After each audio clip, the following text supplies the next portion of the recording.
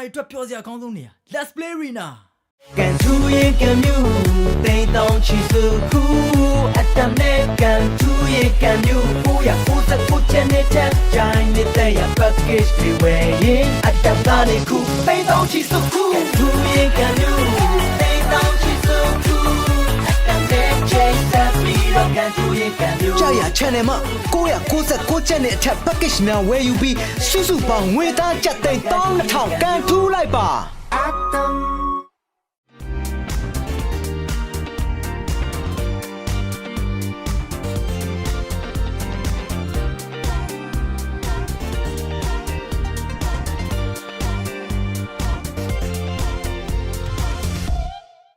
energy level ကကိုယ့်ရဲ့အကြီးမားဆုံးရန်သူဖြစ်လာတဲ့အခါတမချက်တွေကိုချိုးဖြတ်ပြီး energy level ကို V ကုတ်နဲ့နောက်ဆက်မိရမယ့်အချိန်ပဲ V ကုတ်ပါဝင်တဲ့ caffeine ကစိတ်ကိုနိုးကြတက်ကြွစေတယ်လူတင်းကမျက်လုံးကြောင့်ညာခြင်းကိုတတ်တာစေပြီး vitamin B ကလမ်းဆန်ပြီးခွားများကိုရရှိစေပါတယ် V ကုတ် G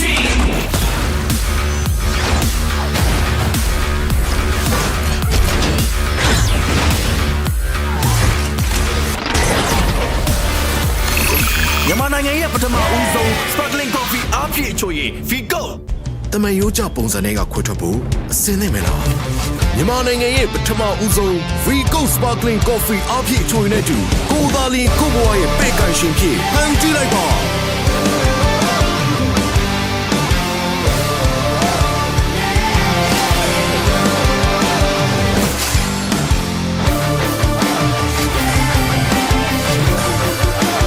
FCON နဲ့တူကိုဘွားရဲ့ရှင်သခင်ဖြစ်ကိုရိုင်းဖန်တီးလိုက်ပါ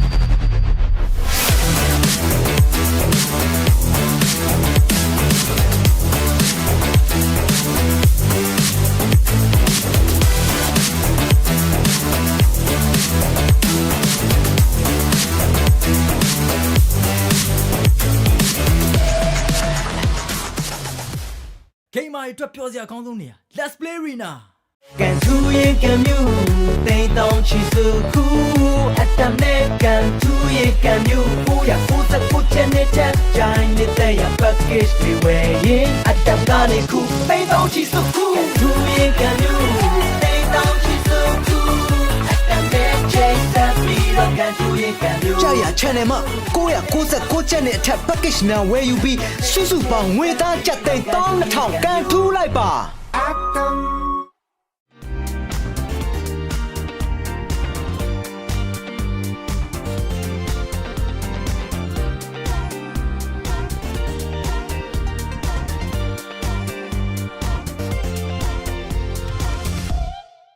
energy level ကကိုယ့်ရဲ့အကြီးမားဆုံးရန်သူဖြစ်လာတဲ့အခါတမတ်ချက်တွေကိုချိုးဖျက်ပြီး energy level ကို V ကုတ်နဲ့နောက်တစ်ဆင့်မြင်ရမယ့်အချိန်ပဲ V ကုတ်မှာပါဝင်တဲ့ caffeine ကစိတ်ကိုနိုးကြတက်ကြွစေတယ်လူတင်းကမျက်လုံးရောင်ရခြင်းကိုတတ်တာစေပြီးဗီတာမင် B ကလမ်းဆန်ပြီးခွားများကိုရရှိစေပါတယ် V ကုတ်ကြီး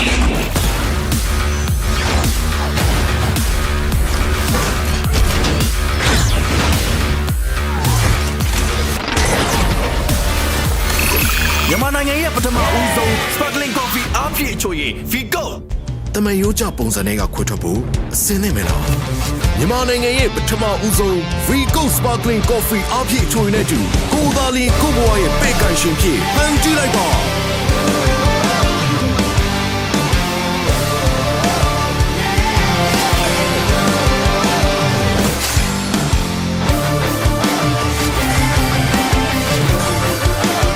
Vigo နဲ့တူကိုဘွားရဲ့ရှင်သခင်ဖြစ်ကိုရိုင်းဖန်တီးလိုက်ပါ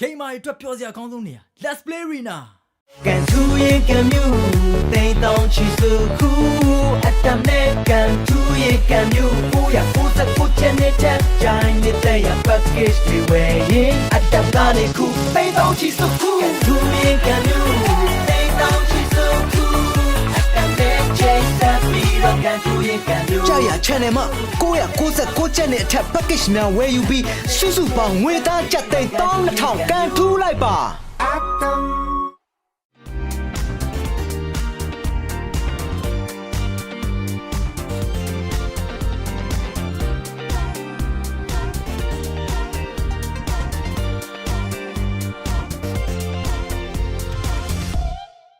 energy level ကကိုယ့်ရဲ့အကြီးမားဆုံးရန်သူဖြစ်လာတဲ့အခါတမတ်ချက်တွေကိုချိုးဖြတ်ပြီး energy level ကို V ကုတ်နဲ့နောက်တစ်ဆင့်မြင့်ရမယ့်အချိန်ပဲ V ကုတ်မှာပါဝင်တဲ့ caffeine ကစိတ်ကိုနိုးကြတက်ကြွစေတယ်လူတင်းကမျက်လုံးကြောင့်ညင်ကိုတတ်တာစေပြီး vitamin B ကလမ်းဆန်ပြီးခွားများကိုရရှိစေပါတယ် V ကုတ် team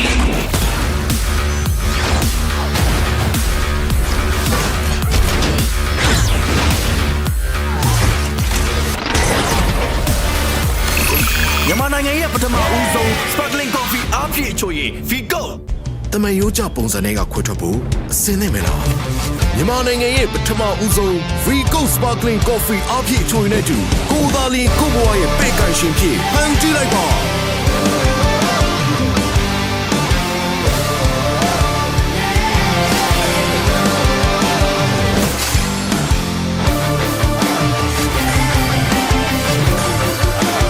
Vigo နဲ့တူကိုယ့်ဘဝရဲ့ရှင်သခင်ဖြစ်ကိုယ်ရိုင်းဖန်တီးလိုက်ပါ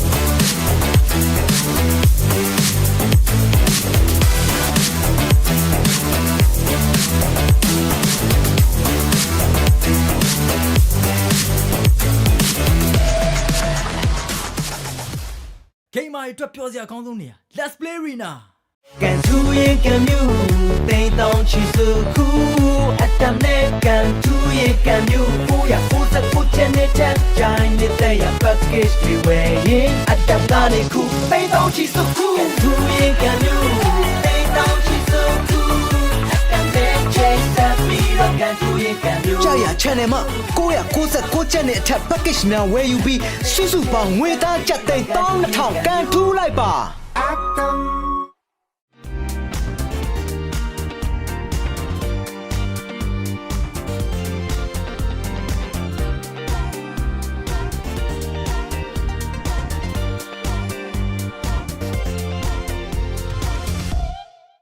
energy level ကကိုယ့်ရဲ့အကြီးမားဆုံးရန်သူဖြစ်လာတဲ့အခါတမတ်ချက်တွေကိုချိုးဖျက်ပြီး energy level ကို V ကုတ်နဲ့နောက်တစ်ဆင့်မြင့်ရမယ့်အချိန်ပဲ V ကုတ်ပါဝင်တဲ့ caffeine ကစိတ်ကိုနိုးကြတက်ကြွစေတယ်လူတွေကမျက်လုံးကြောင့်ညာခြင်းကိုတတ်တာစေပြီးဗီတာမင် B ကလမ်းဆန်ပြီးခွားများကိုရရှိစေပါတယ် V ကုတ် team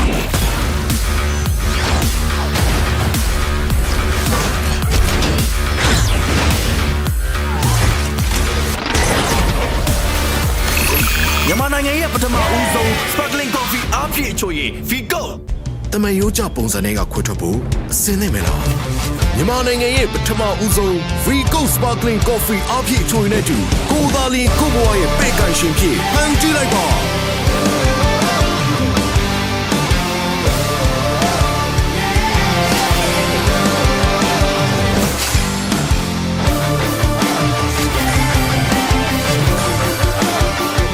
နဲ့တူကိုဘွားရဲ့ရှင်သခင်ဖြစ်ကိုရိုင်းဖန်ကြည့်လိုက်ပါ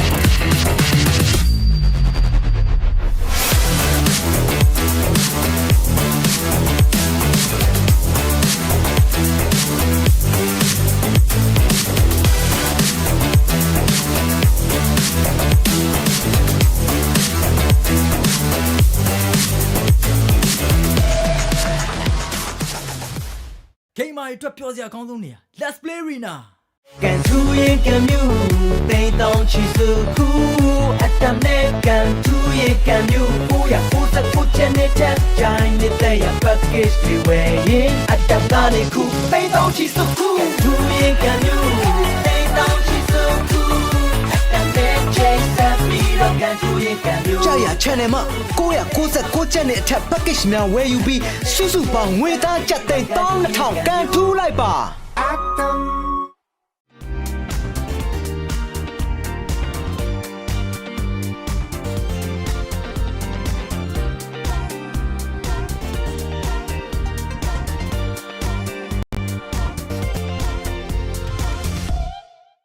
energy level ကကိုယ့်ရဲ့အကြီးမားဆုံးရန်သူဖြစ်လာတဲ့အခါတမတ်ချက်တွေကိုချိုးဖျက်ပြီး energy level ကို V ကုတ်နဲ့နောက်တစ်ဆင့်မြင်ရမယ့်အချိန်ပဲ V ကုတ်မှာပါဝင်တဲ့ caffeine ကစိတ်ကိုနိုးကြတက်ကြွစေတယ်လူတင်းကမျက်လုံးရောင်ရခြင်းကိုတတ်တာစေပြီးဗီတာမင် B ကလမ်းဆန်ပြီးခွားမြတ်ကိုရရှိစေပါတယ် V ကုတ်ချင်း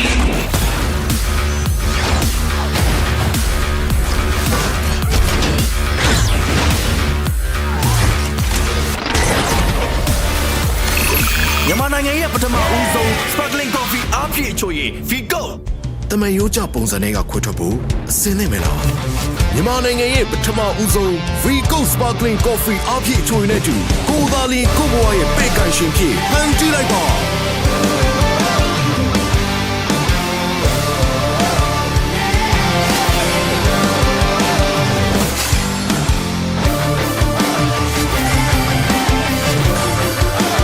Vigo နဲ့တူကိုဘွားရဲ့ရှင်သခင်ဖြစ်ကိုရိုင်းဖန်တီးလိုက်ပါ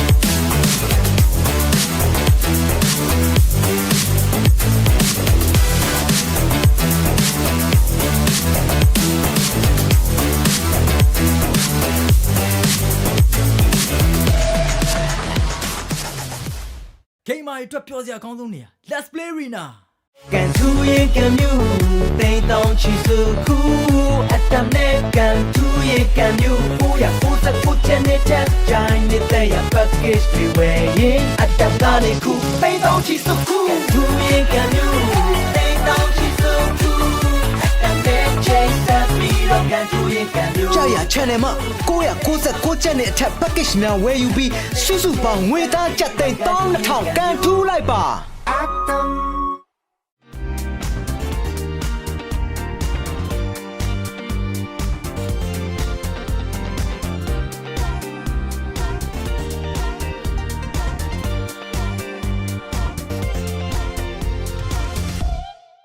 energy level ကကိုယ့်ရဲ့အကြီးမားဆုံးရန်သူဖြစ်လာတဲ့အခါတမတ်ချက်တွေကိုချိုးဖြတ်ပြီး energy level ကို V ကုတ်နဲ့နောက်တစ်ဆင့်မြင့်ရမယ့်အချိန်ပဲ V ကုတ်ပါဝင်တဲ့ caffeine ကစိတ်ကိုနိုးကြတက်ကြွစေတယ်လူတင်းကမျက်လုံးကြောင့်ညာခြင်းကိုတတ်တာစေပြီးဗီတာမင် B ကလမ်းဆန်ပြီးခွားများကိုရရှိစေပါတယ် V ကုတ် G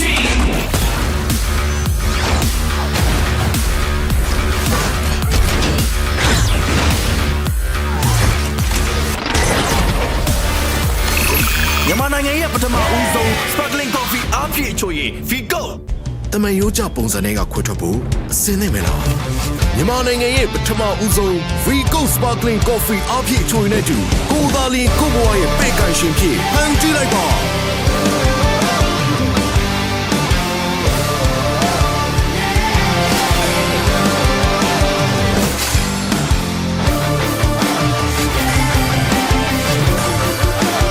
Vigo နဲ့တူကိုယ့်ဘဝရဲ့ရှင်သခင်ဖြစ်ကိုယ်ရိုင်းဖန်တီးလိုက်ပါ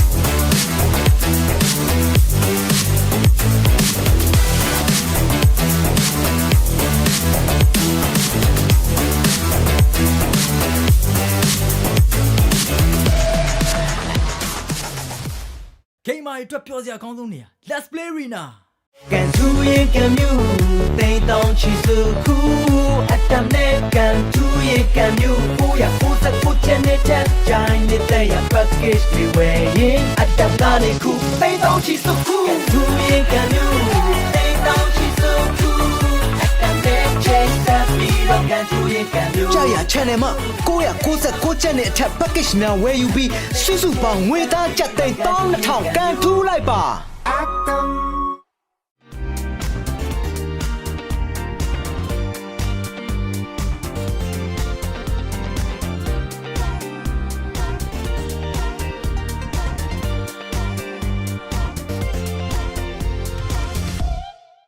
energy level ကကိုယ့်ရဲ့အကြီးမားဆုံးရန်သူဖြစ်လာတဲ့အခါတမတ်ချက်တွေကိုချိုးဖြတ်ပြီး energy level ကို V ကုတ်နဲ့နောက်တစ်ဆင့်မြင့်ရမယ့်အချိန်ပဲ V ကုတ်မှာပါဝင်တဲ့ caffeine ကစိတ်ကိုနိုးကြတက်ကြွစေတယ်လူတင်းကမျက်လုံးကြောင့်ညခြင်းကိုတတ်တာစေပြီး vitamin B ကလမ်းဆန်ပြီးခွားများကိုရရှိစေပါတယ် V ကုတ်ကြီး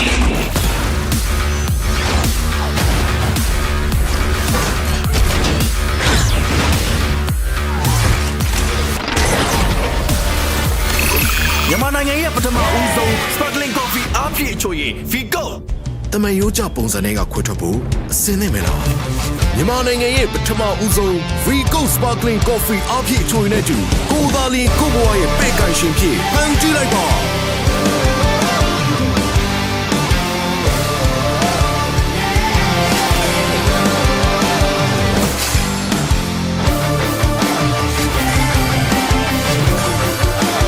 FCON နဲ့တူကိုယ့်ဘဝရဲ့ရှင်သခင်ဖြစ်ကိုယ်ရိုင်းဖန်တီးလိုက်ပါ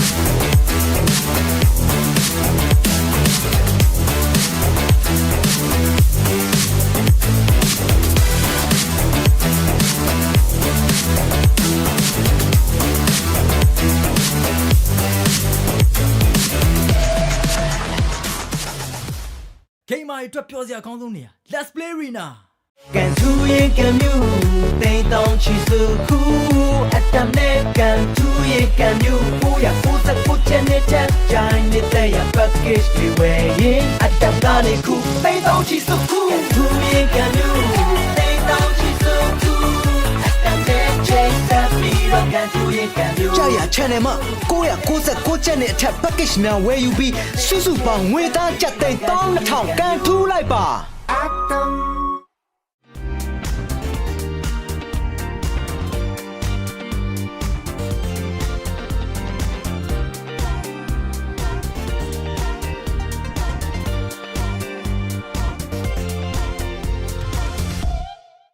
energy level ကကိုယ့်ရဲ့အကြီးမားဆုံးရန်သူဖြစ်လာတဲ့အခါတမတ်ချက်တွေကိုချိုးဖျက်ပြီး energy level ကို V ကုတ်နဲ့နောက်တစ်ဆင့်မြင်ရမယ့်အချိန်ပဲ V ကုတ်မှာပါဝင်တဲ့ caffeine ကစိတ်ကိုနိုးကြတက်ကြွစေတယ်လူတင်းကမျက်လုံးရောင်ရခြင်းကိုတတ်တာစေပြီးဗီတာမင် B ကလမ်းဆန်ပြီးခွားများကိုရရှိစေပါတယ် V ကုတ်ကြီး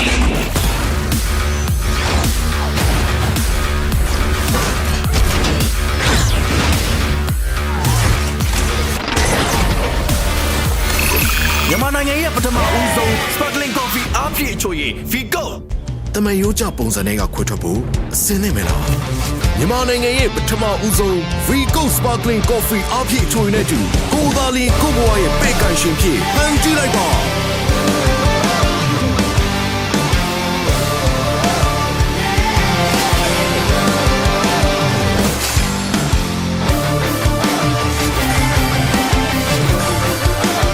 Vigo နဲ့တူကိုဘွားရဲ့ရှင်သခင်ဖြစ်ကိုရိုင်းဖန်တီးလိုက်ပါ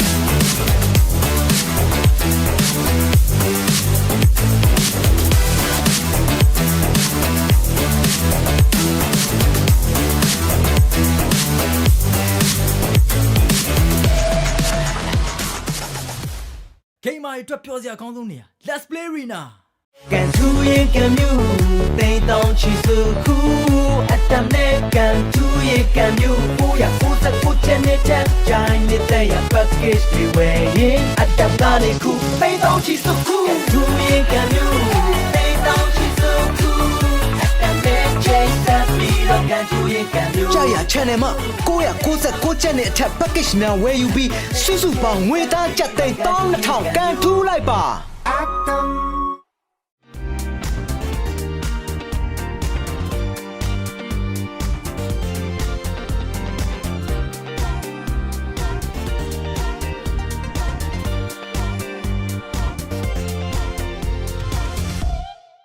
energy level ကကိုယ့်ရဲ့အကြီးမားဆုံးရန်သူဖြစ်လာတဲ့အခါတမတ်ချက်တွေကိုချိုးဖြတ်ပြီး energy level ကို V-Go နဲ့နောက်တစ်ဆင့်မြင့်ရမယ့်အချိန်ပဲ V-Go မှာပါဝင်တဲ့ caffeine ကစိတ်ကိုနိုးကြတက်ကြွစေတယ်လူတွေကမျက်လုံးကြောင့်ညာခြင်းကိုတတ်တာစေပြီး ဗီတာမင် B ကလန်းဆန်းပြီးခွန်အားများကိုရရှိစေပါတယ် V-Go team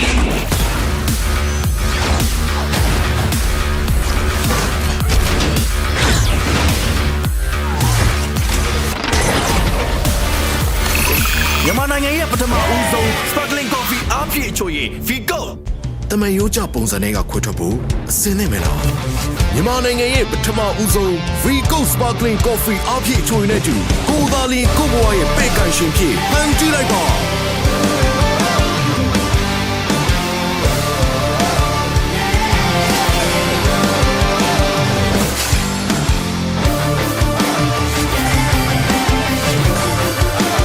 V-Go နဲ့တူကိုဘွားရဲ့ရှင်သခင်ဖြစ်ကိုရိုင်းဖန်တီးလိုက်ပါ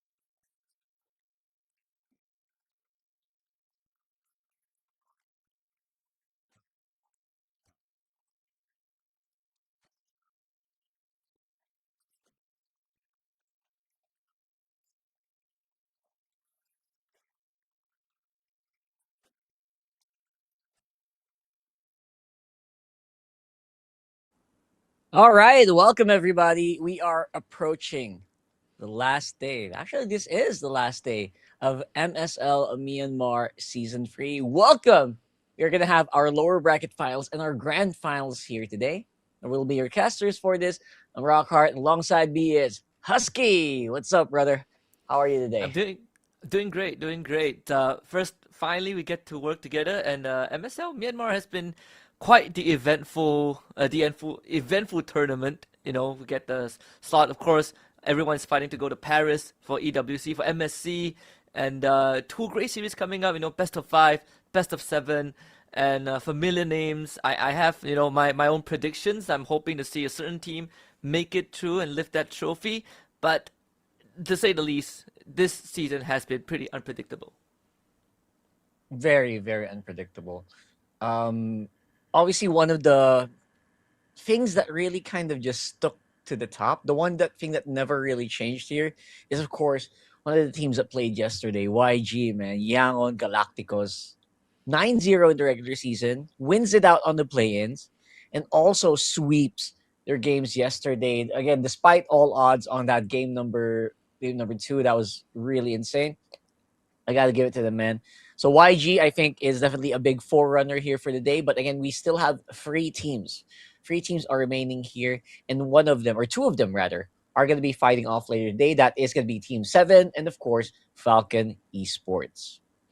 Yep, and even for Falcon Esports, they had to make that lower bracket run. That full game, 5 games series to make it to that lower bracket finals. And YG, they're comfortably waiting in the grand finals to see who is going to challenge them. But Falcons against Team 7 is also going to be a series that I look forward to. I am particularly excited to see Dax in action again, Dax and New Cole, especially for Falcons. They have been around for so long, big veterans, my personal favorite to make it through. But I'm all for an underdog story. I want to see if Team 7 can put up a fight and really push them to their limits and maybe get that match against YG again in the finals. That's right, because Team 7 has actually been, their second seed. Team 7 has been really performing pretty spectacularly, only losing that one series to YG. And yesterday was just given a pretty solid defeat there, which again already was a revenge arc. And now they have to revenge the revenge arc, bro, because they have to do it again. They have to fight. They have to beat Falcon series just so they can be able to do the revenge against YG. So just for beating them again. So it's going to be so interesting if that's actually going to be the case. So we've got some pretty interesting stories for you. Yeah, basically it was Falcons. If you did not watch yesterday, it was Falcon Esports who won the Battle of the Skies. And they actually took down pretty handily games yesterday. So I'm very excited, very, very excited for this one. I feel like we have a lot of players to watch out for as well. Personally, I think a lot of people have been watching Blink. Blink respected on that Hellcurt. And I'm very excited to see whether or not that's going to be the case as well today. Yeah, I mean we have been spoiled with revenge arcs. Even I believe over in MPL PH, you guys also witnessed your own revenge arc yesterday. Falcons, the other Falcons, taking out Onyx Philippines to head to Paris, I think as well. So that itself has already, I think, set up for quite the narrative. But here, if you ask me, I think Team 7, the fact that they got into play-ins by taking down Falcons and and making Falcons run that lower bracket and now having another chance to take them down again, it is going to be a story to tell if you're a Team 7 fan. But if you're a Falcon Esports fan, you're looking for redemption, right? You're looking to right the wrongs and hopefully prove that you are still one of the top 2 teams in that region, like they've always been for the longest of time. Yeah, and I feel like, that's always been the case, right? Like, it's always hunting for that top one spot. Because top 1 from Myanmar has always been just so good, right? Top 1 from Myanmar has always been like the dark horse in major tournaments, right? I know you cast internationals, right? You cast a lot of internationals. You always expect a really strong appearance from Myanmar, despite them always being like underdogs, right? And they always show up strong, always placing highly. Even YG in last M7, right? They're so good. They were able to place very highly. A lot of people didn't expect that from them. And that's why top 1 here in Myanmar is just so important. Yeah, I think YG plays like 7th and 8th, right? They plays like in the same bracket as Team Falcons. I remember that when we look at even M6 as well, or even in tournaments like the Snapdragon Pro Series, when we see teams like Falcons or even from regions like Cambodia, for example, like CFU, these teams are always the one that at least gives Malaysia some of the biggest challenges out there. We really have to fight tooth and nail to edge out a win. And every single time, we meet on the international stage, it feels like we are in our own playoffs. And I think that's the fun part, right? They have been consistently showing up. They are aggressive gameplay has always been a shocker because we always thought that we are good at that, but then Myanmar comes out and one-up us. This region goes all the way back to M1, M2, where they finished second in M2 as well, just trailing behind Bren.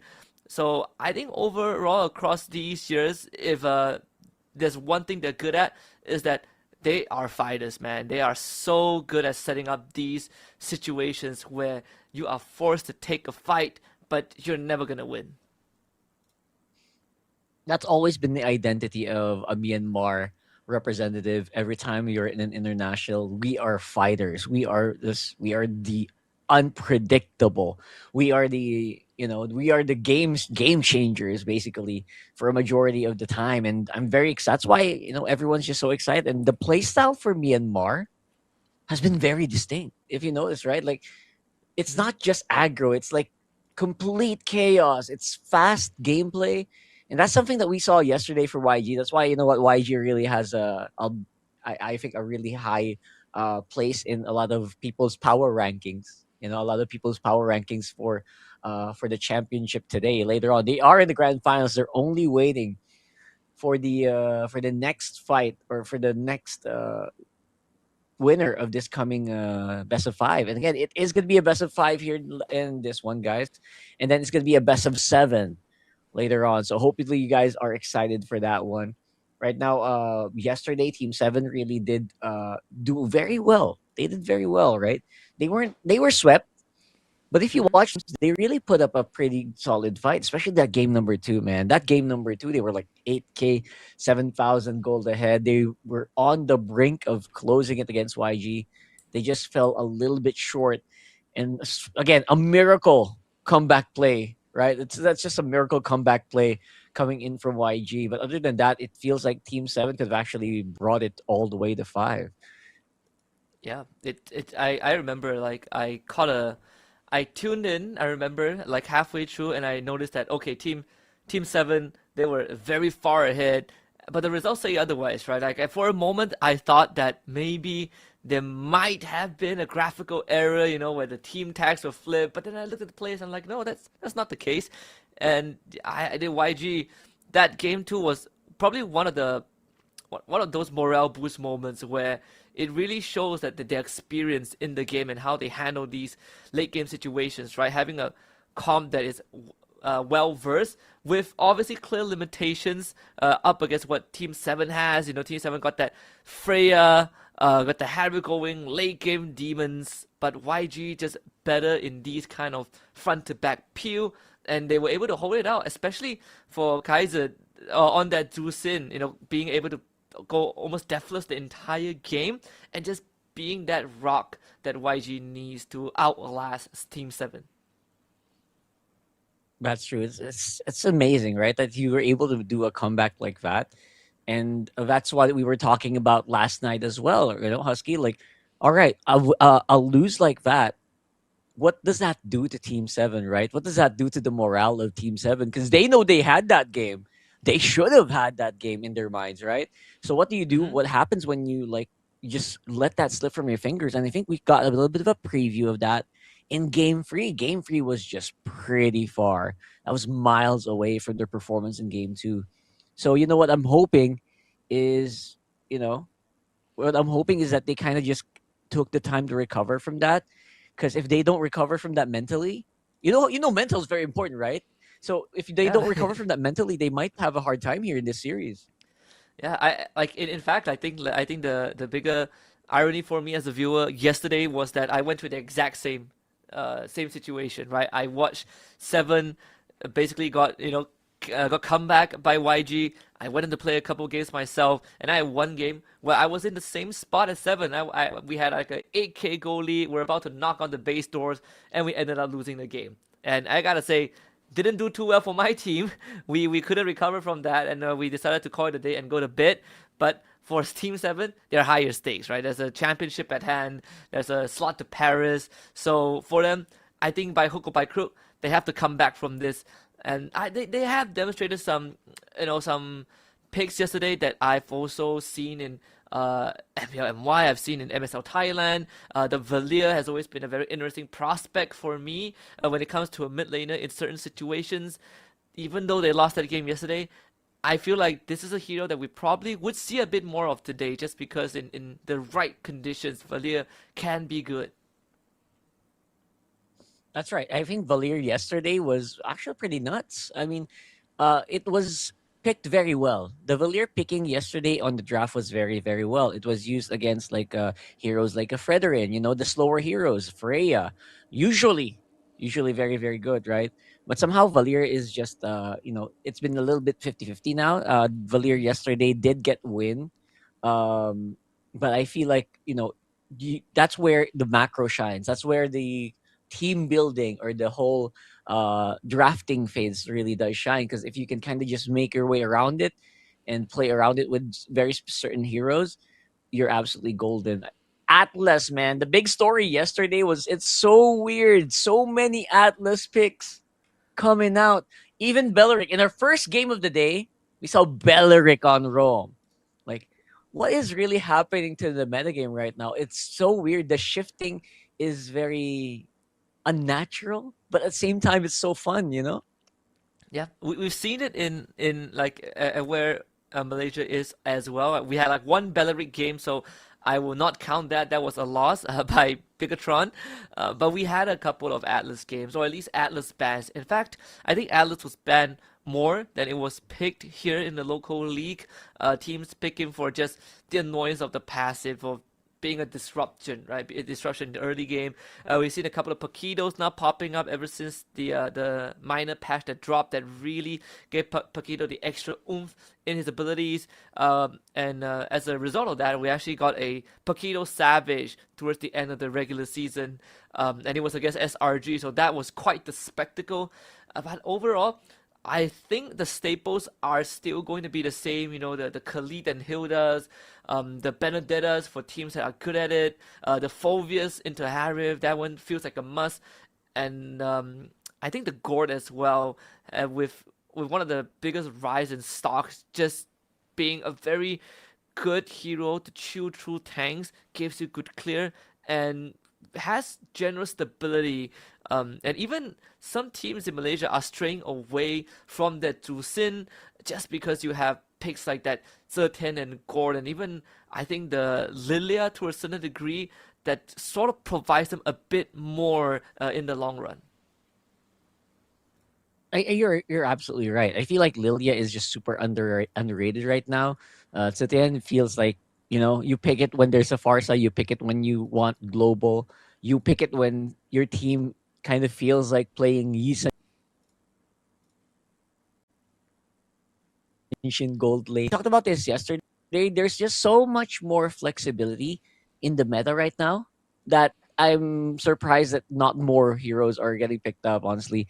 Gord has been rising and has really been dominating games, honestly. Gord used to be, it's so hard to play Gord because so many uh heroes have multiple dashes, right? But now people don't mind. People know how to play with it. People know how to use the Gord in their lineups. Mostly even pairing it with like heroes like Frederian, right? Like the big boys in the front who can take your aggro, who can taunt heroes. And I think that we saw that as well with Belleric, right? You can use that. You can use that very well. Combo with Refa Dryad is a really strong composition. So hopefully we'll see more innovation, because you know what, here in Myanmar, that's what we're very much known for, right? We're known for the innovation, we're known for the really scary picks, we're known for bringing out Hellcourt Rome in the big international stage. So Yep. you know what, I want to see more. I want to see more, man. And that Paquito is only cream, it's only the icing on top of the cake, man. I feel like we can see more. I'm expecting it to go higher in usage just because of its performance in other international in other regions rather. Yeah, and I think like there are certain like situations as well when we sort of look back at yesterday.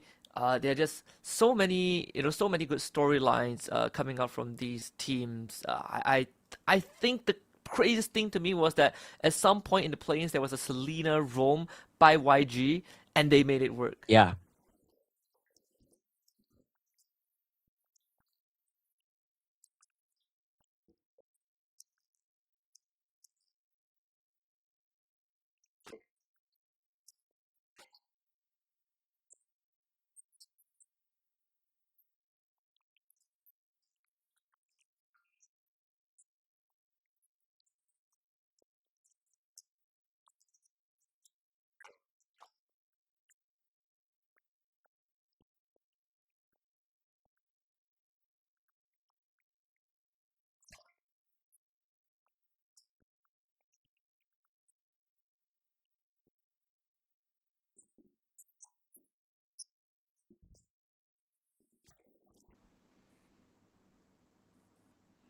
There you go. That is essentially it. We got our teams walking into the stage here. First up, it is the winner of the Battle of the Skies yesterday, now trying to get their way and claw their way back to the grand finals. This is Falcon Esports. Falcon Esports. King of the Skies for sure. Falcons looking to head back into the grand finals if possible. They had to make the longest runs from the lower bracket, full series against Mythic Seal, and now having to take on Team 7 that gave YG a run for their money yesterday. This is going to be quite the tough proving grounds. Yeah, gonna be a big proving ground, especially against the second seed of the regular season, who has beaten so many teams, save for one. The one that they want to get some revenge against today. And again, climb their way back to the top. It's Team 7. Got that mental reset. Hope is in place.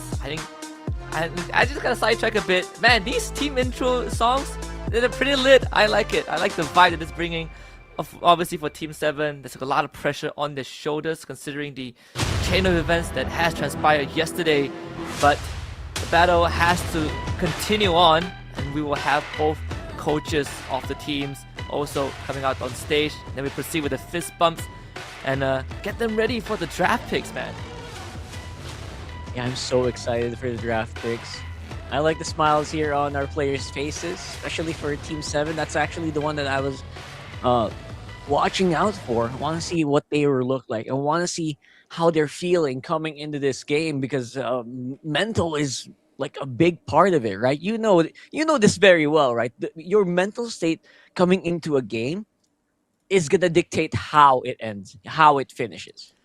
Yeah, I just spent a good amount of time researching it, like observing it for like, especially when I play with my friends and all, or like when I play alone, and because I always thought that how hard can it be, right? How hard can it be to move on from a tough loss? You just reset, treat it as it's never happened. And I realized it is not that easy. There's actually a significant contrast in how good you perform with how good your mental state is at. You start making more common mistakes, you start having lapse of judgment, you start overlooking key details in the game.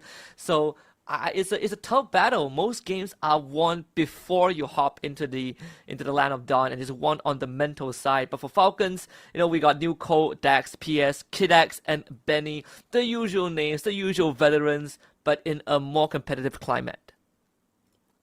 Absolutely. And again, if you're talking about mental, you know what? They seem to be in a very good one.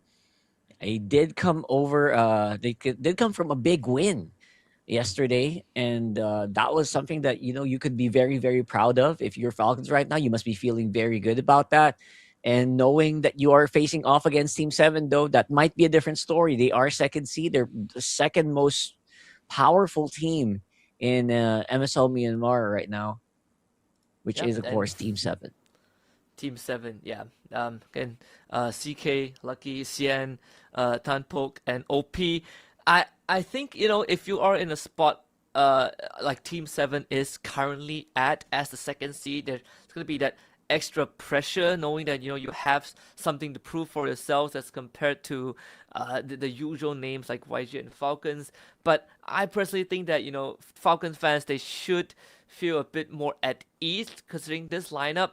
Sure, they have slightly expanded over the seasons, but the names are still the same, right? You look behind the scenes, you still have PX7, who has been on that international stage. You have Royal Milk, who at one point is one of those XP laners that really give the best in the world a run for their money. And it's a team that is filled with innovation, a team that is not afraid to go at you even when the going gets tough. Something that Team 7 had to learn the hard way yesterday when going up against YG is that when people will show resistance, and you just have to fight back. And Team 7, unfortunately, after losing to YG, realized that okay, these resistance are quite relentless. Yeah, they absolutely, like, they've shown that at least what Team 7 experienced yesterday.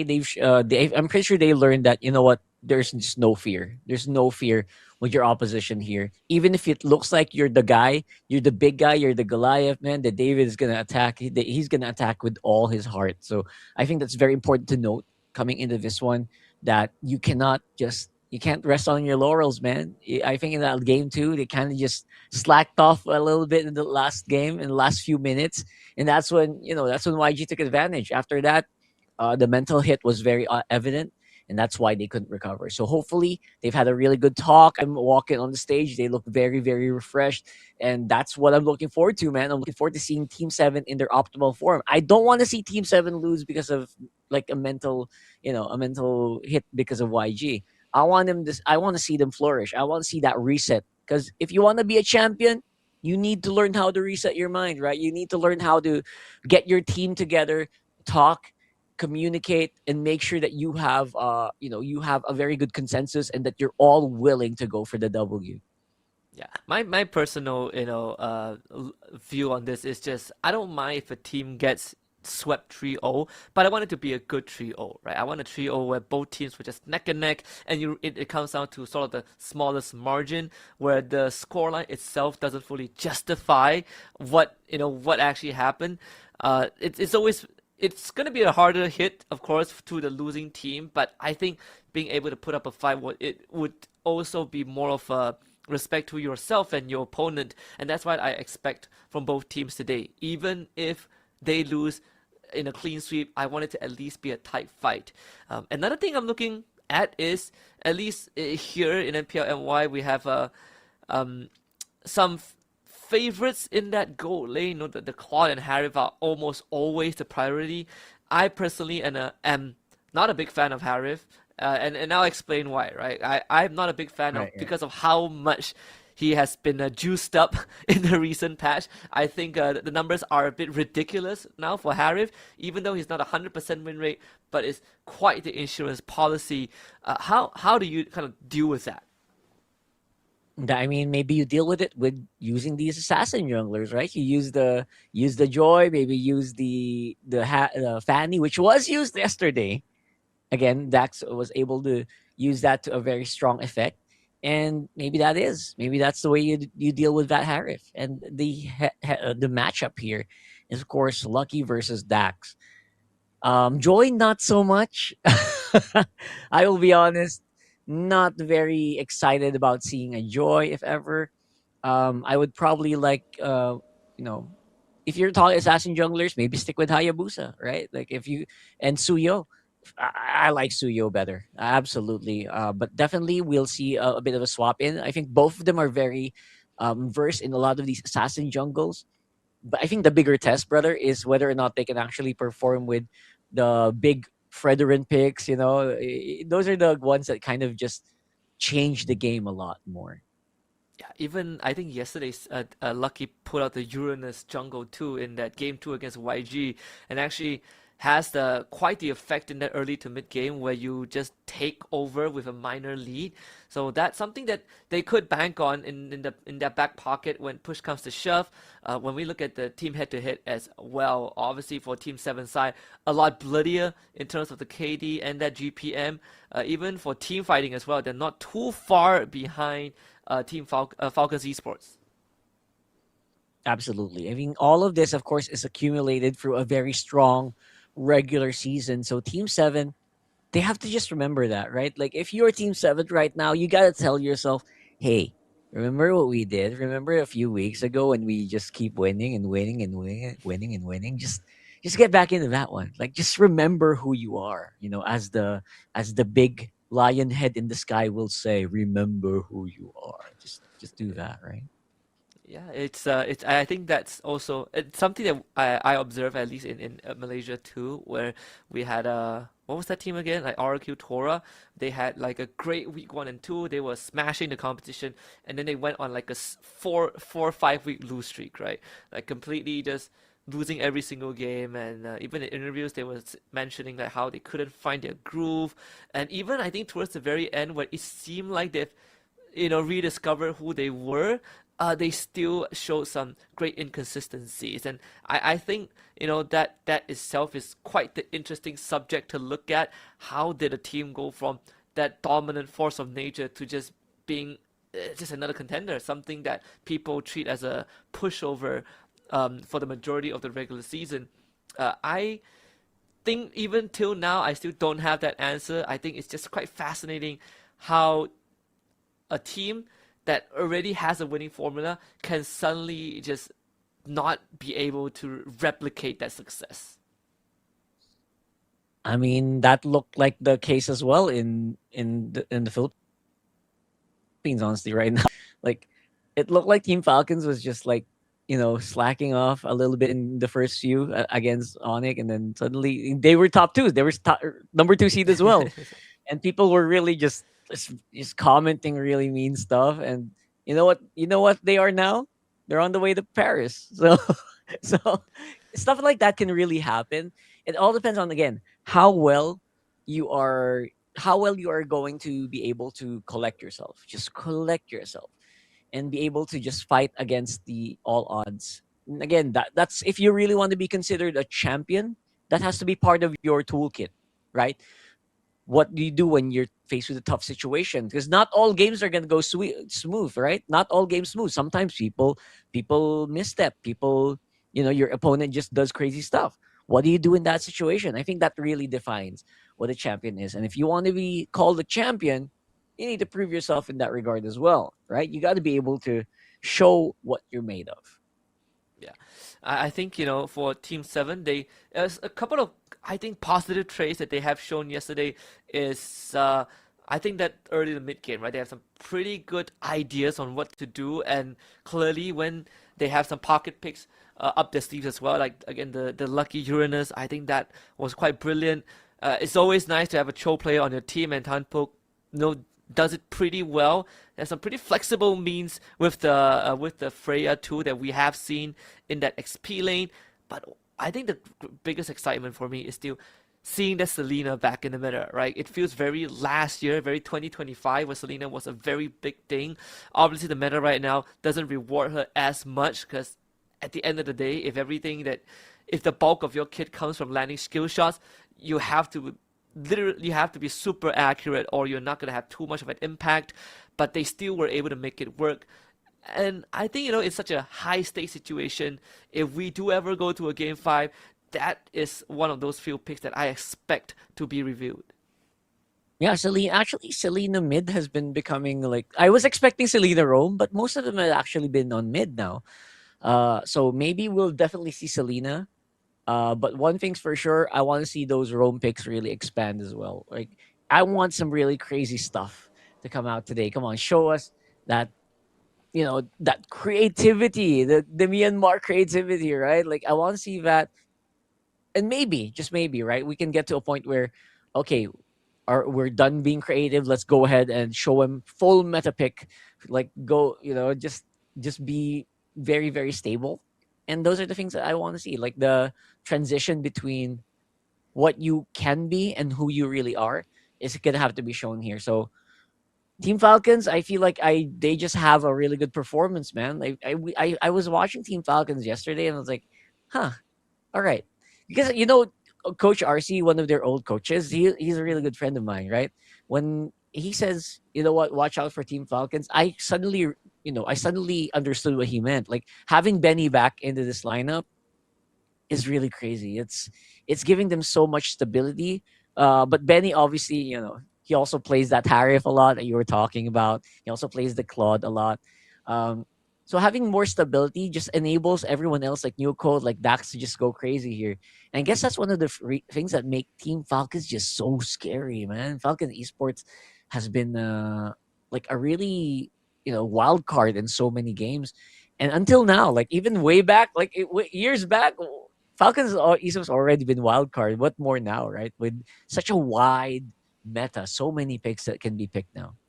Yeah, like when they were playing with the PX7, when they were playing with Royal Milk back then in the main lineup, it's just you have such a lineup that is so fierce in how they fight, and it feels like these players are psychopaths in games, right? Like they see you, they're gonna use their spells. You want to flick a penalty zone, like Royal Milk will do it. He will do it regardless, right? And it's so hard to fight against them when they're always forcing the issue.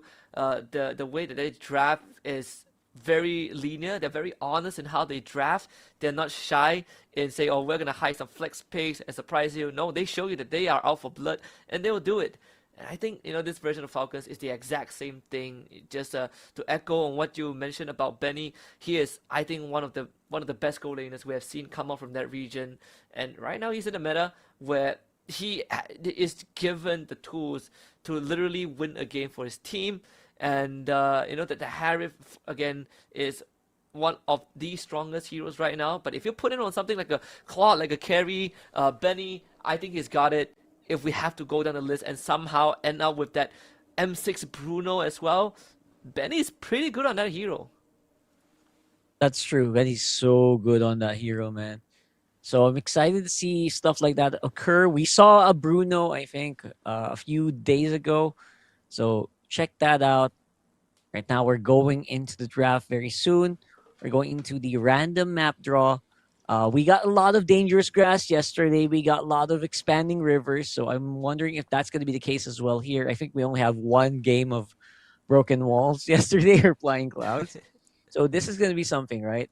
And I love that you brought up that, that swap between what PX7, what Royal Milk could do. Because yesterday, New Cold, I think I got impressed so much with New Cold yesterday, able to use the Freya XP. Right, so let's see if that's going to make an appearance here, as they did not seem to have banned the Freya yet.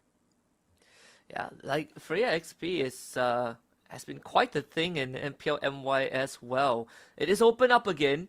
The priority actually, at least from Falcon Esports side, is more towards having that Duelist and the Kalea, and of course the Drusin being sort of like the primary targets. But with the Phobias taken up by 7, I think that Freya becomes quite the commodity. Of course, we have the Guinevere as well that is available, the Marcel, but I feel like that Freya is too good to pass up, like in most situations. Yeah, you take it. As much as you can, you take it. I love the research being done by 7 as well, banning out the Harif instead of the Freya. They know what we're talking about. They know Benny on that Harif. But I'm not sure if that's worth it to open a Freya on the lineup. I know Phovius and Marcel are up. What do you call that? Marcel and Zushin are no. Zushin's bad. That's fine though. So we have a lot of really good stuff still open. Marcel has been highly prioritized, and if you don't pick it up, they are gonna do it for you. Yeah, that Freya is too good to pass up. One of the biggest surprises to me, I think, just watching, the recent games is, Guinevere is almost non-existent, right, in these games, and I think that's sort of like the fascinating thing when when I watch games from other regions. Like where like MSL Thailand or like MY, Guinevere is almost a must ban. Like it feels like it's such a big flex pick here. And then I look at Myanmar games yesterday and I was like, wait a minute, I'm not kidding myself. There's actually very minimal Guinevere selections or bans. But we did talk about the Valir, good against tank lineups that just want to be in your face because he's so great at peeling and just keeping you at an arm's length. And then they give Benny the claw that we also were discussing earlier on. So there's already quite a framework there for Falcons Esports. Absolutely, a really good framework. All they need now is like a really solid tank XP, and maybe a strong roam. I'm thinking about Glue right now on the roam, just so that you can control that Freya, one of the few heroes that can kind of just straight up control that. And I love that you brought up the lack of the Guinevere here. Usually, Guinevere is just so good on its own. Actually, in our region, mostly gets first pick, especially in like the MDLs and everything. But I guess one of the key components of that, the Guinevere is banned out, the Kalea. So people love running the Guinevere Kalea, right? So if one of them's removed, they don't really want to show up as much as possible. So more jungle bans are going to be coming up. And again, this is a very frail lineup for Falcons right now. They really need a really strong roam and maybe a tank jungle. I'm thinking maybe a Fredrin can do something about this one. Fredrin jungle and blue roam feels like it should be what makes it for Falcons, right? Yeah, I'm thinking the same thing, and I think 7 also had the sort of had that foresight. That's why that gourd was picked up in anticipation. If you go for a tank, we already have an answer to shred their health bar. But I think, if not for that glue in the XP, if they want to go slightly harder and more gung-ho into 7, something that can reach the gourd, then maybe the Terisla or the Alice could be the alternative. Although I personally would still like that glue, just so you could help out that Valir in the peeling department in case Freya slips through, especially with the Valkyrie's descent. You time it well, and suddenly the Searing Torrent doesn't push you back, and then it will pose quite the problem for that backline. So there's a couple of options that Falcons can consider, but 7 are taking out big engaged heroes like that Sora. They know that XP is the big deal, so that's why glue on XP is still pretty good, I think. And especially now that you've mentioned it, doesn't need to be glue. Maybe it can be that Alice. The Alice also can kind of just deal with the Freya very early on. In the later stages, the Alice can't really sustain anymore against the Freya, but you know what? They don't mind. I feel like that should be fine. The only thing about the Alice in the early game problem might just be the anti-heal. The built-in anti-heal from the Baksha might be a big problem. You might not be able to sustain that good. But I love the bans on the marksman here, but I feel like they left one strong marksman open, and that is the carry. Yep, carry free for the taking here, and it's another answer in anticipation to any tanks that Falcons would most likely go for. And 7, they are going to lock into Moskov instead. So just giving them a bit more freedom to play the macro game if needed, and lesser reliance, I guess, is sticking together with the team like that carry. But overall, still pretty good, right? Because I think the clean ban is to really keep Benny safe so he doesn't get run over solo in that lane. But 7, I think they're okay with it, having someone that can enter the fight at a whim as long as he lands that SOD. I mean, that's true. That also gives them that split push opportunity, right? Because the Freya already has that. Freya already has that, right? Again, I love that the Falcon already expects that Freya is gonna go XP because they ban out gold laners. So here in this one, they need frontline Paquito. Whoa, this is a very aggressive take. No tank. What tank? We already have a Marcel. He's all we need. You go for a Paquito and you go for the Leomord. This goes back to the raw concept of we don't need tanks if we can just kill you fast enough. And we did say, these teams, they are very, like Falcons, they are very honest with the lineup. They don't have party tricks where we show 3 squishy picks and then we bust out 2 tanks. No. They go full 5 damage because why the hell not, right? If we can just one-shot you, then you are technically not a threat.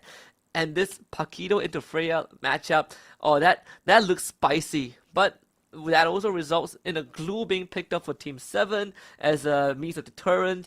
Great when you pair him up with Gord and Freya, who helps them stick onto a target. So I want to see how Falcons navigate this.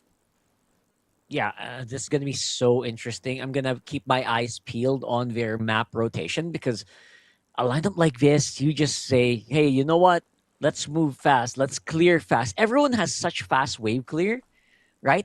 That they want to clear and they just want to go for the fights. I expect a lot of strong, what do you call that, invades later on. So maybe they're going to try to invade as soon as they can, especially with a lineup that can, again, so much firepower, man. No one's even on Purify. It's all flicker. It's all action all the time here for Falcon. So I'm very excited about that. And of course, we have a very stable lineup from 7 with the Freya XP, who won such a strong game yesterday. Let's go ahead and find out who comes out on top as we enter match number 1, game 1. It is an elimination match between Team Falcon Esports and Team 7. I do like the approach, and this is such a classic Myanmar region experience where just all flickers, all gas, no breaks. Of course, for the side of Falcons, like you mentioned, Rockhart, plenty of firepower. You pair it up with a flicker, you catch someone off guard. They are as good as gone. But the invades will be the thing for Team 7. As Falcons, they traded that they traded durability for firepower, so it's harder for them to stop if Team 7 tries to brute force and invade. Yeah, it's gonna be a lot harder, especially right now. Team Seven though have such a strong front line, and they're not afraid to use it. You know what? If the Falcons have a lot of swords, man, Team Seven has the shields, and they can definitely do some damage. Even especially the early game, right? The Baksha, the glue, they can wreak so much havoc. And I'm expecting that to be a trend here, getting into the big game. Yeah, Lucky has already gotten an XP lead with 2 camp steals. I think Dax was attempting to steal the Beetle camp, but that was foiled by OP. So he wasn't even able to get the full clear. He probably got the big Beetle. And unfortunately, as a Valir, you just don't really gain that much priority over the Gord, which was why we saw Xian. He clears out the wave and he instantly joins a 4-man invade. And with the turtle spawning on the bottom side, Dax is going to be slightly late to his timing. Yeah, a little bit late. That should be fine, at least for now. It's all up to this next turtle. Again, they are going to try to get a little bit of XP sharing going on the bottom. We got New Cold on level 4. The Paquito, it feels like it is just such a strong, damaging XP laner. Tanpuk up on the side, getting whittled down. The glue's pretty low here right now. Now we're going to go ahead and see if they can put up a fight. First blood. There it is. They force out Nuko's flicker too. And again, this is what we kind of talked about, right? Just very balanced. They have long-range artillery with Xian. And the way that they engage fights is also pretty straightforward just because of the Gord stun. And that invade is going to keep on going. Dax is gone as he gets dragged back. So 2 kills for 7 and a turtle to boot. There you go. So instead of them invading, they're the ones who are actually getting invaded right now. And as you can see, there's so much firepower being used there, using that bruiserness to its full effect. And New Cold can't fight back. Quick pause on site so we figure out what the issue is. But I think, man, that is something that Falcons will have to, if they haven't learned just yet from that very short sequence, they would have to find a quick way to adjust immediately, is that you cannot man fight 7 like this. It's almost impossible, right? We talked about how sticky that team comp is. Glue, Baksha, Freya, Gord, all you need is someone to just lay their hands onto you, and then it just feels like you are in quicksand. You are drowning in quicksand. And especially Nuko, who sort of found it the hard way. You don't really win that lane against Freya, and he still attempted to try and, all in, and ended up losing that, getting killed and losing that lane subsequently. This is going to set Falcons Esports back by quite a lot. Yeah, I think so too. It's going to be a big setup. It's going to be harder for them to climb back up because they need the items on the Leomord before they can fight. They also need like pretty decent itemization, maybe a Hunter Strike right now for the Paquito. So you know what, New Cold, I know usually we want like a full damage Paquito, but in this case, I would really suggest maybe he go for more like an Oracle first, right? That's what some Paquitos has been doing right now. Even like one of the best XP players in the world, Sanford, he's actually been playing Paquito on Oracle first item right after the Hunter Strike, right after the Fury Hammer. So maybe that's something that we can think about here, because right now it does feel like they're getting overwhelmed so much. Even for KidX's Marcel, usually, Marcel is a pretty good door stopper, but 7, they don't really care about that Marcel. And again, a 2-man stun there. That is going to be a flicker out from Kid X, and there's really nothing much the 7 can do. It even freezes his own teammate with the golden hour. This should not be a kill, but without the golden hour, that means that Falcons don't really have any tools if they want to go for objective contest. So it's almost a guarantee that 7 will get the next turtle. Yeah, that was a little odd. I'm sure the communications there could have done a lot more work. So let's see if that's going to be changing as we go into, of course, our next turtle of the game. Nicole gonna get spied out by CK, so they know what's up, and I think they're planning another dive. And this time Nuko got out of there. If he went down again, that lane is going to explode, and then we will have a rogue Freya on the map for like at least the next 6 to 8 minutes. And just as expected, the next turtle, second one for Team 7. And really, there's nothing much that Falcons can do like this. Leomord, he just got the War Axe and the re-dive onto Nuko. They revisit with the Valkyrie's Descent. Nuko really trying to hang on, but there's just no way to do so. He dies, and the bottom tier 1 goes down. Yeah, that's going to be bottom tier 1. Of course, they will get a little bit of trade, so that's a big plus, right? So they're kind of equalizing a little bit, slowly getting that Claude into a state where it can finally join the fights. Because for the Falcons, it's been more like 4v4, but feels like 4v5, right? Because they need Leomord on the farm. They need the Paquito's not really doing that much. And Benny, he's going to have to do the hard carrying in terms of damage later on. I'm expecting that lane swap to come in soon so that OP can get better farm time, I guess. The Golden Hour does hit on the 2, and Kid X will buy some time. Mystic Gush is more than enough to melt him down. 7 can still go on if they want to. They get the grab, and the stun from the projectile. So another 2 kills going over to Team 7. Nuko will only get 1 in return, but Team 7 gets a full team wipe 6 minutes in. Okay. So it's so ironic that the team that has full-on damage from almost every single role is now the team who's getting run over by the team that just has like a glue and just has a Baksha. It just shows you how strong those picks are right now. You can see here on the replay, they love playing on this, man. They love it when you group up on him. And I think we just saw the power of the Freya in this matchup, just dipping and diving inside and outside those turrets. They're happy to dive here. They're doing it again. And Nuko is going to go down for the 4th time this game, just not giving Paquito any room to breathe. And not just, the Freya that you mentioned, right? Even like the glue, once those 2 stick onto someone, it is almost impossible to get them off of you. It feels like they're like leeches, It's you try to pull them out, they hurt even more. You keep on bleeding. A 5.4k goalie for Team 7, all 3 turtles in their favor. This game has essentially spiraled out of control for Team Falcons. It is spiraling way out of control right now. And this could end quickly if they don't do something about it. I think this could end if after this Lord, if they're not super careful here. So watch out for the next moves. And I think we should be able to get into a very good spot here when maybe Benny can fight. But that's not coming anytime soon, man. Yeah, they're going to lean a whole lot more to get Benny into a fighting position. Although PS did survive, Nuko tries to look for one shot onto OP, just does not have the damage and even had to use his own flicker to get out. So Team 7, they are the ones that come out on the better end. Man, all right. So Team 7 looks like they are mad. They are roaring. They want to get more kills here, man. You can see it, right? They're so ready to dive. And I think this is going to be very interesting. Again, what is Falcon Esports going to do about this? All they can do is just buy time until Benny's properly suited up, man. But he's having a hard time getting gold on his own. Yeah, it's pretty hard.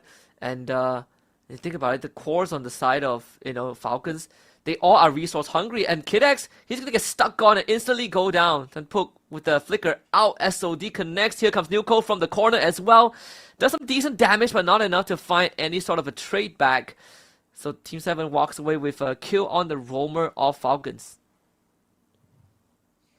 All right. So this is going to be a pretty decent deal here for 7. I don't think they need to rush it. All they need to do is buy more time, get to that Lord, and just get into gear. I think they can end it right here if they can catch Benny, if they can catch PS later. That should be game. Yeah, and Benny is not even... It doesn't even have his Trinity just yet. I think he's like, what, at least a minute and a half away from that. And again, right, like Nuko, Dax, Benny, they all want resources to be functional. And unfortunately, they will have to sacrifice it to give it to Benny because Benny is their final hope. But against the Lord, and the damage, oh my goodness, you say they're going to catch Benny, and they found it. OP SOD in the golden hour, just way too late. The core members are already dead. All right. So I think like literally called that into existence, right? And now, luckily for them, the Lord's pretty far away. But now they have a few more seconds. These energy shields are gonna get popped right now, and this is gonna be a problem. So some extra peel, but Dax still not at his endless battle just yet. I wager probably Benny just got his Trinity not long ago, but is still trying to farm up for the winds of nature. This also, made me look back at the draft and think that maybe this Valir didn't need to come out that early, because there are a lot of better options left. But what's done is done. This is the final push from Team 7. It's gonna take a hell of an effort to defend against this Lord, but they will have to try. Nuko gets instantly jumped on, stuck on as well, but was able to bring the glue into the fountain. They take him down. The Golden Hour stops the Gore in place. Maybe this is the way back for Falcons, but they need a lot more than that, because CK is wailing on, and the Mystic Gush comes out again. They lose Dax in the process. Kidex comes back from behind, and they take out Shen. The shutdown gets converted, but unfortunately, Benny ends up getting pinned and goes down. OP comes in with the SOD. Kidex trying to stick onto him. There's a wave coming in from all directions. They need to have Nuko and PS save the game. OP being able to relocate. Kidex could not stand against CK and OP, and this is almost a guarantee. They will try their best. They take out the Baksha, but 7 are too far ahead, and game 1's in the bag. If only Benny didn't die in that last one. If only Benny survived for a few more seconds, that could have been very well defended. But just like that, Team 7 take game number 1 in this best of 5. Yeah, that honestly, the flicker, man. We did say that the key thing that Benny needs to look out for is the fact that he does not have a purify. You get hit by a mystic projectile, it is lights out. And just as he was about to become the hero, he gets hit by a mystic projectile. I'm not sure if they kept track whether the mystic gush was used, because that golden hour, it did stop the gourd for the momentarily, but he still had that out, man. Benny ate it like a champ. Either way, they almost made it possible from a 10k deficit, which is very commendable, but they were just too far behind. I think, at some point it's a GG go next. Yeah, that grave was dug very, very low, very, very deep. It was so hard to climb out of that one. And those are one of the games where you wished, bro, we got too greedy, bro. We gotta fix that draft. MVP for that one is gonna be, of course, the Freya. As much as you want to be able to fight back, I don't see anyone who can actually fight back against the Freya, not even that Leomord in that game. So it was gonna have to be like a really bad mistake that they had to capitalize with. It had to be a really big mess up, man. But I don't see that coming. I see the Freya. I see Team 7 play, and I'm like, yeah, no, they're not gonna make a mistake like that. Nothing too major, especially if the gourd, right? The gourd was like the biggest one. I was thinking, what if Xian gets picked off? Maybe if something can happen. But no, Xian was very, very safe in this game. Only died twice, despite being like the biggest target here for Falcon Esports. Yeah, I think if the gore is removed, then 100% Falcons have a very big chance.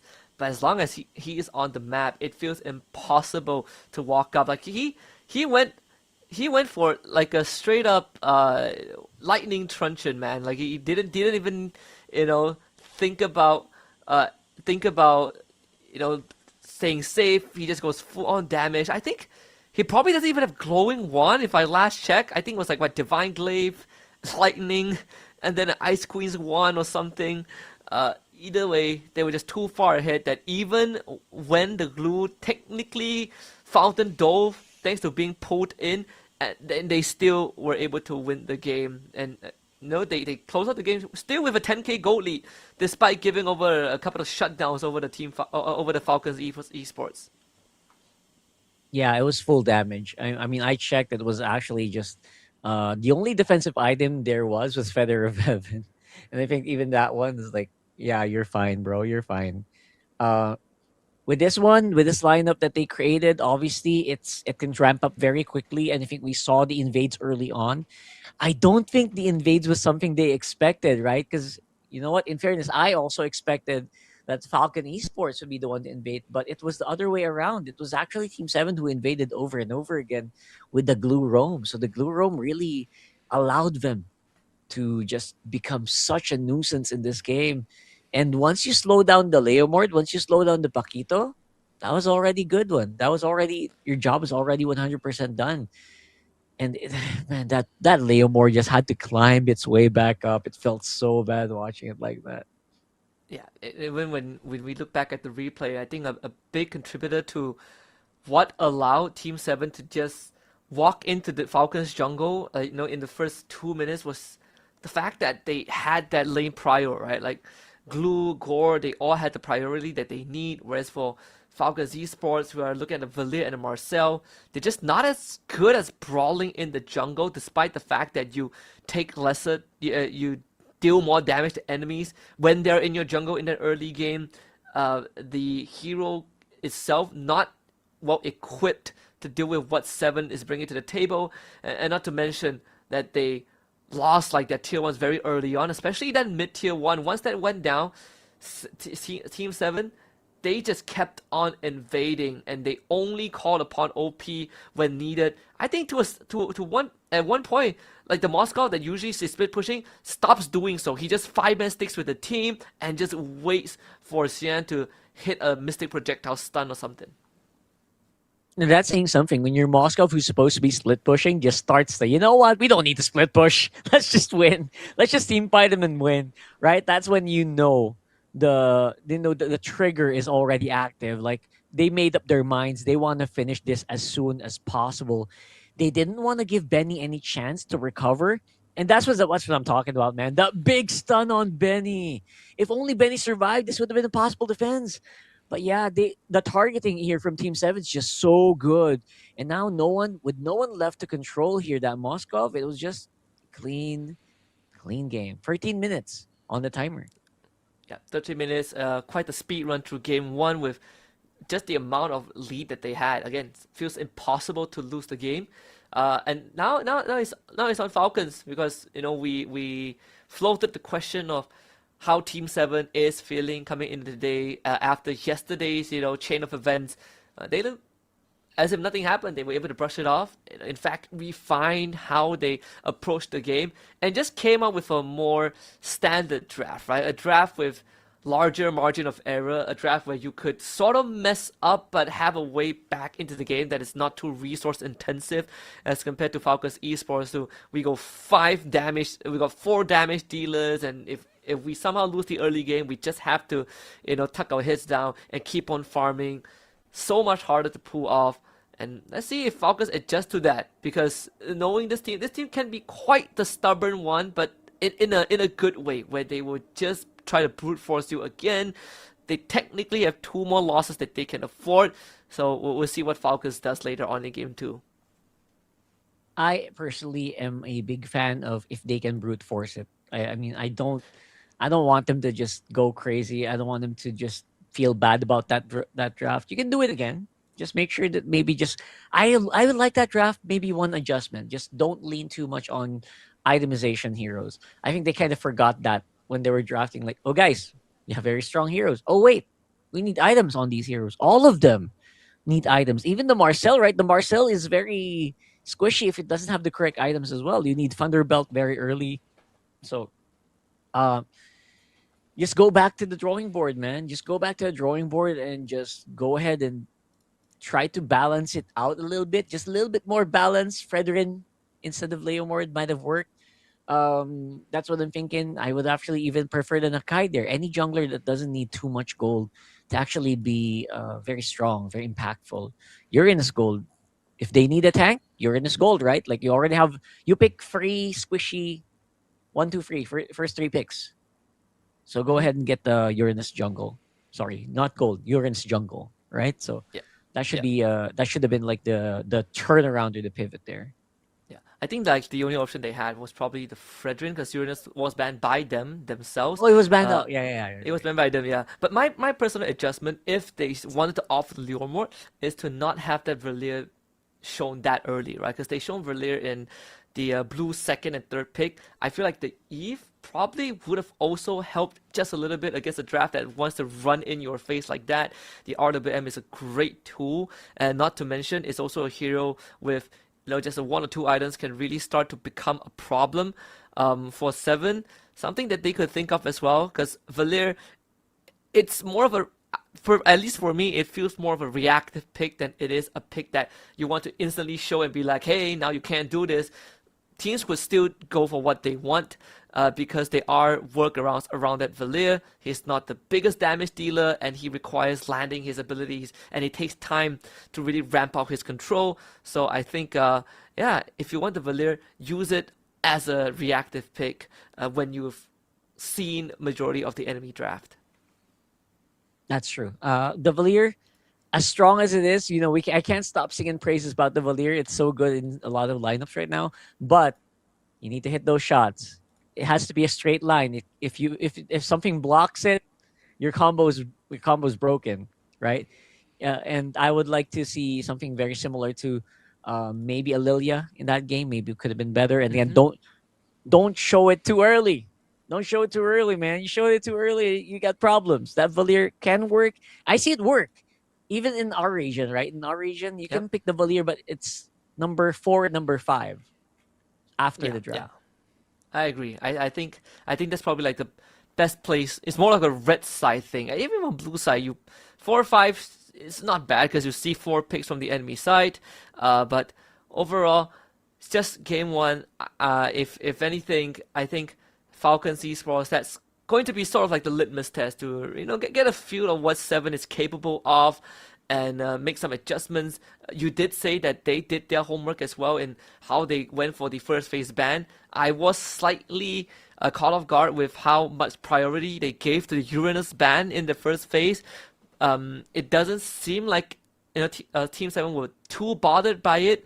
So let's see if that's going to be let through in game 2. All right. I would like to see like a really big swap out though. I don't want to. I feel like if you do that again, if you do that lineup again, maybe just don't do it in the same way. Don't show it, right? And ban out the Freya, bro. The Freya. What's the win rate of the Freya at this point? I think our Freya win rate is like pretty high right now, more than 60% or 70% for the playoffs. So just ban out heroes like that should be fine, man. Yeah, let me. I wonder as well. I feel like Freya win rates. It's Freya. There's like what 100 plus games played already in Myanmar. Freya was picked like. Freya won like 40. And funnily enough, Freya has a sub 50% win rate. She actually won like 48%. Oh no, in the playoffs. Yeah, in the playoffs. Yes, in the playoffs. Let's see. Playoffs probably. Well, they haven't updated it yet, so I can't tell. I'm going on top of my head. I feel like we're at 60. Yeah, I feel like it's 60. Probably a positive. I think 4 or 5 games. Very, very positive win rate on the Freya. So I'm excited. Hopefully they can get us a little bit more. But before we go into that one, we got to take a quick break, guys. That game was so hot. The players need a break. We'll go on a quick break, and when we come back, it's going to be game 2 here.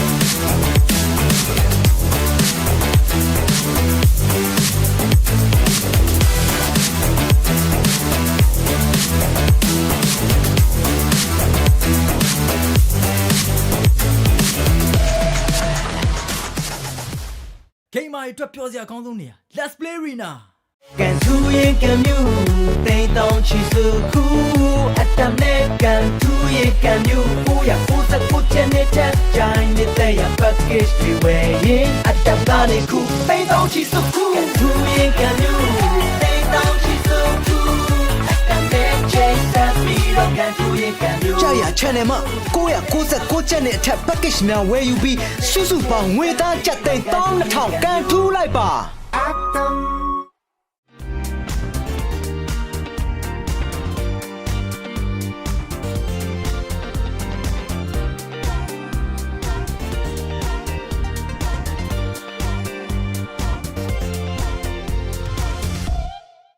energy level ကကိုယ့်ရဲ့အကြီးမားဆုံးရန်သူဖြစ်လာတဲ့အခါတမန်ချက်တွေကိုချိုးဖျက်ပြီး energy level ကို V ကုတ်နဲ့နောက်တစ်ဆင့်မြင်ရမယ့်အချိန်ပဲ V ကုတ်မှာပါဝင်တဲ့ caffeine ကစိတ်ကိုနိုးကြတက်ကြွစေတယ်လူတွေကမျက်လုံးရောင်ရခြင်းကိုတတ်တာစေပြီးဗီတာမင် B ကလမ်းဆန်ပြီးခွားများကိုရရှိစေပါတယ် V ကုတ် G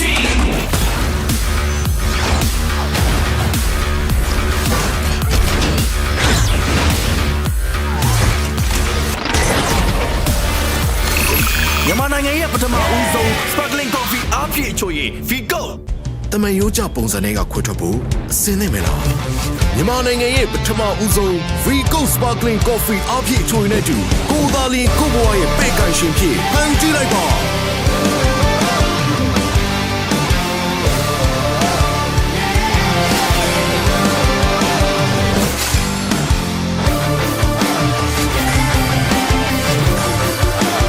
Falcon နဲ့တူကိုဘွားရဲ့ရှင်သခင်ဖြစ်ကိုရိုင်းဖန်တီးလိုက်ပါ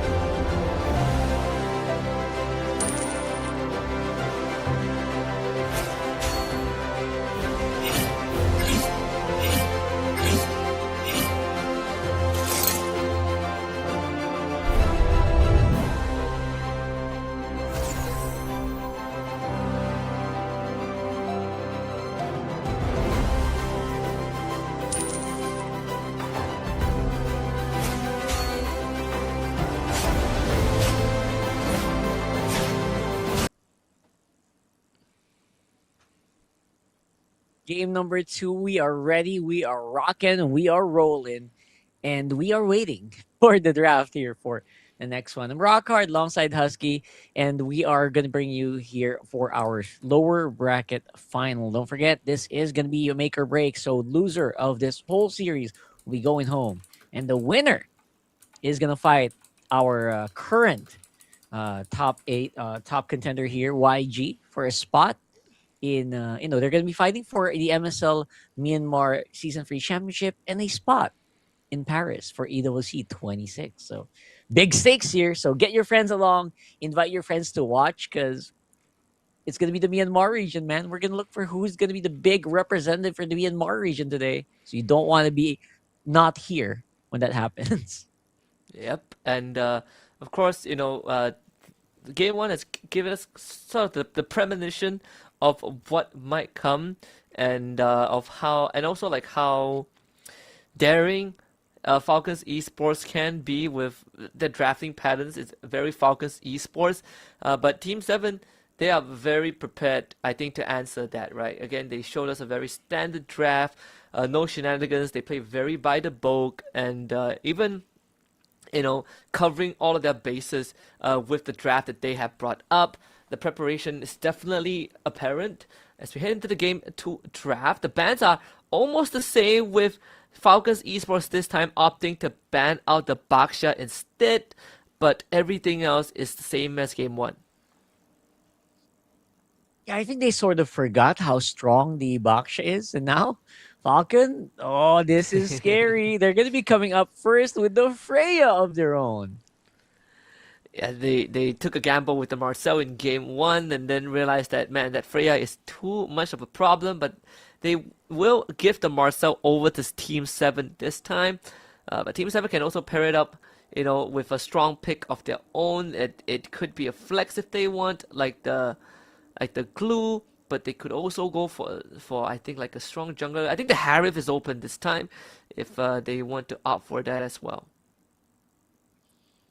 I don't mind the Harif. I feel like you can lock it in here, although I don't really see that much of a what do you call that? I don't really see that much of a priority for the Harif right now, especially considering you are the team that has the Marcel. Sometimes Harif and Marcel they don't really mesh too well together, just because you can mess up the synchrovision. It has to be like a perfect Zaman force placement for it to be effective, right? It's so hard to do that, and sometimes it can get messed up. So that's why this time around it's Harif going over the Falcons. Oh my goodness, what a strong lineup so far. Yeah, and in true Falcon style, very direct, very straightforward. Just sort of like game one where they showed all three cores and they just say that, hey, we are gonna hit hard. We're gonna hit, and they have heroes that can do that slightly better in that early to mid game, especially that Suyo as compared to Leomord. But of course, these are also heroes that if the Marcel doesn't get his items yet, they could easily just blow through his health bar. Caught you yawning that, sir. There's no running away from that. That's on the internet forever. But 7 now, they don't have the Baksha, but I think in the jungle, if they want to go for an assassin matchup, there is the what am I missing? I still think like a Guinevere is not too bad now that you have the Court as well. But they are gonna opt for the Claude. I think that's fine since you already saw the Harif on the other side.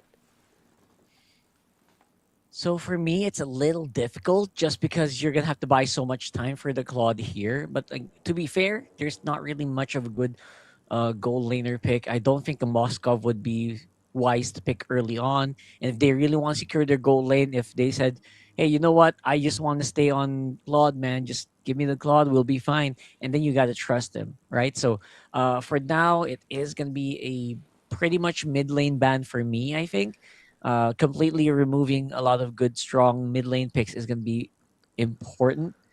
Um, I don't see the Valier getting banned here because I don't think they need to ban the Valier. Um, but it could do some decent damage. Now, for other mid lane picks, I think we're starting to forget picks like the Eve, man. The Eve could be so good if it gets picked up for Falcon. Yep. So it's a pick that I suggested that could be possible too. I was thinking if I'm Team 7, I would ban out the Yeef, or at least Yeef would be on my radar, because even if they, if not Yeef, then maybe the Zertia, like either or, right? But I think you can ban out the Yeef since she is a way bigger threat in the grand scheme of things. And then you have the Claude that can sort of threaten the backline, but they opt to ban out the Selena instead, which is also like one of the few picks that we briefly talked about, where you said it's more in the mid lane, and it has showed out in Rome for doing the play-ins as well. I think, was it by Team Falcons? No, it was by a YG where they played in Rome for one of their games. Definitely a more targeted pick there. But Falcons, they are trying to protect the Harif and the Freya with the Esmer ban. Another XP, I think the glue ban would be okay, but they banned a higher Busa instead. Oh, glue is so good, right? Like throw it on XP, maybe you can deal with the Freya. But we did see a few times where the glue did get kind of smashed by the Freya. So this could be a kind of 50-50 depending on how well they can actually play this. Now for this one, again, you need a strong, solid frontliner, not too hungry on the economics. As long as you get a XP that's not super item dependent, this could be fine. But there are very few XP laners like that right now, to be honest. Yeah, glue seems to be it, but I don't know what's happening here, man. This is very similar to game one draft for Falcons, to be honest. Oh, so they bring out the Park into the fray at this time. I mean, if there's anything that we've seen in game one is that you take like one bad trade and the lane is completely done. So Yeah. not maybe Oh CK no. is saying that hey, I'm gonna show New Cole how it's done. I'm gonna show him how to actually deal with this matchup. That would be a power move, man. That's a power move. Absolutely. I think that's what they're trying to do, honestly. Like, why else would you pick a lineup like this? You're literally mirroring the lineup that you beat in last game. Like, what's that about? Valentina and Hilda out. Well, that Hilda actually could be quite juicy here. It's a pick that does not care about the Marcel. Like, yeah, sure you take a photo of me and stop me for half a second, but I'm gonna jump you and do like twice as much damage anyways. The jungler out, the Esther Fredrin, you did say that they needed a front line, and that Fredrin is it. It's the only front line that Seven can lean on, and everyone else is just I get my hands on you, you disappear. But with all things said and done, at least they have some sort of setup to help facilitate the Paquito and the Gore to dish out the damage. Unlike game one, where Falcons has very little means to do these setup with the heroes that they have, Team 7, they have the tools. I mean, this is literally the lineup we talked about, right? Before the whole match started, we think, huh, you know what? Gord's so good. You just bring a Paquito out with taunt people, and then they die. And I think that's exactly what they're trying to do here. And you're absolutely right. You know what, Team 7, they saw the lineup earlier and says, hey, that's a pretty good lineup. Why don't we take it, but let's tweak it a little bit? And they bring the Frederick into it. So I like that. I really like what they're doing with this whole thing. Let's see if they can make it work.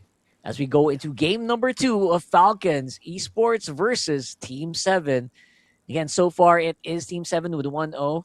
They completely swap out though. So Falcon Esports now are more on the more meta, super meta pick lineup. And Team 7 says, hey, nice lineup you got there. Let's see if I can do it better. Yeah, let me take this. You didn't trademark that, right? So I'm gonna use it and show you how it's done. We're gonna be a flying cloud, so these early game tempos should be slightly more manageable, even in losing lanes. You could just take the recall and come back quickly. Although Dax is a bit too zealous there, almost giving his life up. I would say, if you're Falcons Esports and let's say this game goes bust and they go down 0-2, then there is an argument that you might want to consider banning out the Gore in phase 1 because of like the drafting patterns, right? Like Team 7 have been picking the Gore very early in the past 2 games, and even in the previous games, the Gore is such an integral part of their lineup, and it has been really rewarding for them as well. They get the flicker out of OP, and now Ooh. I thought they're gonna proxy that away because that would be a sabotage on the Benny, but no, let's steal a cam and get out. You're absolutely right. I feel like the Gourd, you kind of just have to answer it. They have to ban it out because it's becoming like a strong first pick for so many teams. And I wonder if that's going to give a lot of impact here, considering the Valentina is on the other side. So the Valentina also has its own Mystic Gush if he wants to. Now New Cold, dueling it out. We already saw New Cold win a series with Visfreya yesterday. Will it happen again? It's one of those picks that become really unstoppable if you give it the resources early on. Like they're going to try to go for a little bit of a spicy trade here. And I don't know. I think they can still contest a turtle, maybe? Yeah, as long as but Xian doesn't have level 4. Yeah, they're gonna give it up. Pretty unfortunate there because I think the Gore was zoned out by a full wave actually. Xian is 1 full level behind PS. Mystic Gush is going to be stolen, but I guess the good news is that Valentina actually does lesser damage with the stolen Mystic Gush without the Gore passive. They get Kid X's Flicker out, but the follow-up is there from Lucky and Fraser's Wrap, not enough, and now the counter Mystic Gush, that's going to be first blood. They just zap all 3 members of Team 7. They get a trade back, but Lucky also will go down. Double kill for Dax and 3 bodies for Falcons.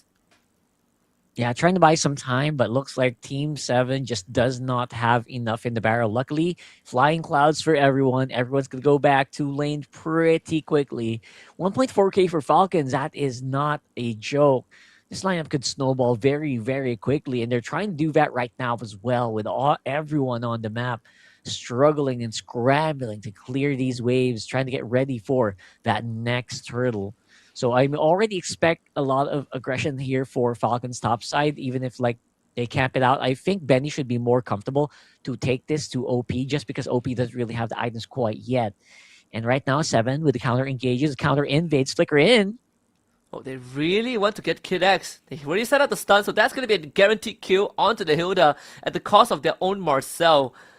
I guess it's okay, but if Benny gets more, then it will be better for Falcons. Salmon Force, Dax in with the Blaze Surge, finds Yen, an instant kill there, and he's a mega kill streak. OP just too late in with the Blazing Duet. And again, another small win for Falcons. Yeah, Dax is very, very confident, very, very in the zone here for his Suyo, and very happy to see that at least yesterday we're still seeing that, right? They still have their confidence. Fighting back though. Yeah, just a massive X from Kid X for the kill. He gets taunted under the turret though. They need a bit more damage and they will get it. Another trade for Team 7, but a lot better for Falcons. They get another stun on the PS5, on the PS, and a good taunt there, and suddenly the trade swings around. Better for 7 now. Yeah, I mean, slowly but surely, it feels like the trades are ramping up. Before it was a losing trade for 7, and now it looks like they're going to be the ones who have the advantage on the turtle. What new coach dives to his death, and Dax, frozen in time. The setup is on there, and he's going to eat all of them. As the Paquito gets that kill, Team 7 just fully swings a 2k deficit around. Man, Falcons, bit of the whoopsie there. It really felt like they weren't considering a lot of the factors that allow Team 7 to win these fights, especially Liu Ko, a bit reckless with how he used that Valkyrie's Descent. I think, yeah, you're right. Completely reckless. Dove into 4 people. Did I see that right? Dove into 4 or 5 people with it. And I don't know. They didn't have an out. They were just super duper angry, super duper greedy in that setup. They already had the disadvantage. You already have like a really bad position. I'm not sure why they actually fought that. But it looks like they just want to go for a quick pause here, see if something happening on their phone maybe. And I would say Falcons really slipped up 100% there.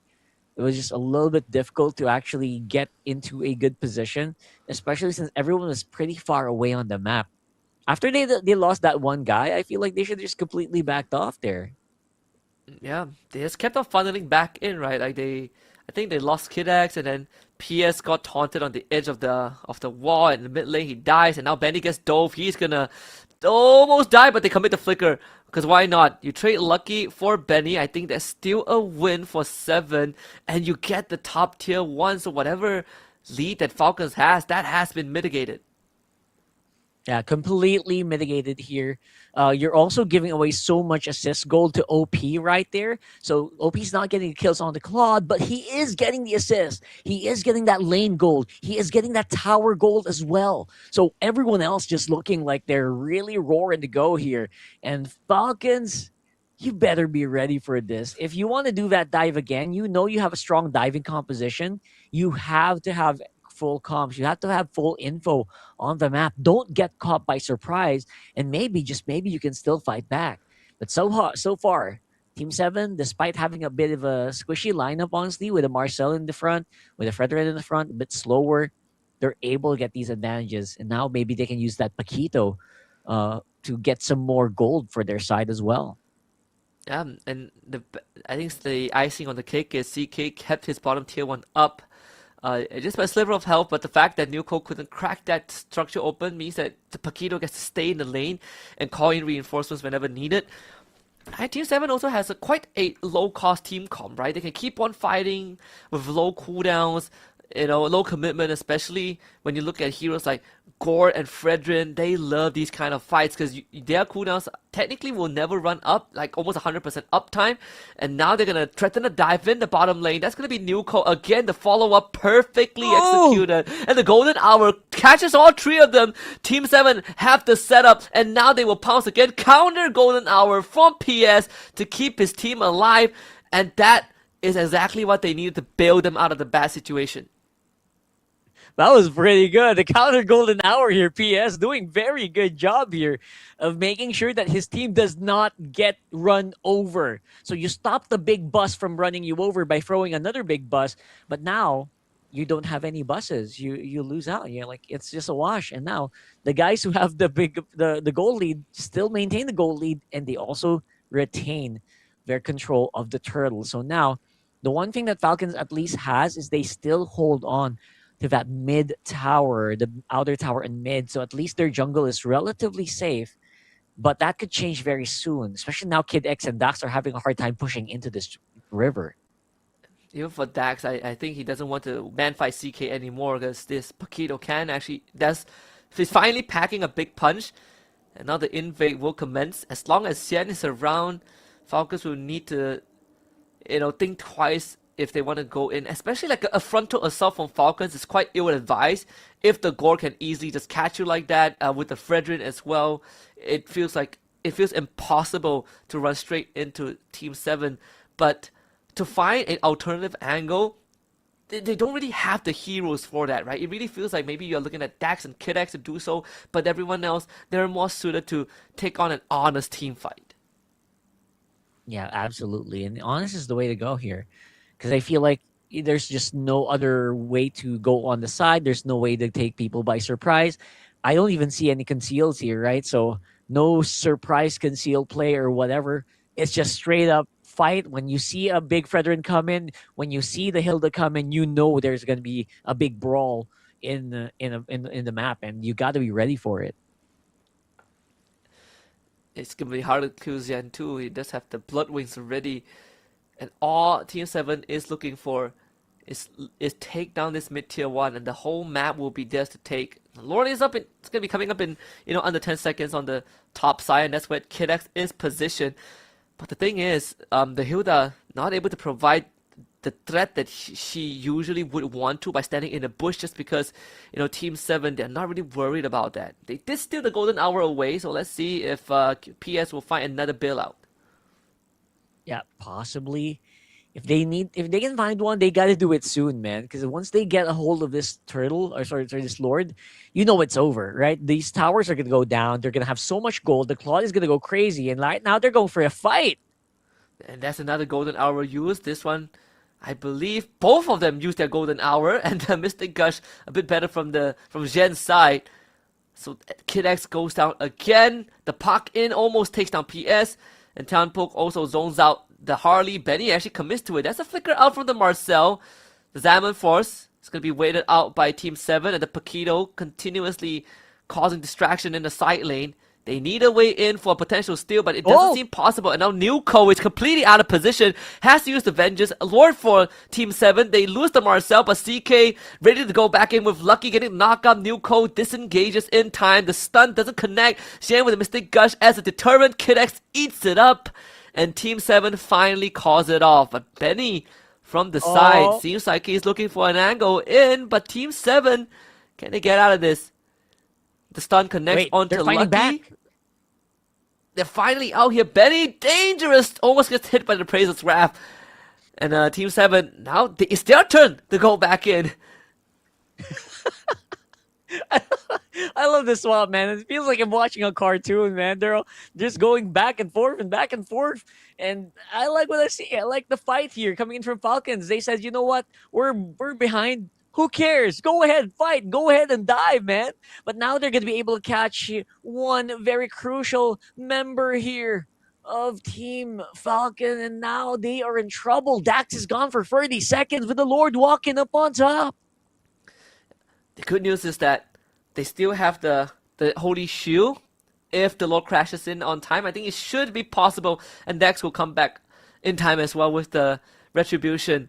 We did say Team 7 has a low cost, low commitment draft, and that's why they could, give us that wild goose chase and running back and forth.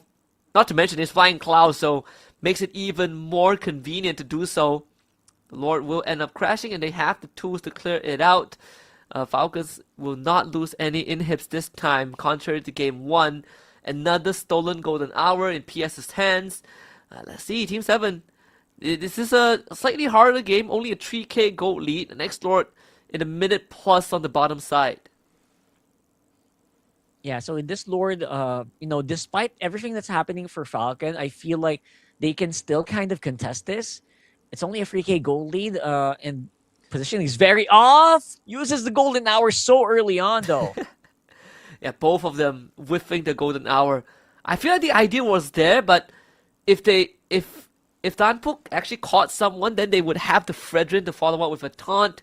The idea was great, but they did commit a flicker from the Marcel, so that's 100 seconds without that battle spell.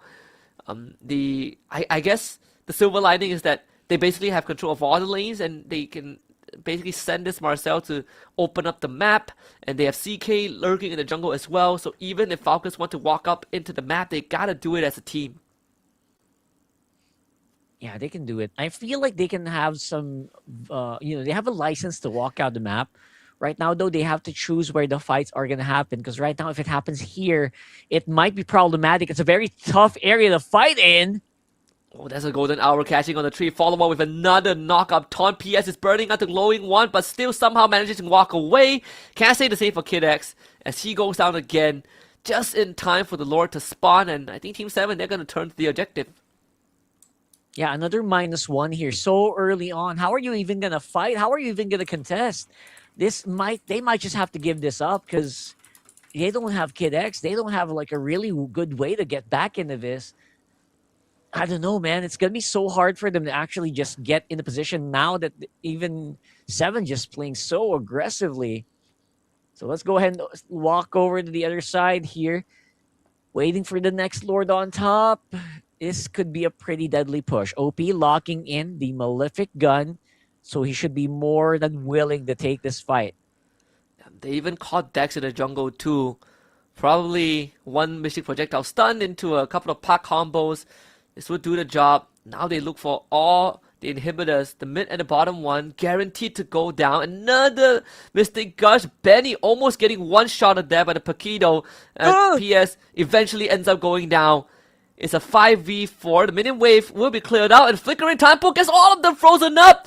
But it's a bit off with the combo though. Doesn't really matter. They still have the follow-up damage. It's a cheap low commitment comp. They will keep on pelting away. That's a double kill for the Paquito. Team 7 turns onto the Crystal with the help of the Lord. They cash in on the team wipe. A triple kill for CK. And Team 7 are one game away from the grand finals. Bro, they almost messed up the combo. Almost. If that golden hour was later by 1 second, that whole lineup would have survived, and maybe that could be the turnaround there. But Team 7 says, you know what? We can just keep going. Captain America says, I can do this all day. Team 7 says, so can we. And I think that's exactly what they did. They just kept fighting and fighting and fighting over again. And it worked out for them, bro. I mean, better, again, the Marcel just so good. That's one of the, I think in this game you saw why. Don't open Marcel. Just don't open it, man, if you can't deal with it. Yeah, technically, I think like 90% of the combo was messed up already. Like the whole Blazing Duet did 0 damage, but they were just too far ahead, right? Like the cooldowns came back off so fast. Team 7 again having the right idea and just showing Falcons Esports how it's done. The Paquito into the Freya lane wasn't as one-sided as game 1 just because the trades were better. You know, I think in game 1 Nuko was just a bit too gung-ho. We saw some of that habit in this game too as well with how he used the Freya in the earlier stages, especially that turtle fight where he just nose dove into 4 members of Team 7. That could end up becoming their undoing, something that they have very little time to polish before game 3, but it's a necessity because we cannot have Nuko doing these kind of daredevil moves. Absolutely, man. That was not what I was expecting. That was too risky, too often. And you kind of can see why, right? You can see why that lineup was so good. That's why in game 1, I said, bro, this lineup is killer. But then, oh, wait, it's too gold hungry. You need so much gold in it. But now they made it work. They saw the potential of that lineup, and they said, you know what? Just change the jungler and you're fine. That's what they did, and it works so well. Man, that's so good.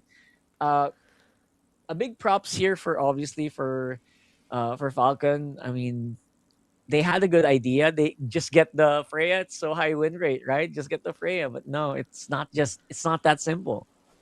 Yeah, like Freya isn't the be all end all. There are actually plenty of ways to manage her, and we already saw that, right? She might be a Valkyrie, but the crowd controls do pretty well. True damage deals great as well. But most importantly, having the Fredrin, as the final piece, that was what you were suggesting as well for Falcons in game one, when they went for the Leomord instead.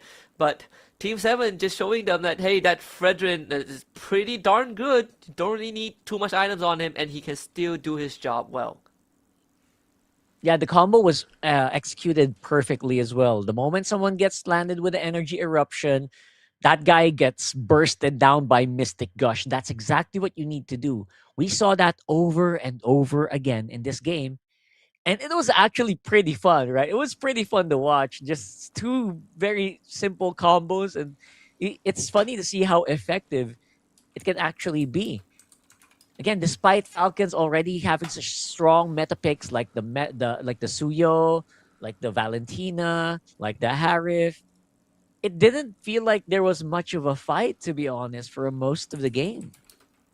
Yeah, and this is now dire times for Falcons Esports. Like I can respect the ferocity that they are bringing, but we are starting to also see a bit of that, I would say, reoccurring pattern of how Falcons were overcome in previous iterations of international tournaments, where teams uses that against them.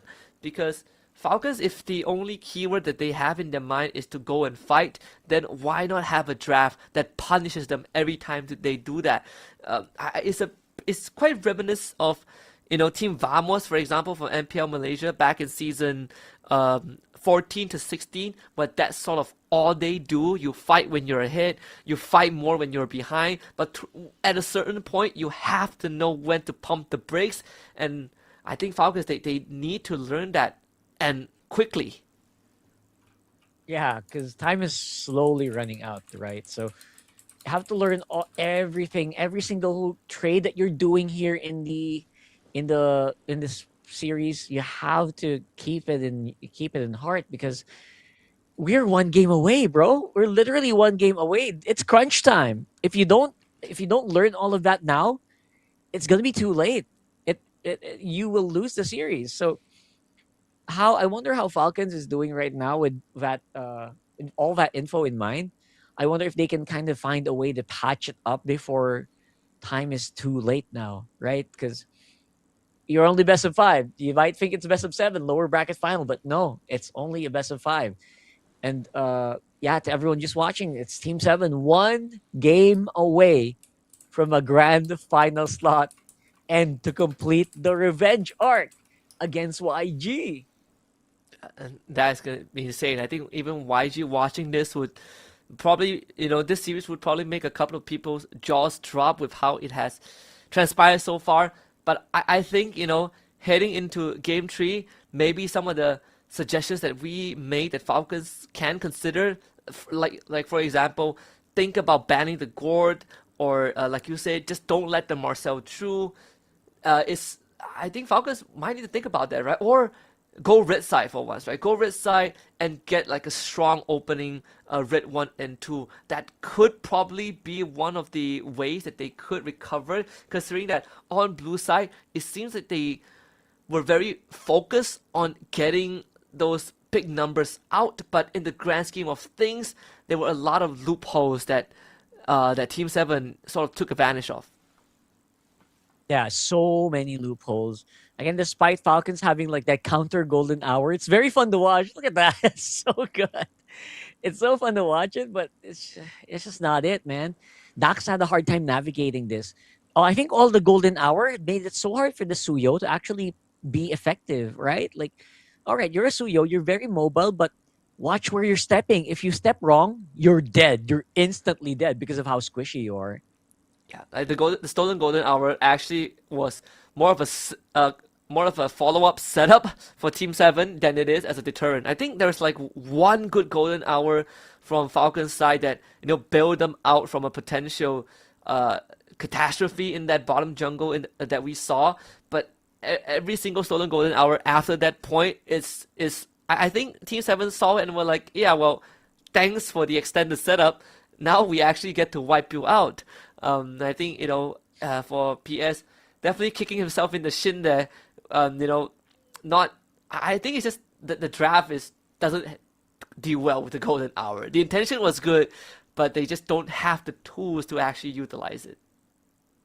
That's true. I think, that was a shame. That golden hour, as strong as it looks, sometimes it can really mess you up.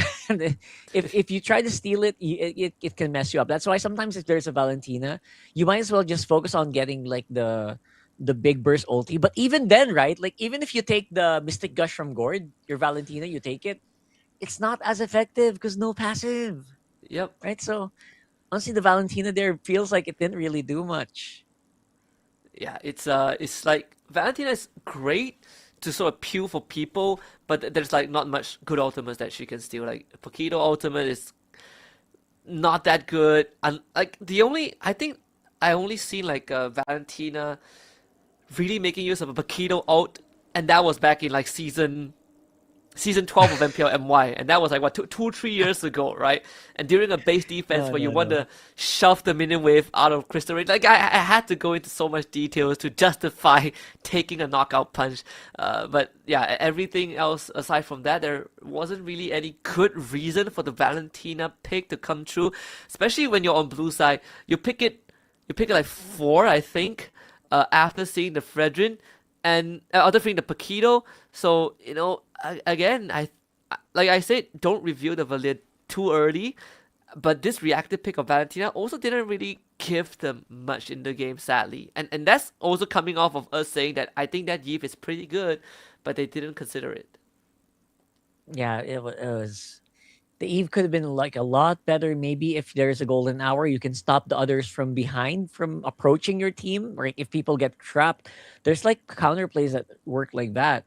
Not to mention, you also kind of just need anti-crowd control just so that you don't get beaten up here. So other than that, I'm excited to just make sure to draft better on. It's just small mistakes, right? It's one by one small mistakes. Earlier, it was like one bad draft thing. And then now it's like another single bad draft thing. Just one bad draft thing. Everything else looks so good, right? So I don't know what to say, man.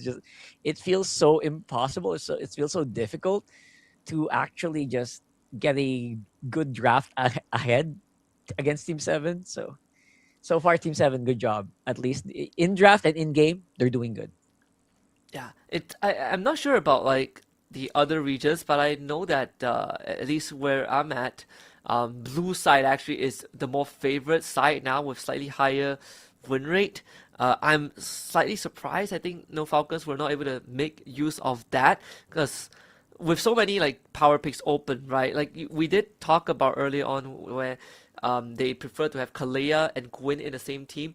But I don't think that's necessary because Gwyn alone is pretty good as a setup and as a big flex as well. So if anything, that was probably what most teams are missing out because that opens up so much more avenues, I think, overall. But for Team Falcons, I think you go back to basics, right? You go back to what makes a lineup tick and just play by the boat, Don't think too hard about whether I want a good ultimate to steal or I want a Valir to peel. Just go for just very textbook cookie cutter comp, and just make sure that you have more space to make errors if anything. Yeah, just go ahead and just make sure that you are a little bit. I think you just have to breathe in when you're drafting, man. Like breathe in, breathe out. Just don't don't overthink it too much. Because that's exactly what's happening. I feel like there's so much overthinking on the draft that's happening, and it just messes up the in game, right? People are not really playing their optimal. I think, especially on the side of Falcons, this is not the Dax I remember, man. That's like it's so hard for him to play in this game. You mentioned this, right? You mentioned this before the game started. You want to see Dax just go crazy, and this is not the Dax I remember. Maybe it's being stopped by the weird draft decisions here. Yeah, like Dax is not able to do much. I think I feel like right now, at least for me, the weakest link is probably New Cole. Like both games, he has had very underwhelming showing. Like game one, man, his Paquito just a bit too ambitious, right? Like loses early trade, and of course there is the follow up of him getting like dove 2-3 times on the turret. But even game two on the Freya, it really feels like there's some tunnel visioning going on where they just were too focused on the task at hand without considering like the conditions that make it work. Again, diving into a Gord who has a stun, not the wisest, but then you see like the more layers of things that make life hard, like the golden hour being more of a nuisance than it is an assistance to their team. So if anything, I want to see if they would give New Cole back like something like a Terizla, like an Alice, right? We've seen him play that. Like, we've seen him play these heroes, decent laning phase, good way to set up. Maybe give him that so that you have more helping hands in the team fight rather than relying him being one of those damage dealers. Yeah, it's time for New Cold Alice, man. We got to bring that back. I feel like that's like 2 strikes already, right? Lose Paquito, lose on the Paquito, lose on the Freya. It's time to just chill for now. Just don't go too aggressive. Go for a more tanky XP laner, then maybe that will work. I think that can work very, very well. So obviously we want to wait until the draft here for game number 3. I'm not sure if we're going to go on a break, but I feel like we should be able to just jump into it very, very soon. I'm excited to see whether or not like there could be like, any major changes that's going to be done here by Falcons Esports. But is it? I hope it's not too late. That's what's running in my mind, man. I hope it's not too late for Falcons Esports to actually get a really good, comeback, because you're 1 game away. It's not easy. The mental on that game, it's like it's gonna bore a hole in your mind that you're getting swept. By the way, the game time, 13 minutes and 14 minutes. It's so quick. It's so quick, man. What does that mean, right? Like if you're Falcon Esports, what does that mean? Am I that bad today? It's a very consistent, very, very consistent from the side of Team 7. Like they close the games in a very consistent manner. Like game 2, they started slightly slower, but they still like were able to find those punishes, right? Like once they got those pickoffs, suddenly they just ramp up, and like Falcons felt like they had no way back into the game. I think now if you're Falcons, you gotta take it 1 game at a time, right? Like I mean, that's the only way. You lose this, you're out. You're gonna miss Paris. Whereas for Team 7, this could be one of those runs, where sort of like a new name, stakes their flag at EWC. And I think it's also a team that is hungry to take YG on the second time, because they did come close yesterday. Yeah, I was super close, man. I mean, that game 2, I'll never forget that game 2 because it was just so dramatic. It was so dramatic, man. I think it kind of showcased exactly what Team 7 was capable of, but at the same time, it also shows like where they can kind of be weak. So maybe if Falcon Esports were watching that game, maybe they can kind of just repeat that and emulate that again, and then maybe just maybe we'll have a 5-game series. Because right now, with the way things are going, we could be in for a long break. We could be in for a quick 5-0. We could make a big 3-0, bro. So don't let that happen. Just don't let that happen. Like, especially if you're Falcon Esports coach right now, just don't get too mad. Don't get overheated. We'll be able to show your team that you'll be able to bounce back. Because right now the draft, honestly, man, the draft just isn't helping the team. Right, the draft in game 1 and game 2. It had very obvious problems. Yeah, I think another way is like they could look back at yesterday, I suppose. Look back at yesterday, or like the games that they won, and just draw some references, right? And what makes those team comp works. Because again, I think it's not necessarily them making a big mistake. It's more in the gameplay. I mean, gameplay, it does play a part, but a lot of it really started from the draft. And if they just look back at what works and just give the players sort of like the default role, then that could be their way back into the game. Because right now they're going with drafts that are very reliant on them having like a perfect game.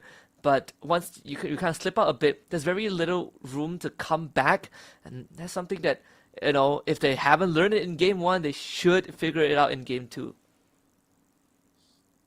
I mean, that's 2 games already of 2 games worth of lessons.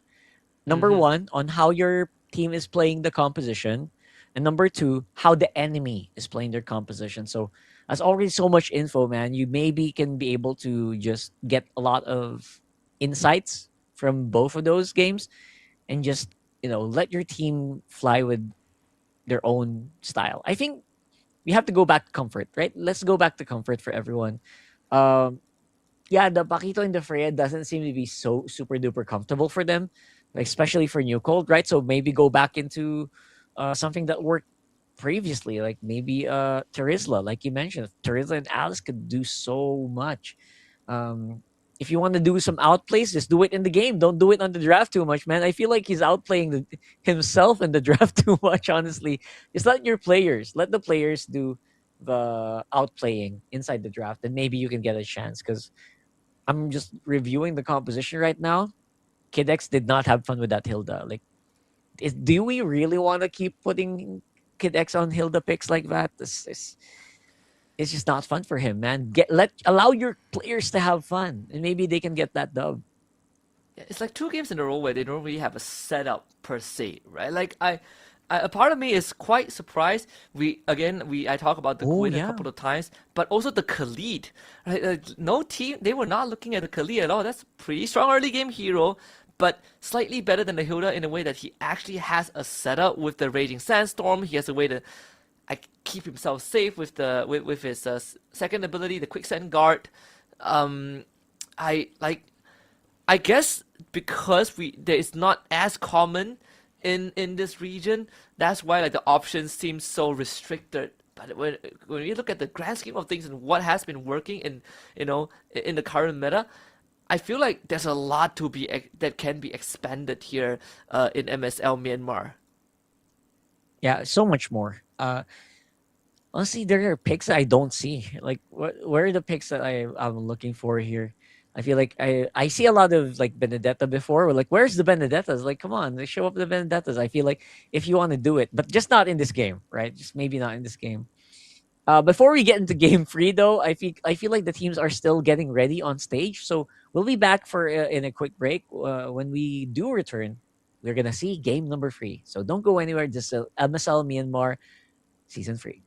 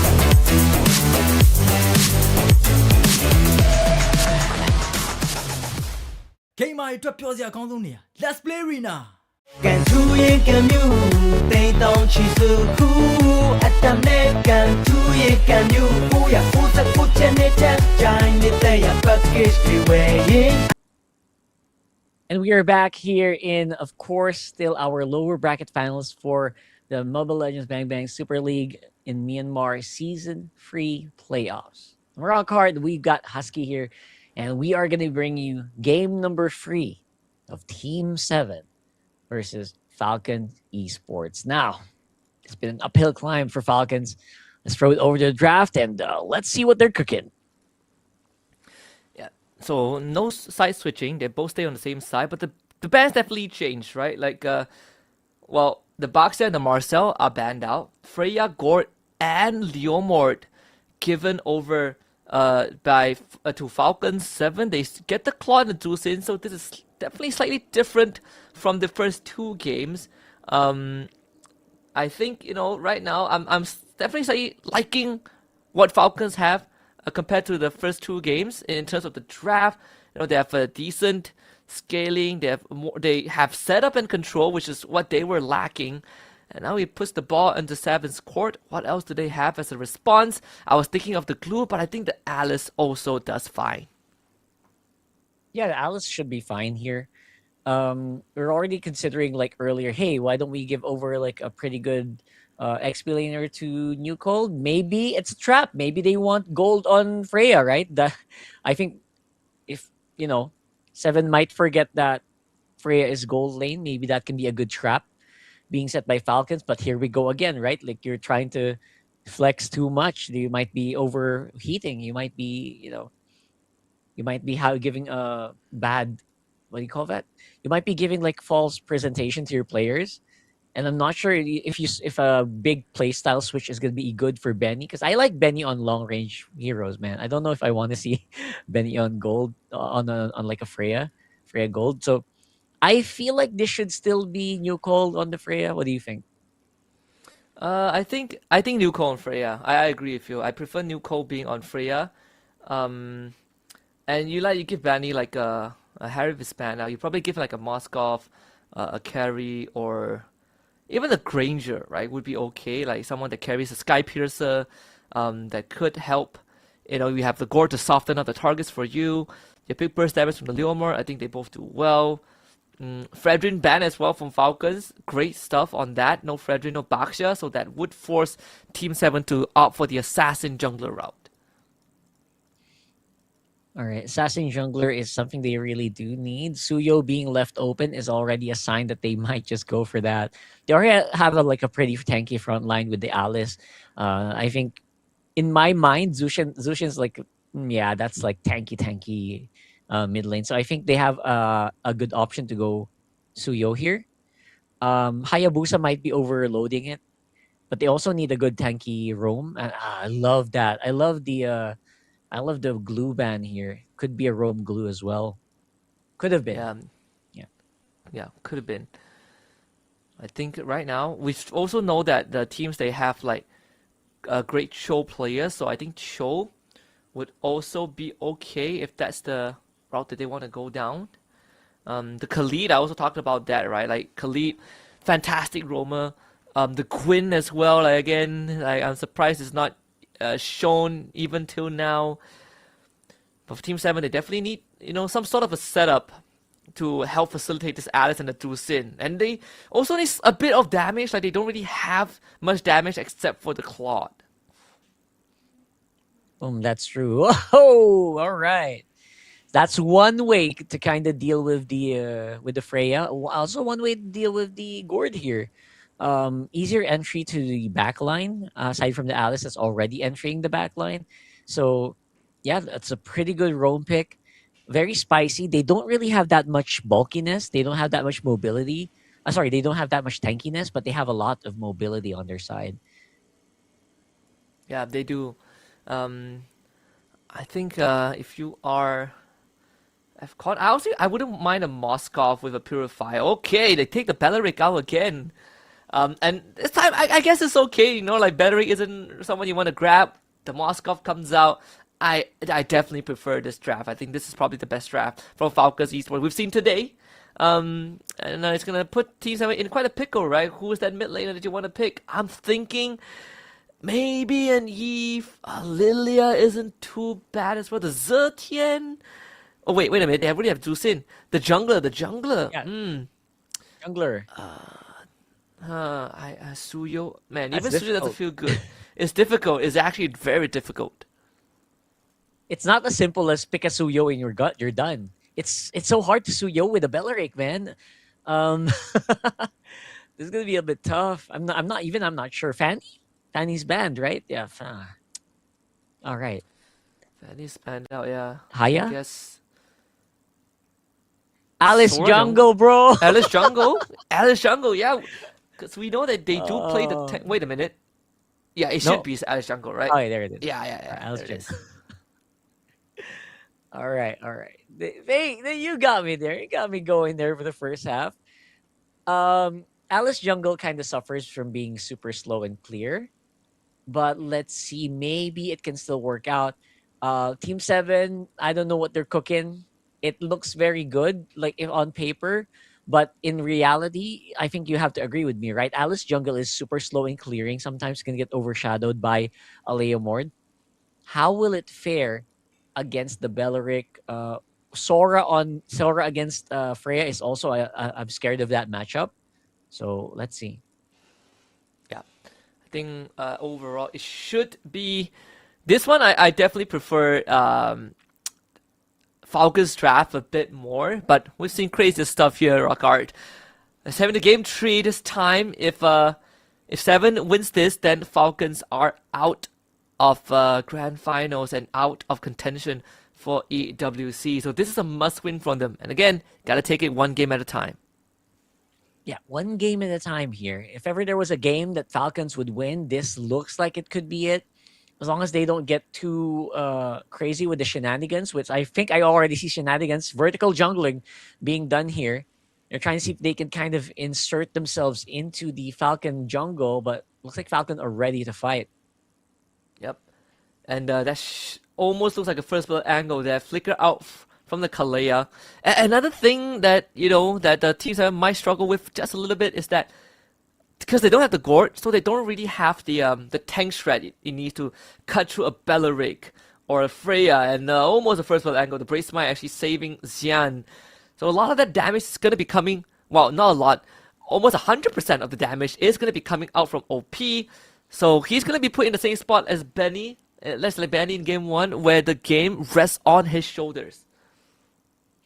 You're absolutely right. Like this is a Benny game. Like even if Xian goes for like a Sky Piercer, right?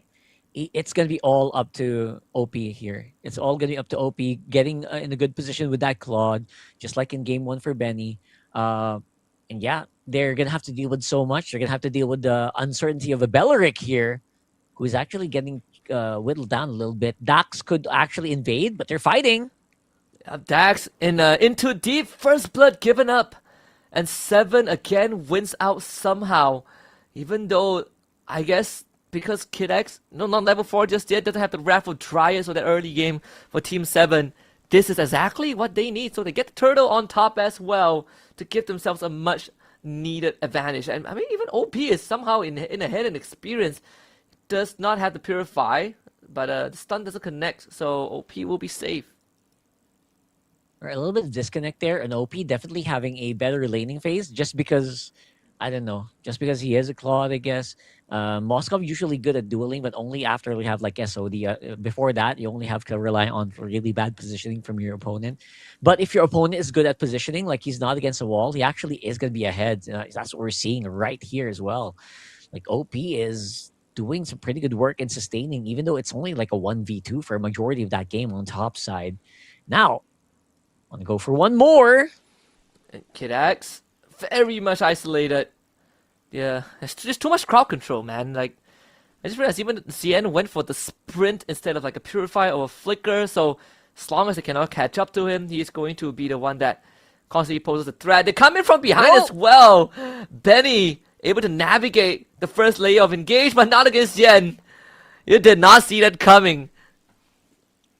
Oh, I saw a little bit of a misstep as well. CK, Suvi, one on the bottom side, shifting skies, going to be used up just as a defensive measure. But as I was saying earlier, I mean, that wasn't even a perfect dive. I think I saw Fanpoke kind of mess up on the targeting. He dove to the tower instead, right? So even though it wasn't the perfect setup, the macro play is still working out so well for Team 7 so far. Yeah, it's been fantastic, honestly. Like Team 7, you know, again, just recognizing the situation. OP should be okay. They will laser him down. They trade Flicker for Flicker. Here comes Lucky again. Look at PS. Flicker in with a tidal slam. Looks for Benny. Benny gets lifted up again. It's so hard to shake off the Kalia and the Tusen. Oh, Kid X into the wall with his own Flicker. That's a double kill for Lucky. And the top tier 1 is gone. Okay. I don't know if you agree, Husky, but I am starting to see the nerves. I am starting to see the dread that Falcons are feeling on the game. Stuff like that shouldn't happen, man. What is up here? Now, because of that, 7 are going to be in such a big advantage now. Yeah, you lose. I mean, as a Moskov, you are supposed to be the one that gets first dip on turrets, man, and then you lose the turtle. I agree with you. I think Falcons, they're starting to lose control, not of the game, but of themselves. The ball, the orange buff, not stolen. That almost looked like Lucky was able to get the steal away, but hey, it doesn't matter, right? They get control of the bottom lane, they proxy the wave, and the bot tier 1 is now going to break, and CK should be able to hold this top turret himself, even though, I mean, even better, he saw Falcons showing up, so I don't think they can kill him. They will try though. The taunt, the knock-up, the stun, more than enough, but I don't think they can get the turret unless they fully commit to it. Yeah, they're trading right now. It's 5 people from Falcons on top side. Xian is going to be full, but only for long. They're buying some time and everything while all this is happening. Of course, there's gold going over to OP on that Claude. So they're not coming out of this scot-free. And the goal lead, though, going to get pretty much equalized a little bit. Re-engaged by Lucky. I think that was too much. They bit off too much there, 7 on top side. They gave away their life. They didn't need to. But, you know, that's just what happens. And Falcons, finally, something happened with the full commit. They finally get the resources they need to kind of fight, especially right now for Benny. Yeah. I mean, all things considered, there is still some you know, fight left in them, right? I especially, you know, if you are on the side of Falcons, you want every single advantage that you can get. And let's see if they can continue that. Another kidnap attempt there. Raffle Dry as a response. OP comes in with the Blazing Duet. The Mystic Gush committed, but PS explodes. And now it is going to be 7's game. With the Drusin around, you cannot shake them off. Lucky and Xian in. And that is another 3 bodies for 7. 3 bodies free, and they're also going to lose out on the orange buff and possibly the last turtle of the game. Going over the 7. Just when you thought Falcons could actually fight back, 7 says, hold a minute. Hold my drink. We are going to go ahead and dive them under turret, and they can't do a thing about it. And so far, so good here for Team 7, getting everything they want on the map. They're actually getting all the waves properly. They're timing it correctly. And OP is untouched on the Claude. He has the items he needs, man. This Blazing Duet's gonna hurt. Yep. This condition is the same as game 1, right? As long as he doesn't get hit by any crowd control, he's good. If he comes in with the right timing with the Blazing Duet, he is going to wipe the floor with Team Falcons. With Falcons Esports. And look at that, almost a 4K goal advantage. We're looking at the top tier 2 already down. I mean, Falcons Esports, they still have some fight left in them, but if this keeps on going, we might not see that come to fruition. A Purify from Benny just to keep himself safe. That was close. If Benny didn't have a Purify, that would have been such a massacre. Now a little bit of a check here. So luckily for Falcons, Benny's only behind by like almost less than 1,000 gold. So he should be fine item-wise. And everyone else, though, across the board, it is just a massive Falcon advantage. Sorry, it's 7 advantage. They should be able to clean this up now. I think if you are Team Falcons, just gotta be very careful. Like even Kid X has this Belleric finds the right timing, flickers in, counter engaged, but still, CK almost safe. SOD connects. That could be the opportunity for Benny to come in as they lose PS and somehow didn't find any OP? kill. Benny didn't even commit onto that. And that means they don't have the main damage dealers that they need. And the triple kill for Zen, that was so odd, Rockhart. I honestly thought that maybe Moscow would participate. I saw the SOD hit as well. Like, what Yeah. happened there? What is with the hesitation? And they were chasing. After the SOD hit, they were still chasing. He didn't go in. They went jump in over and over again. So there's a complete disconnect in the comms here for Falcon Esports. This is not a good look for them. Oh, that really hurt. I felt like that was the opportunity. That was the opening to end the game. But they've made that bid. Now they gotta sleep in it. A Lord for Team 7, 6.5k gold lead. 9 minutes in. This could truly be the final chance. If anything, if Falcons don't find a way out of this hole, we might just see Team 7 going to the finals with a 3-0 sweep over Falcons. Yeah, this is a Team 7 that feels like they are enraged, they are energized, and they are happy to take these fights, especially if Lucky can get a good position. If Tanpo finds a good hit on that Moskov, if he can find Dax, that should be it, right? So now all Falcon Esports is doing is waiting for 7 to make a blunder, make a big error. But so far, they are going to have to deal with this wave. They're going to have to deal with the Lord on the bottom side as well. That tower does not have the holy defense. So they're going to have to brawl for this. That is going to be tough. Let's see. They call in the horse. Lucky is right in the back line. He's on the PS. PS removed. And this is just brutal. They even come in with the shifting skies as well. CK ends up dying, but 4 kills for Team 7 and a healthy Lord and a clock. I think this is it, Rockhart. The fastest game of this series. Under 11 minutes, Team 7, they punched a ticket to the grand finals and a rematch against YG.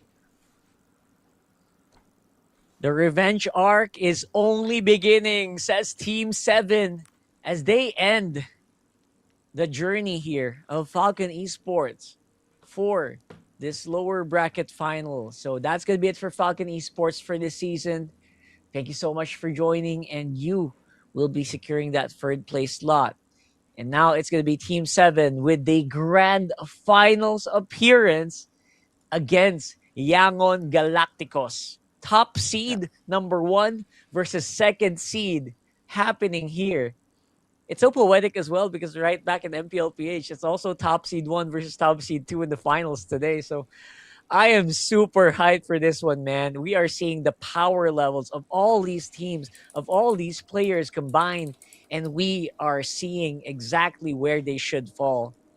So look, let's go ahead and just enjoy what victory you have for now, 7, because it's going to be a big battle later on. A best of 7 versus YG. Yeah, that one is going to be quite the doozy. Again, commiserations to Falcons Esports. Today is not it. Today just doesn't feel like the Falcons that we know. But I guess, it's a good thing as well, proving that there are better teams are evolving and growing a lot more. The region is strengthening overall, and Team 7 now have a chance to really complete that saga, right? That Cinderella story, that if they take down YG, they complete the revenge, and they will be one of the new faces that will be heading to Paris. And what a tale it would be. And they've already gotten the first step, riding off a momentum, a 3-0 over Falcons Esports into the grand finals against YG. YG will have to watch out for what's to come. That's huge momentum, honestly. And I think we saw that, right? We saw that momentum can really work wonders. We also saw that momentum didn't work well for Falcon Esports. They got that big victory yesterday, still didn't help them get a single game today. And yes, we have very, very fast games in this game number 3, less than 11 minutes. It was 10 minutes 40 something. I don't know, but it's just really, really strong, man. It's a really strong showing here for Team 7. I'm excited.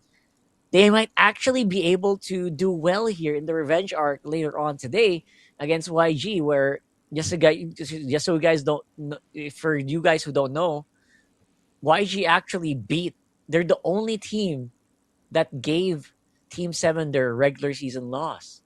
And they're also the team that beat them in playoffs they won. So now Mm-hmm.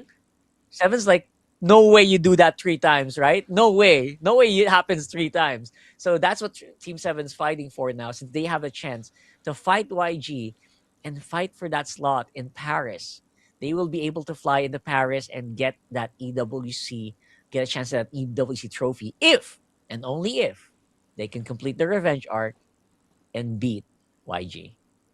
Yeah, some people say that third time's a charm, right? You would believe that after a certain amount of practice against a boss fight, you should figure out a way. And we'll see if Team 7 is that team that refuses to go down. And I think if you're YG, you're gonna start putting some respect on Team 7's name. The fact that they keep coming back for more, and no matter how brutal the losses have been, they just keep coming back swinging. And YG, well, Team 7, they're going to be fueled by hunger. And sometimes the team that is hungrier is the team that comes out on top. I personally am excited for the grand finals. And if we do, I think there's a good chance we get a slightly extended break. That is plenty of time for both teams to really prep themselves for that final showdown. And, it's a bit of a shame that they only get one slot. I thought maybe someday hopefully they get two slots, because there's just so many teams I want to see on that world stage. But for now, we'll just have to settle for the best. Yeah, we need to find the best of the best here in Myanmar, and that is the guy. That is the team that will be flying off to Paris. Again, flying to Europe, that's not easy, right? That's saying something. That's a very fun time. And I hope that we can find they can find their momentum here for Team 7. And YG, I'm just excited, man. I'm just excited to see. They look like they're the best. At least that's what they're showing, right? Such an exciting time, especially later on in our grand finals. But for Falcons, man, I had high hopes. I had high hopes for Falcons here, honestly. Not gonna lie, I was hoping for Falcons to really just go ham in this last series. I could feel the nerves, especially that last one. I saw a Belleric just failing to jump over a wall with the flicker. It's one of those signs that the team just got in their heads. The losses in the first two games, I feel like it got in their heads a little bit, and that is a bit of a shame to see, because I know the potential of these players. You also know the potential of these players, man. You know where they came from. You know how long these guys have really grinded. You know how long these guys have fought against so many odds, again beating so many teams as well, going into the play-ins, through the play-ins, into the playoffs. That was so interesting to see the way that Falcons really committed in their journey today. Yeah, I think that's sort of like the exciting part, and also the crew part of competition. Sometimes, every now and then you get stories like these where the teams, the vets, they don't make it through, but then it in the process you see like new talents blossom. For Falcons Esports, this is going to be a tough one, but hey, this is just half of the season, right? You still have another half. We still have the M series to look forward to. M8. I think the same can be said for a lot of the other teams that expected to go further but didn't. Even for MPL MY, we're gonna have our playoffs in the coming week. So I personally am not sure what's gonna happen there, right? There's a good chance that we don't get the 5-peat for SRG, and who knows. So overall, I think it's been exciting. Like this current meta has been pretty fun with how teams are, kind of find the evolution, like the gore being brought back in halfway through. So I just hope that moving forward, moving the MSC in the near future, if there's going to be any patch drops, make the meta even more diverse than it already is. Because I think we're in a good spot. Yeah, we're in a very good spot. I feel like it's not even completely explored yet. We see picks like the Belleric. Honestly, the Belleric's really, really strong. I've seen it work time and time again in so many other regions. And I feel like we've only scratched the surface. I feel like there are more gold lane picks that really deserve to be shown up here, because I feel like the gold lane is just, quite unexplored territory. You mentioned it earlier. I like to see Brunos. We've seen a Bruno actually in the play-ins. So I'm really wondering like what's happening. It's just so interesting to watch, man. I personally just want to see more. I don't know about you guys. A big shout out to everyone who's watching, by the way. I'm reading the comment section. Everyone's just having fun. And I hope that you guys are also just going to be able to join us later, because I know we have a lot of different international events happening right now. We have our own MPLs doing their own things. So thank you so much for hanging out with us here today. And we have one more series to go. That's going to be a best of 7 that I hope is not a sweep. Bro, stop giving us sweeps today, man. We want a strong game tomorrow. Later. Like, I want like those intense games, right? Like I don't mind the game goes 20 minutes, but good quality games is always welcome. Like and it's very rare that we see like teams, when they get pushed to the limits and you start seeing those out of world plays that you usually feels like are mechanically or impossible, but then the play just locks in and they pull out some crazy stuff. That is what I want to see, in the grand finals later. I mean, yesterday we caught a glimpse, we got a taste of what that's like from YG side. I want to see Team 7 do it if push comes to shove. MVP for this game, of course, is Lucky, busting out that Alice jungle, a lost tech. I think the first time I saw it was from MPL Singapore, but now it's a legit thing, and that's the X Factor pick we've been talking about. He has tank picks up in his pocket for the jungle, and I cannot believe it's the Alice that made the difference. Yeah, I'm not gonna lie, the Alice is definitely slower than most junglers, right? I mean, there's a reason why the Alice jungle was used less. In MPL PH specifically, we also see it a lot. We used to see it a lot, especially for teams like who like to pick out those really weird jungle, like MP the King on Twisted Minds. But this time around, it's really good to use in this specific lineup just because you need that front line, right? You need that front line because it can't be the Kalea. It can be the Kalea because the Kalea is more for the pick off than run away kind of hero, right? So you need someone who's gonna soak damage, and he did a very good job alongside CK to make sure they were able to do that, despite having again a Freya XP on the other side. It's very hard to do that. If you're CK, you're looking at the Freya, you're like, no, I don't want to fight that. I'm gonna do it another way. I'm gonna go and join the team fights, and we're gonna get along so well. And the Sky Piercer on Shan is also very useful. He had so many of the kills, and that feels like that's just the case here. He got a lot of advantages. I'm still here. There you go. Can you hear me? Hello? All right, we might have disconnected a little bit here, but yeah, just in case I am still heard. Yeah, this Kalea just goes crazy. It goes ham, but you need to have a really strong tank presence. It can't just be the Kalea. So it's a really good idea that you have the Alice there, that you have the Sora there. And now, because of that, they were able to give a lot of time for OP. OP got so many assists early on, man. And I'm excited, right? I'm excited to see more plays from OP like this. Although this is a very high pressure situation already, it feels like they did very well under pressure. I just want to bring up again, Freya XP lost twice today, sadly. So yeah, I don't know. We gotta really think how we think about Freya. Maybe Freya should stay on gold, man. Yeah, unfortunately for Freya, it's the stock's not doing well, and again, I feel like that's the cool thing, that teams, we will have a week or two where hero becomes so good that it feels like there's no way to go around it, and then teams just start finding solutions, right? The coaching staff start finding solutions to it. Now we have ways to deal with the Freya XP. We have ways to deal with the Gourd, for example. I think the idea from Falcons were correct. They, at least in terms of adjustment, right? Instead of banning the Gourd, they picked the Gourd. But I think Team 7 are just on the ball today with how they respond to Falcon's ideas. They always have a solution to that. And in Game 3, I feel like it's less about the draft and more of just how Team 7 play better as a team. I agree. It's the draft was okay, man. I don't know what to say. The draft feels okay. It was more of the in-game decisions. I think we pointed out a few of them, right? The in-game micro where the Belleric is missing out on like a flicker, where Benny is not triggering the SOD.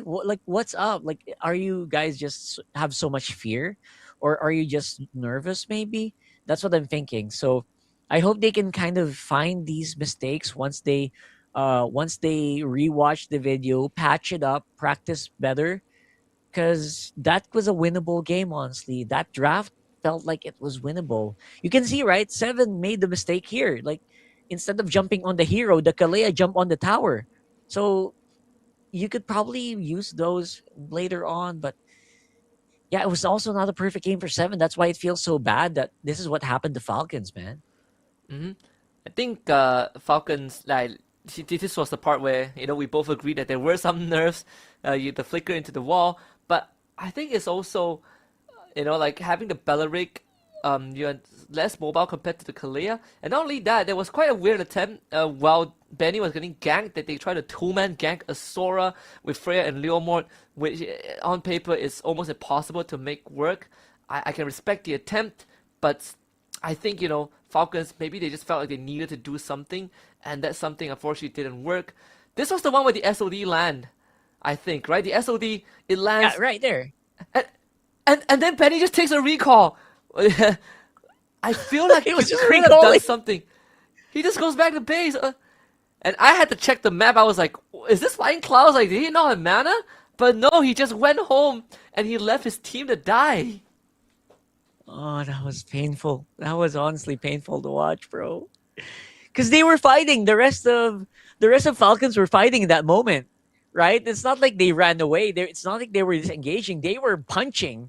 So I don't know. That was not optimal. I feel bad for that. That was a very winnable game, to be honest. I just gotta give it to 7, man. They held through. They stuck to their guns, and they knew that Falcons were kind of floundering, and they took advantage. So good job to Team 7, man. I really like what they did here, and I hope they can keep it up. Especially now they have a very, very big match coming soon, and it is gonna be against the top 1 seed YG Yangon Galacticos. Yeah, Yangon Galacticos has always been that name. That gives us some of the greatest games as well. Some fancy picks and some picks that we usually don't see. But man, Blink does it so well, and that's gonna be a scary matchup, right? Blink fighting into Tanpok. It's gonna be battle of the Romas later on. So I'm excited for that. Yep. And of course, we're gonna go on a quick break before we head into our grand finals. So guys, get your snacks, get ready. Because when we come back, it's going to be the grand finals of MSL Myanmar Season 3. I'm Rockhart. This is Husky. We'll be right back.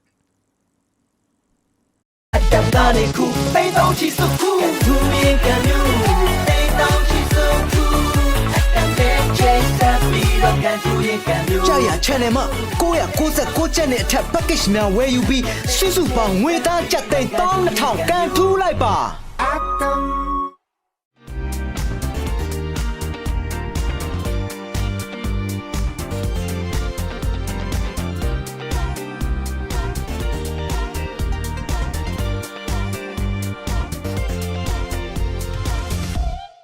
ကိုယ့်ရဲ့ energy level ကကိုယ့်ရဲ့အကြီးမားဆုံးရန်သူဖြစ်လာတဲ့အခါတမတ်ချက်တွေကိုချိုးဖျက်ပြီး energy level ကို V-Go နဲ့နောက်တစ်ဆင့်မြင့်ရမယ့်အချိန်ပဲ V-Go မှာပါဝင်တဲ့ caffeine ကစိတ်ကိုနိုးကြတက်ကြွစေတယ်လူတွေကမျက်လုံးကြောင့်ညခြင်းကိုတတ်တာစေပြီး vitamin B ကလမ်းဆန်းပြီးခွန်အားများကိုရရှိစေပါတယ် V-Go team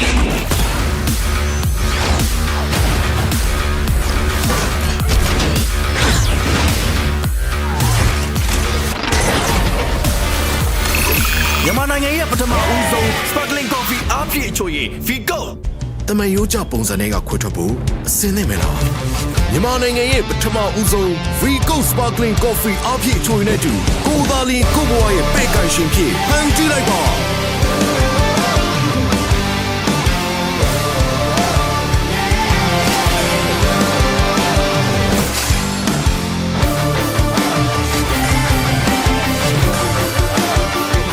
နဲ့တူကိုဘွားရဲ့ရှင်သခင်ဖြစ်ကိုရိုင်းဖန်ကြည့်လိုက်ပါ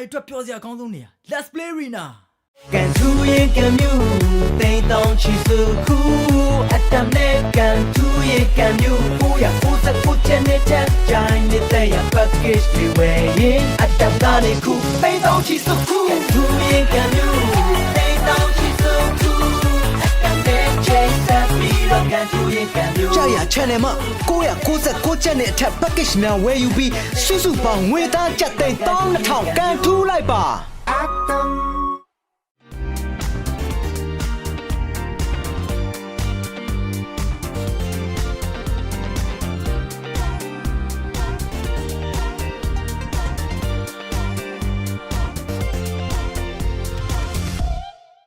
energy level ကကိုယ့်ရဲ့အကြီးမားဆုံးရန်သူဖြစ်လာတဲ့အခါတမတ်ချက်တွေကိုချိုးဖြတ်ပြီး energy level ကို V ကုတ်နဲ့နောက်တစ်ချိန်မရမယ့်အချိန်ပဲ V ကုတ်ပါဝင်တဲ့ caffeine ကစိတ်ကိုနိုးကြတက်ကြွစေတယ်လူတွေကမျက်လုံးကြောင့်ညင်ကိုတတ်တာစေပြီးဗီတာမင် B ကလန်းဆန်းပြီးခွန်အားများကိုရရှိစေပါတယ် V ကုတ် G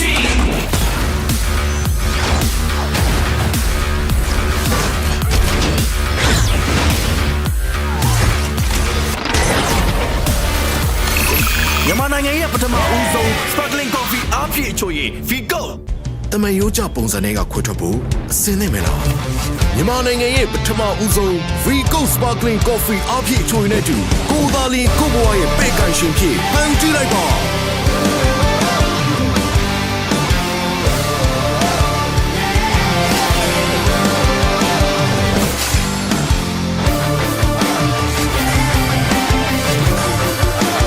Falcon နဲ့တူကိုယ့်ဘဝရဲ့ရှင်သခင်ဖြစ်ကိုယ်ရိုင်းဖန်တီးလိုက်ပါ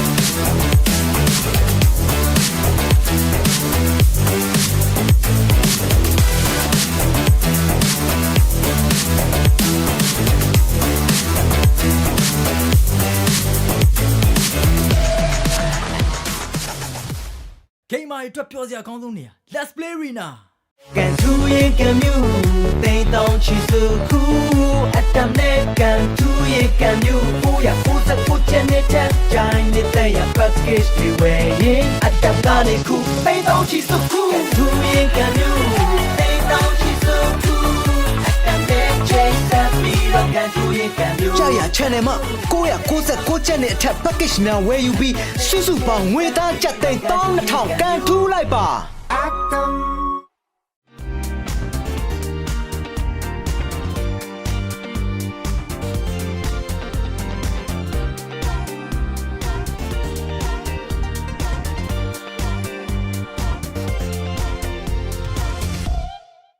energy level ကကိုယ့်ရဲ့အကြီးမားဆုံးရန်သူဖြစ်လာတဲ့အခါတမတ်ချက်တွေကိုချိုးဖျက်ပြီး energy level ကို V-Go နဲ့နောက်တစ်ဆင့်မြင်ရမယ့်အချိန်ပဲ V-Go မှာပါဝင်တဲ့ caffeine ကစိတ်ကိုနိုးကြတက်ကြွစေတယ်လူတင်းကမျက်လုံးကြောင့်ညာခြင်းကိုတတ်တာစေပြီးဗီတာမင် B ကလန်းဆန်ပြီးခွားမြတ်ကိုရရှိစေပါတယ် V-Go team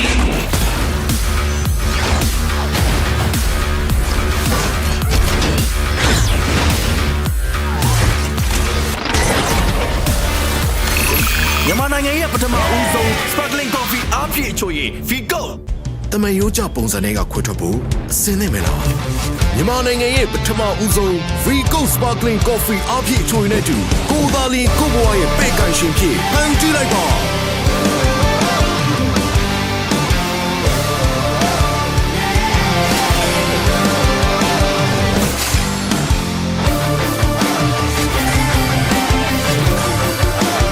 V-Go နဲ့တူကိုဘွားရဲ့ရှင်သခင်ဖြစ်ကိုရိုင်းဖန်တီးလိုက်ပါ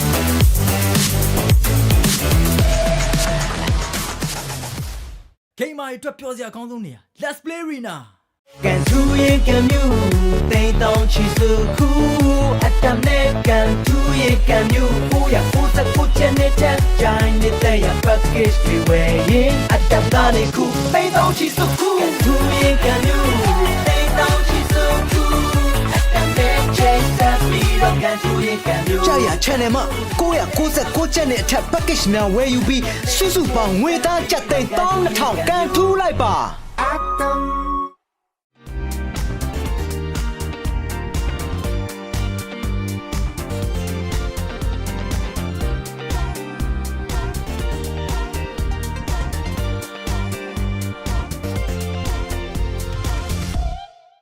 energy level ကကိုယ့်ရဲ့အကြီးမားဆုံးရန်သူဖြစ်လာတဲ့အခါတမန်ချက်တွေကိုချိုးဖျက်ပြီး energy level ကို V ကုတ်နဲ့နောက်တစ်ဆင့်မြင်ရမယ့်အချိန်ပဲ V ကုတ်ပါဝင်တဲ့ caffeine ကစိတ်ကိုနိုးကြတက်ကြွစေတယ်လူတွေကမျက်လုံးကြောင့်ညင်ကိုတတ်တာစေပြီးဗီတာမင် B ကလန်းဆန်းပြီးခွားများကိုရရှိစေပါတယ် V ကုတ် G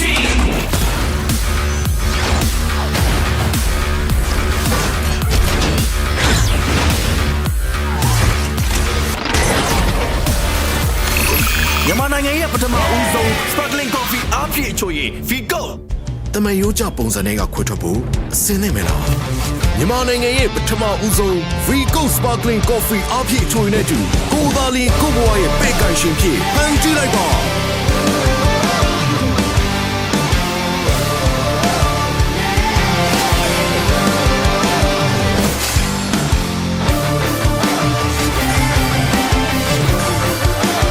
Falcon နဲ့တူကိုယ့်ဘဝရဲ့ရှင်သခင်ဖြစ်ကိုယ်ရိုင်းဖန်တီးလိုက်ပါ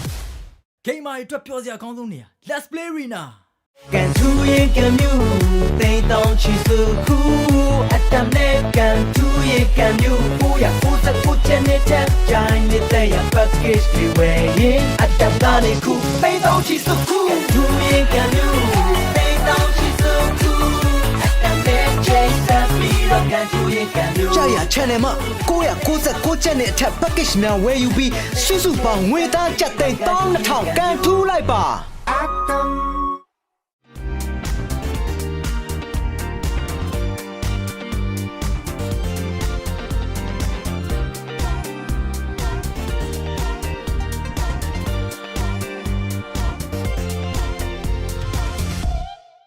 energy level ကကိုယ့်ရဲ့အကြီးမားဆုံးရန်သူဖြစ်လာတဲ့အခါတမတ်ချက်တွေကိုချိုးဖျက်ပြီး energy level ကို V ကုတ်နဲ့နောက်တစ်ဆင့်မြင်ရမယ့်အချိန်ပဲ V ကုတ်ပါဝင်တဲ့ caffeine ကစိတ်ကိုနိုးကြတက်ကြွစေတယ်လူတွေကမျက်လုံးကြောင့်ညင်ကိုတတ်တာစေပြီးဗီတာမင် B ကလမ်းဆန်းပြီးခွားများကိုရရှိစေပါတယ် V ကုတ် G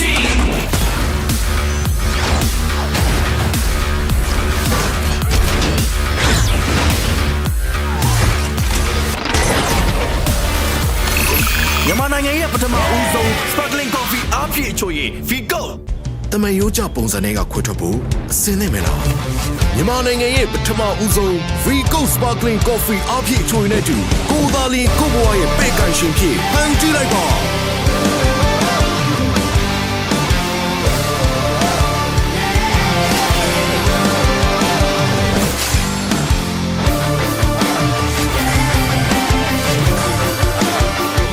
နဲ့တူကိုဘွားရဲ့ရှင်သခင်ဖြစ်ကိုရိုင်းဖန်ကြည့်လိုက်ပါ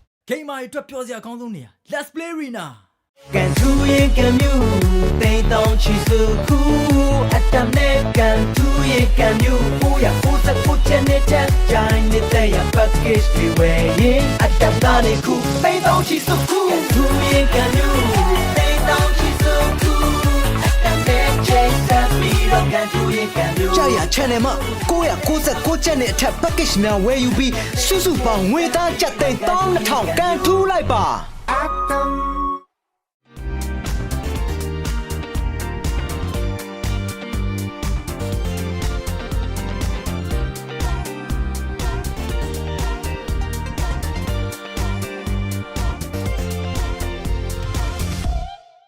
energy level ကကိုယ့်ရဲ့အကြီးမားဆုံးရန်သူဖြစ်လာတဲ့အခါတမတ်ချက်တွေကိုချိုးဖြတ်ပြီး energy level ကို V ကုတ်နဲ့နောက်တစ်ဆင့်မြင့်ရမယ့်အချိန်ပဲ V ကုတ်မှာပါဝင်တဲ့ caffeine ကစိတ်ကိုနိုးကြတက်ကြွစေတယ်လူတင်းကမျက်လုံးကြောင့်ညခြင်းကိုတတ်တာစေပြီး vitamin B ကလမ်းဆန်ပြီးခွားများကိုရရှိစေပါတယ် V ကုတ် team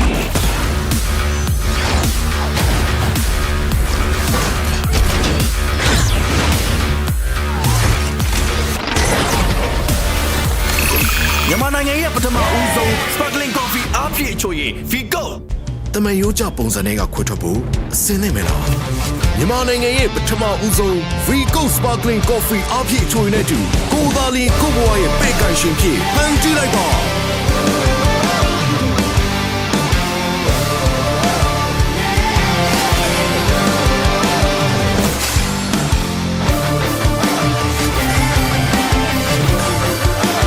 Falcon နဲ့တူကိုယ့်ဘဝရဲ့ရှင်သခင်ဖြစ်ကိုယ်ရိုင်းဖန်တီးလိုက်ပါ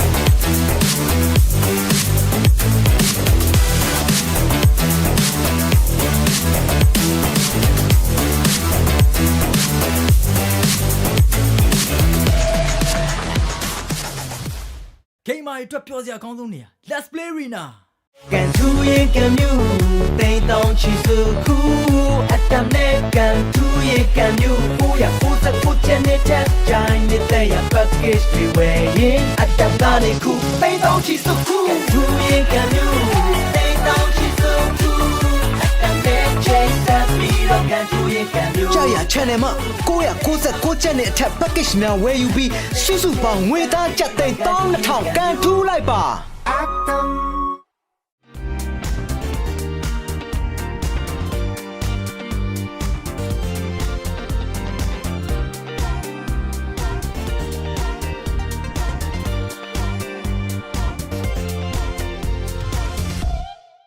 energy level ကကိုယ့်ရဲ့အကြီးမားဆုံးရန်သူဖြစ်လာတဲ့အခါတမန်ချက်တွေကိုချိုးဖြတ်ပြီး energy level ကို V-Go နဲ့နောက်တစ်ဆင့်မြင်ရမယ့်အချိန်ပဲ V-Go မှာပါဝင်တဲ့ caffeine ကစိတ်ကိုနိုးကြတက်ကြွစေတယ်လူတွေကမျက်လုံးကြောင့်ညင်ကိုတက်တာစေပြီးဗီတာမင် B ကလန်းဆန်းပြီးခွားများကိုရရှိစေပါတယ် V-Go team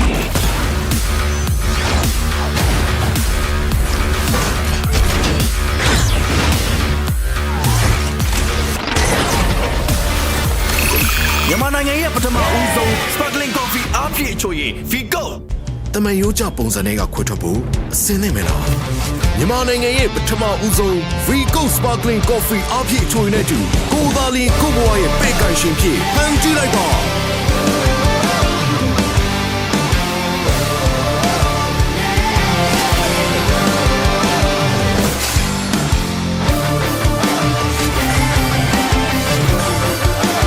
V-Go နဲ့တူကိုယ့်ဘဝရဲ့ရှင်သခင်ဖြစ်ကိုယ်ရိုင်းဖန်တီးလိုက်ပါ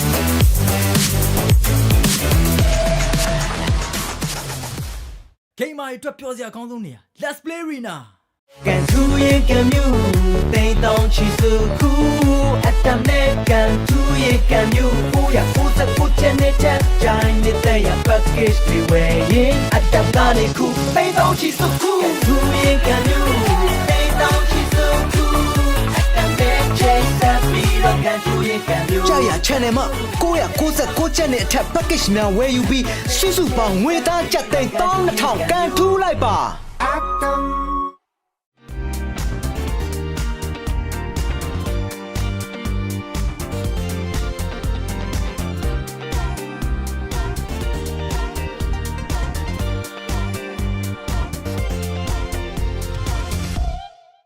energy level ကကိုယ့်ရဲ့အကြီးမားဆုံးရန်သူဖြစ်လာတဲ့အခါတမတ်ချက်တွေကိုချိုးဖျက်ပြီး energy level ကို V-Go နဲ့နောက်တစ်ဆင့်မြင်ရမယ့်အချိန်ပဲ V-Go မှာပါဝင်တဲ့ caffeine ကစိတ်ကိုနိုးကြတက်ကြွစေတယ်လူတိုင်းကမျက်လုံးကြောင့်ညာခြင်းကိုတတ်တာစေပြီးဗီတာမင် B ကလန်းဆန်ပြီးခွန်အားများကိုရရှိစေပါတယ် V-Go team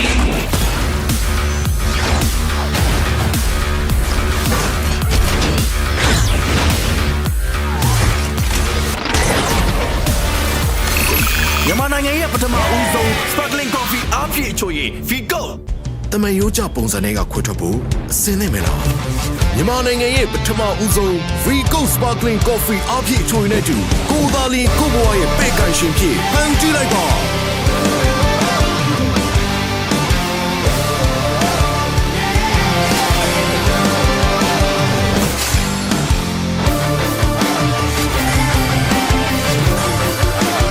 V-Go နဲ့တူကိုဘွားရဲ့ရှင်သခင်ဖြစ်ကိုရိုင်းဖန်တီးလိုက်ပါ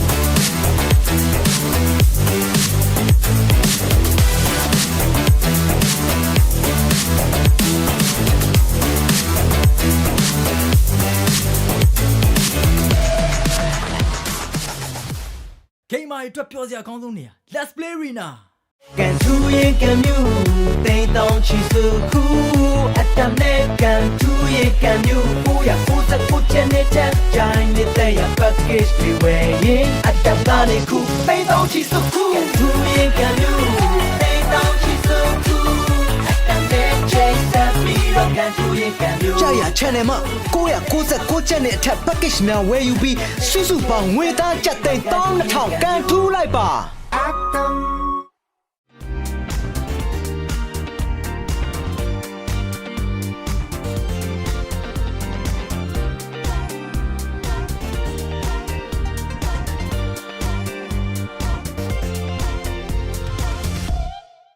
energy level ကကိုယ့်ရဲ့အကြီးမားဆုံးရန်သူဖြစ်လာတဲ့အခါတမန်ချက်တွေကိုချိုးဖျက်ပြီး energy level ကို V ကုတ်နဲ့နောက်တစ်ဆင့်မြင်ရမယ့်အချိန်ပဲ V ကုတ်မှာပါဝင်တဲ့ caffeine ကစိတ်ကိုနိုးကြတက်ကြွစေတယ်လူတွေကမျက်လုံးရောင်ရခြင်းကိုတတ်တာစေပြီးဗီတာမင် B ကလန်းဆန်းပြီးခွားများကိုရရှိစေပါတယ် V ကုတ် G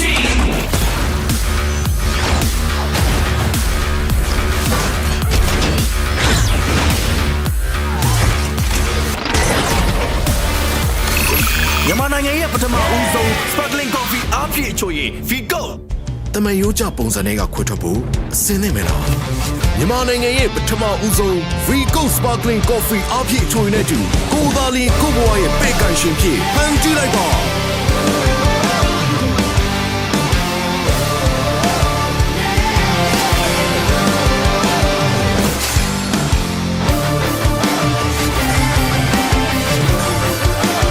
Falcon နဲ့တူကိုဘွားရဲ့ရှင်သခင်ဖြစ်ကိုရိုင်းဖန်တီးလိုက်ပါ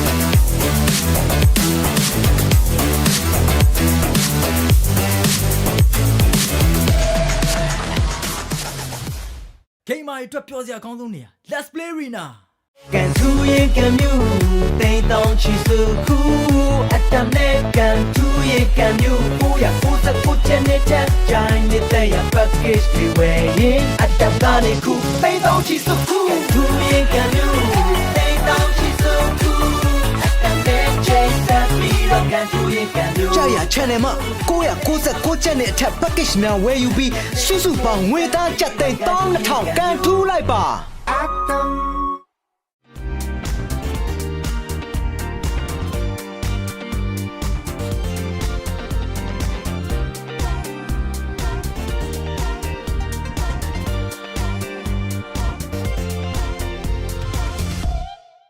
energy level ကကိုယ့်ရဲ့အကြီးမားဆုံးရန်သူဖြစ်လာတဲ့အခါတမန်ချက်တွေကိုချိုးဖျက်ပြီး energy level ကို V ကုတ်နဲ့နောက်တစ်ဆင့်မြင်ရမယ့်အချိန်ပဲ V ကုတ်မှာပါဝင်တဲ့ caffeine ကစိတ်ကိုနိုးကြတက်ကြွစေတယ်လူတွေကမျက်လုံးရောင်ရခြင်းကိုတတ်တာစေပြီးဗီတာမင် B ကလန်းဆန်းပြီးခွားများကိုရရှိစေပါတယ် V ကုတ် G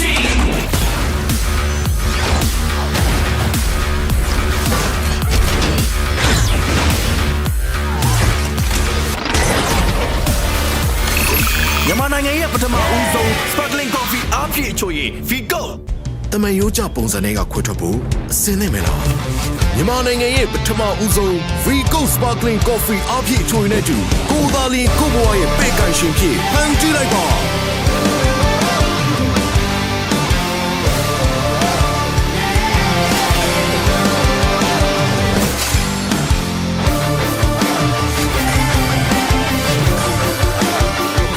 နဲ့တူကိုဘွားရဲ့ရှင်သခင်ဖြစ်ကိုရိုင်းဖန်တီးလိုက်ပါ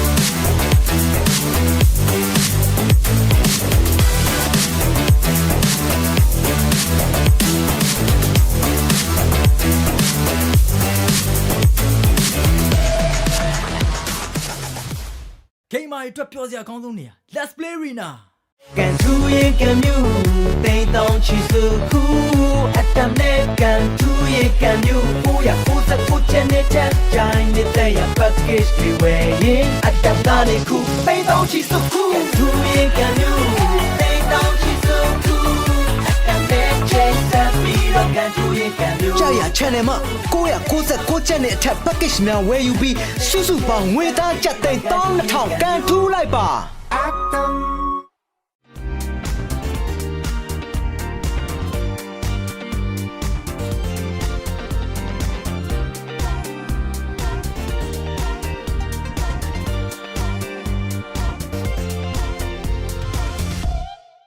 energy level ကကိုယ့်ရဲ့အကြီးမားဆုံးရန်သူဖြစ်လာတဲ့အခါတမတ်ချက်တွေကိုချိုးဖြတ်ပြီး energy level ကို V-Go နဲ့နောက်တစ်ဆင့်မြင်ရမယ့်အချိန်ပဲ V-Go မှာပါဝင်တဲ့ caffeine ကစိတ်ကိုနိုးကြတက်ကြွစေတယ်လူတွေကမျက်လုံးကြောင့်ခြင်းကိုတတ်တာစေပြီးဗီတာမင် B ကလမ်းဆန်ပြီးခွားများကိုရရှိစေပါတယ် V-Go team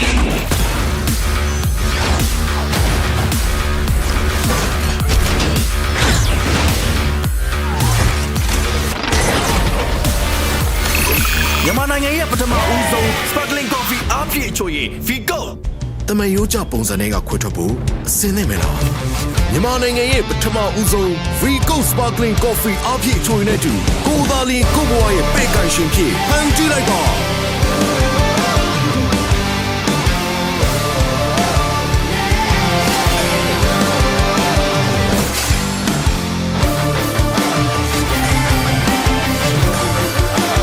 V-Go နဲ့တူကိုယ့်ဘဝရဲ့ရှင်သခင်ဖြစ်ကိုယ်ရိုင်းဖန်တီးလိုက်ပါ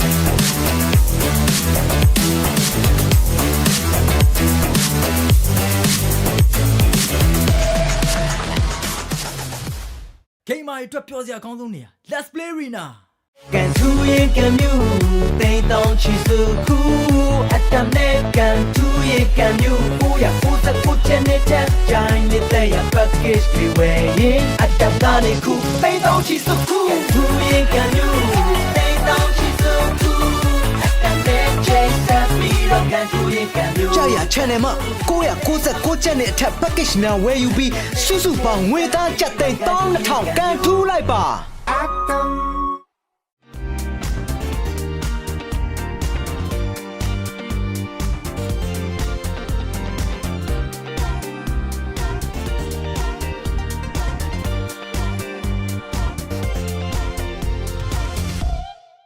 energy level ကကိုယ့်ရဲ့အကြီးမားဆုံးရန်သူဖြစ်လာတဲ့အခါတမတ်ချက်တွေကိုချိုးဖျက်ပြီး energy level ကို V ကုတ်နဲ့နောက်တစ်ဆင့်မြင်ရမယ့်အချိန်ပဲ V ကုတ်ပါဝင်တဲ့ caffeine ကစိတ်ကိုနိုးကြတက်ကြွစေတယ်လူတွေကမျက်လုံးကြောင့်ညင်ကိုတတ်တာစေပြီး vitamin B ကလမ်းဆန်းပြီးခွားမြတ်ကိုရရှိစေပါတယ် V ကုတ် team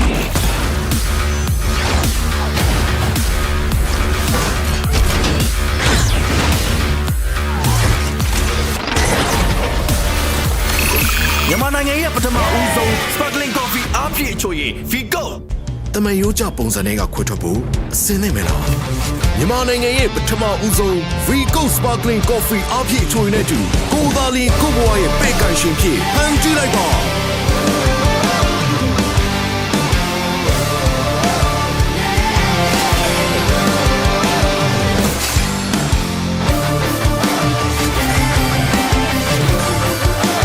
Falcon နဲ့တူကိုဘွားရဲ့ရှင်သခင်ဖြစ်ကိုရိုင်းဖန်ကြည့်လိုက်ပါ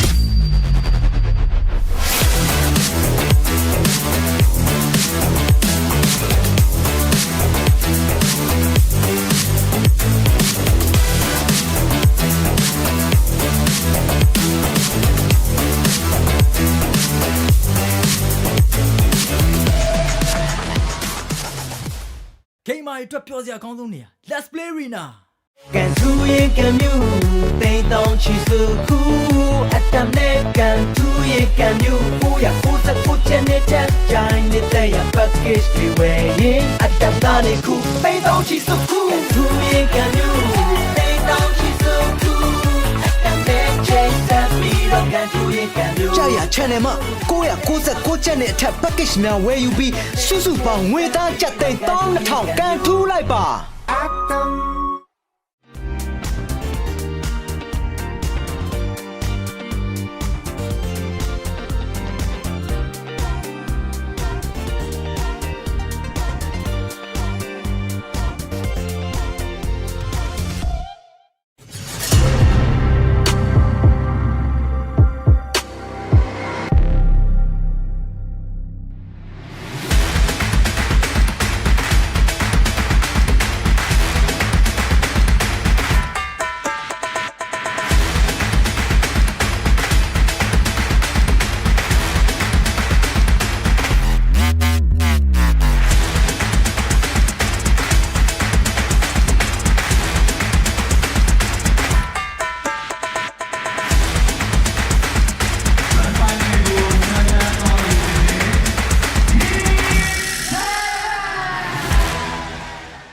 energy level ကကိုယ့်ရဲ့အကြီးမားဆုံးရန်သူဖြစ်လာတဲ့အခါတမတ်ချက်တွေကိုချိုးဖျက်ပြီး energy level ကို V-Go နဲ့နောက်တစ်ဆင့်မြင့်ရမယ့်အချိန်ပဲ V-Go မှာပါဝင်တဲ့ caffeine ကစိတ်ကိုနိုးကြတက်ကြွစေတယ်လူတွေကမျက်လုံးရောင်ရခြင်းကိုတတ်တာစေပြီးဗီတာမင် B ကလန်းဆန်းပြီးခွားမြတ်ကိုရရှိစေပါတယ် V-Go G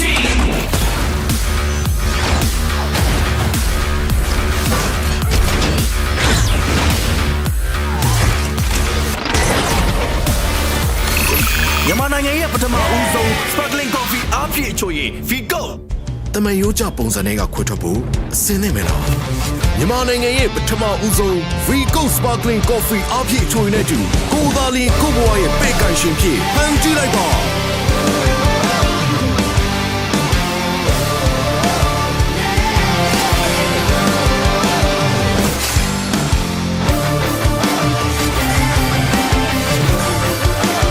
V-Go နဲ့တူကိုယ့်ဘဝရဲ့ရှင်သခင်ဖြစ်ကိုယ်ရိုင်းဖန်တီးလိုက်ပါ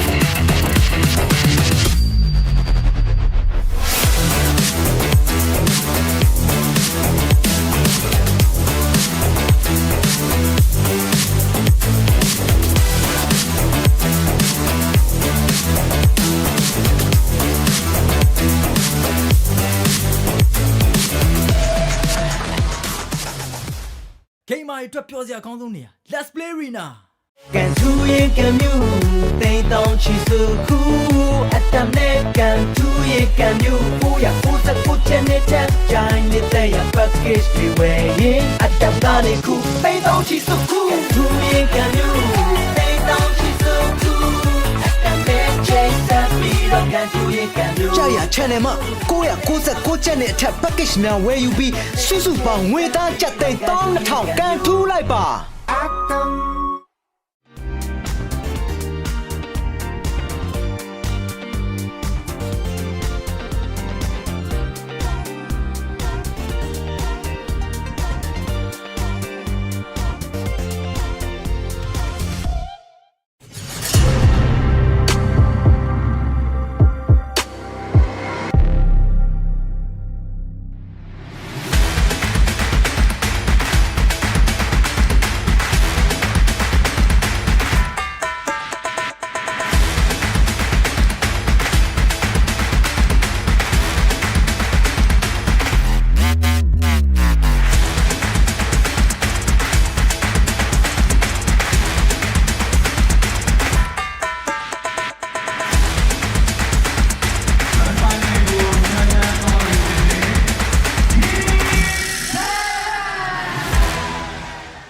energy level ကကိုယ့်ရဲ့အကြီးမားဆုံးရန်သူဖြစ်လာတဲ့အခါတမန်ချက်တွေကိုချိုးဖျက်ပြီး energy level ကို V ကုတ်နဲ့နောက်တစ်ဆင့်မြင့်ရမယ့်အချိန်ပဲ V ကုတ်မှာပါဝင်တဲ့ caffeine ကစိတ်ကိုနိုးကြတက်ကြွစေတယ်လူတွေကမျက်လုံးရောင်ရခြင်းကိုတတ်တာစေပြီးဗီတာမင် B ကလမ်းဆန်းပြီးခွားများကိုရရှိစေပါတယ် V ကုတ် G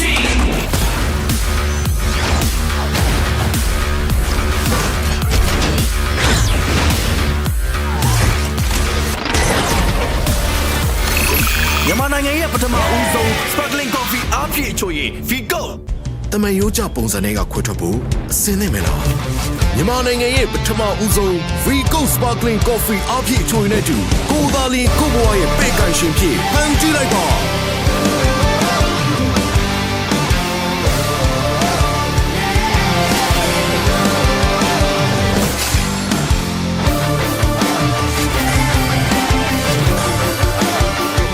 နဲ့တူကိုဘွားရဲ့ရှင်သခင်ဖြစ်ကိုရိုင်းဖန်တီးလိုက်ပါ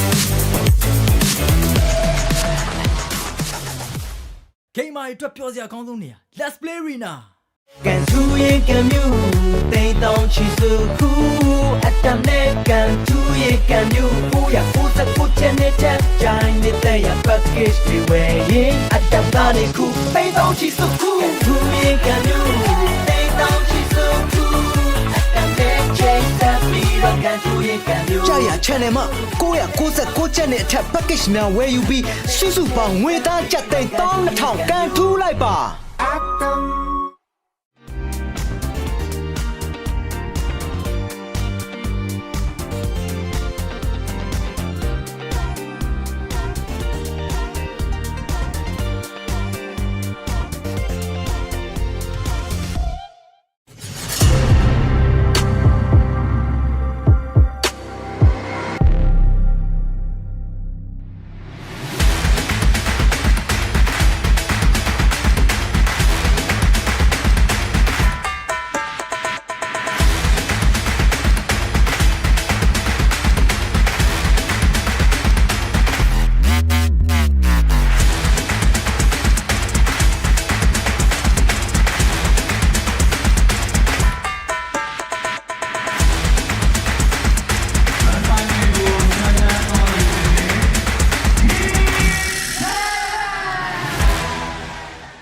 energy level ကကိုယ့်ရဲ့အကြီးမားဆုံးရန်သူဖြစ်လာတဲ့အခါတမန်ချက်တွေကိုချိုးဖျက်ပြီး energy level ကို V ကုတ်နဲ့နောက်တစ်ဆင့်မြင့်ရမယ့်အချိန်ပဲ V ကုတ်မှာပါဝင်တဲ့ caffeine ကစိတ်ကိုနိုးကြတက်ကြွစေတယ်လူတွေကမျက်လုံးရောင်ရခြင်းကိုတတ်တာစေပြီးဗီတာမင် B ကလန်းဆန်းပြီးခွားများကိုရရှိစေပါတယ် V ကုတ် G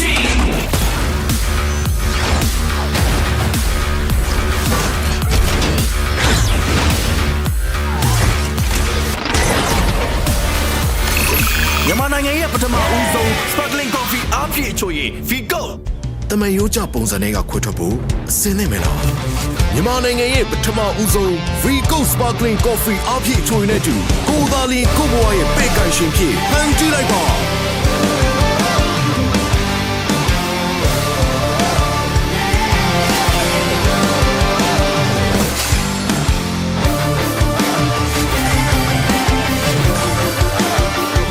နဲ့တူကိုဘွားရဲ့ရှင်သခင်ဖြစ်ကိုရိုင်းဖန်တီးလိုက်ပါ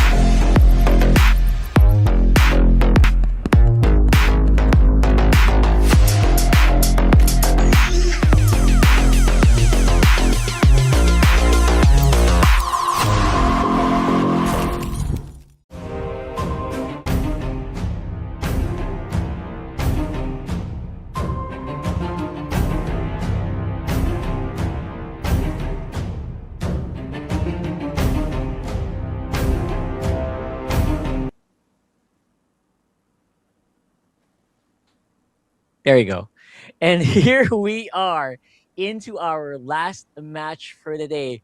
Welcome to the grand finals of Mobile Legends Bang Bang Super League Myanmar Season 3.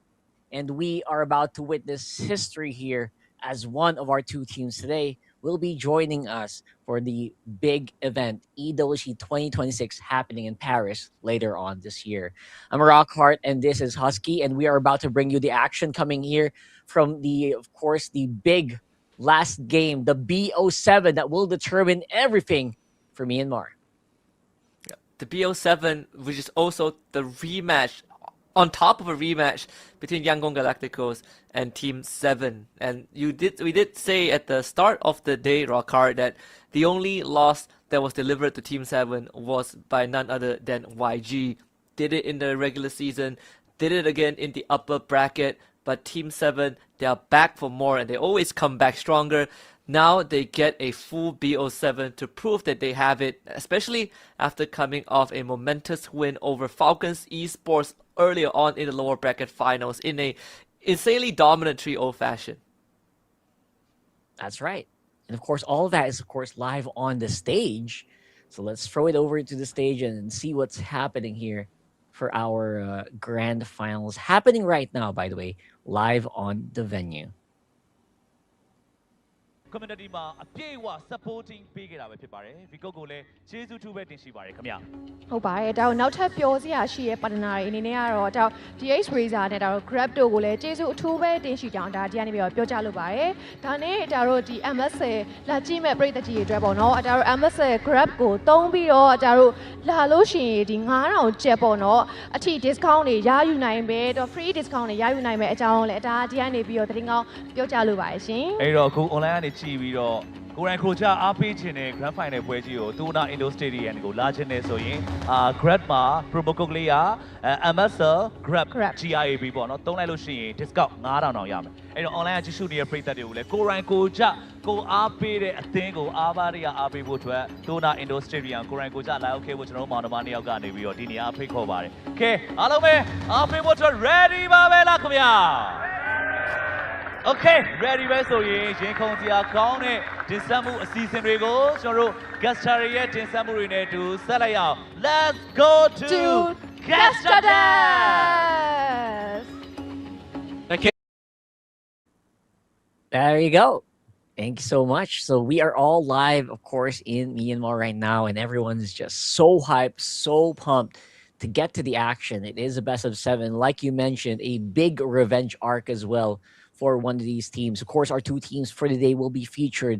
It's going to be Yangon Galacticos, #1 seed from the regular season, against Team 7, the #2 seed from the regular season. Both have actually played in play-ins and have defeated their respective opponents. And we've already seen Yangon Galacticos versus Team 7 already, and it has been a complete wipe. Yangon Galacticos won with a 3-0 on day 1 against Team 7. And that's why we mentioned, guys, it's a revenge arc for the ages here, right here in Myanmar.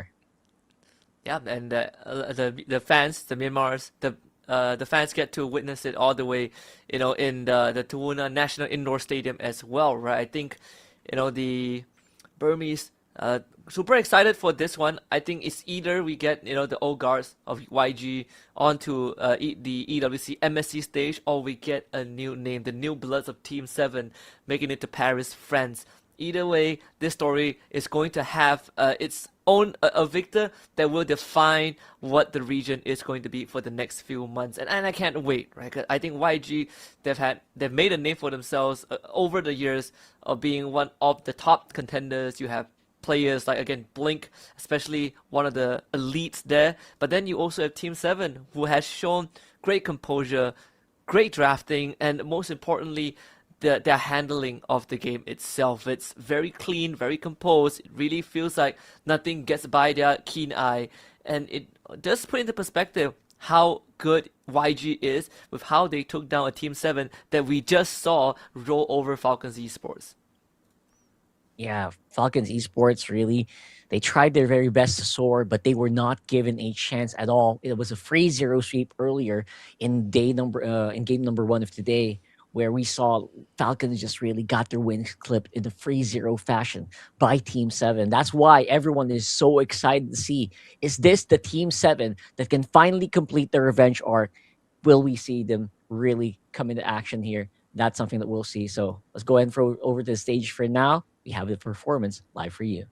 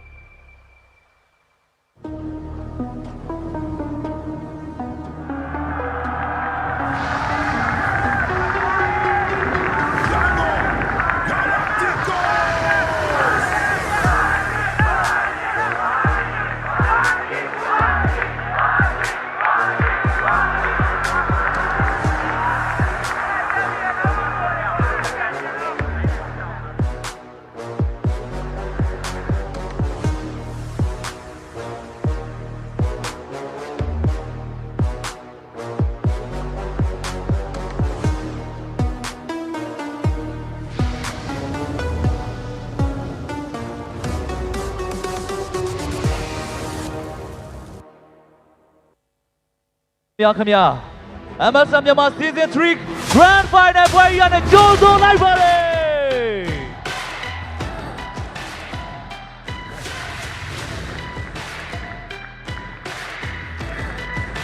ကဲအားလုံးလည်းတကယ်ကိုရင်ခုန်စိတ်လှုပ်ရှားနေပြီလို့ထင်ပါတယ်အဲ့တော့စင်မြင့်ချက်မှာလည်းဒီနေ့ Grand Final မှာအနိုင်ရပြီးတော့မြန်မာနိုင်ငံကိုစားပြုနေတဲ့ Paris ကိုသွားရောက်ရှင်ပြိုင်မလဲဆိုတော့အားလုံးရဲ့ထက်တူရင်ခုန်မိပါတယ်အဲ့တော့စင်မြင့်ထက်မှာရှိနေတဲ့ဒီတစ်ခါမှာplayer တွေပေါ့ coach တွေကိုနည်းနည်းလောက်မေးခွင့်ပြုပါအဲ့တော့Grand Final အထိတက်လန်းလာတဲ့အတွက်ရင်ဆုံး congratulations ပါဂုဏ်ယူပါတယ်ကျွန်တော်သိချင်တာကကျွန်တော်တို့ Team 7နဲ့တွေ့တိုင်းဒါအမြဲတမ်းအသာစီးရနေရပါတော့ဒီလိုအသာစီးရနေတာကဘာကြောင့်လဲတစ်ဖက်အသင်းရဲ့ draft pick တွေ strategy တွေကိုများကြိုပြီးတော့သိနေလို့လားအားလေးသိချင်ပါတယ်ခင်ဗျ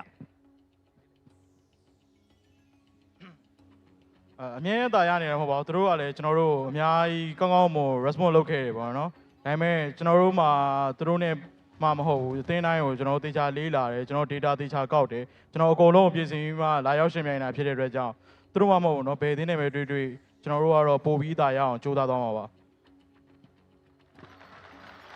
ကဲ တခုပဲမေးပါတော့မယ်ဒီနေ့ပွဲမှာချန်ပီယံဖြစ်ဖို့ Grand Final ပွဲစဉ်မှာဘယ်လိုမျိုးပြင်ဆင်ထားလဲဆိုတာလေးလည်းသိချင်ပါတယ်ခင်ဗျမနေ့ကကျွန်တော်ပြောခဲ့သလိုပဲပေါ့နော်ကျွန်တော်တို့ကဒီပြိုင်ပွဲတစ်ခုဝင်ပြိုင်မှုဆိုလို့ရှိရင်ပြိုင်ပွဲစမှ training စတာမဟုတ်ဘူးဗျာကျွန်တော်တို့ကပြိုင်ပွဲမစခင်2လ3လလောက်လူတွေကကျွန်တော်တို့က training တွေဝင်ထားရတာဆိုတော့အဲ့ဒီတော့ပြင်ဆင်ခဲ့တာတွေနဲ့အခုထပ်ပြင်ဆင်ထားတာတွေနဲ့ကျွန်တော်တို့ကတော့ကိုအားကျဉ်းမှုအပြည့်ပဲယုံကြည်မှုလည်းအပြည့်ပဲအများကြီးလည်းပြင်ဆင်ထားတယ်အဲ့တော့ပြည်သက်တွေကိုလည်းအများကြီးချပြောအောင်ပါမယ်Okay good luck ပါခင်ဗျ Okay အခြားညီမလေး Team 7 player တွေ coach တွေတစ်ချက်လောက်မေးပေးပါဦး ဟုတ်ကဲ့ပါကိုက YG ပြီးပြီဆိုတော့ဒါ Team 7 လှည့်ပေါ့နော်ဆိုတော့ပထမဆုံးအနေနဲ့ဒါကိုကြီးနာကိုမေးချင်ပါတယ်ကိုအရှိမပြောခဲ့တဲ့အတိုင်းပဲပေါ့နော် Falcon ကိုအနေနဲ့ပေါ့နော်ဒီတောက်တန်အဖြစ်နဲ့အသုံးပြုပြီးတက်လာတယ်ဆိုတော့အခုအကိုပြောတဲ့အတိုင်းလည်းဖြစ်လာပြီဆိုတော့အခုချိန်မှာ YG ကိုနိုင်မို့အတွက်ဘယ်လိုမျိုးကြီးကြိုပြီးတော့ပြင်ဆင်ထားလဲဆိုတာလေးကိုပြောပြပါအောင်YG တွက်ရလို့တော့လည်းမဟုတ်ပါဘူးဒီ Grand Final ကိုဆော့မယ်ဆိုတဲ့ဟိုဟာကျွန်တော်တို့တွေမနေ့ကမားခဲ့တဲ့အမားတွေကိုတေချာလေ့လာပြီးတော့ဗောနော်ပြန်ပြီး analysis လုပ်ပြီးတော့အကောင်းဆုံးတော့ပြင်ဆင်ထားပါတယ်ဟုတ်ဟုတ်ကဲ့ပါဒါဆိုလို့ရှိရင်ဒါနောက်တစ်ခုအနေနဲ့ပေါ့နော်အခုလိုမျိုး Grand Final မှာဒီ YG ကိုပေါ့နော်ဒါတော့အရှိရအနေနဲ့မတူဘဲနဲ့အနိုင်ရရှိပြီးတော့ Champion ဖြစ်အောင်လို့ပေါ့နော်ဘာတွေထပ်ပြီးတော့စ조사ပြီးပြင်ဆင်ထားရလဲဘယ်လိုပြန်ပြီးတော့တိဆောက်ထားရလဲဆိုတာလေးပါတစ်ချက်လောက်ပြန်ပြောပေးပါလားပြင်ဆင်ထားတာတွေကတော့အများကြီးရှိပါတယ်ကျွန်တော်တို့ဒီ Grand Final မှာကျွန်တော်တို့ Champion ဖြစ်ချင်လို့ကျွန်တော်တို့စီတူလင်းတချင်းတော့မနားမထောင်တော့ကျွန်တော်နောက်ပိုင်းဝါဝါအဲ့တော့ဒီ Grand Final ရှင်ပြိုင်မှုကတကယ်ကိုမှအချိန်နဲ့ဖြစ်မှာပါအဲ့ဒီအတွက်ကျွန်တော်တို့ MSL မြန်မာ Season 3ရဲ့ Grand Final မှာရှင်ပြိုင်မယ်ကျွန်တော်တို့ Yangon Galacticos အသင်းနဲ့ Team 7နှစ်သင်းစလုံးအတွက်လက်ခုပ်သံတွေကြားကြပါရခင်ဗျာ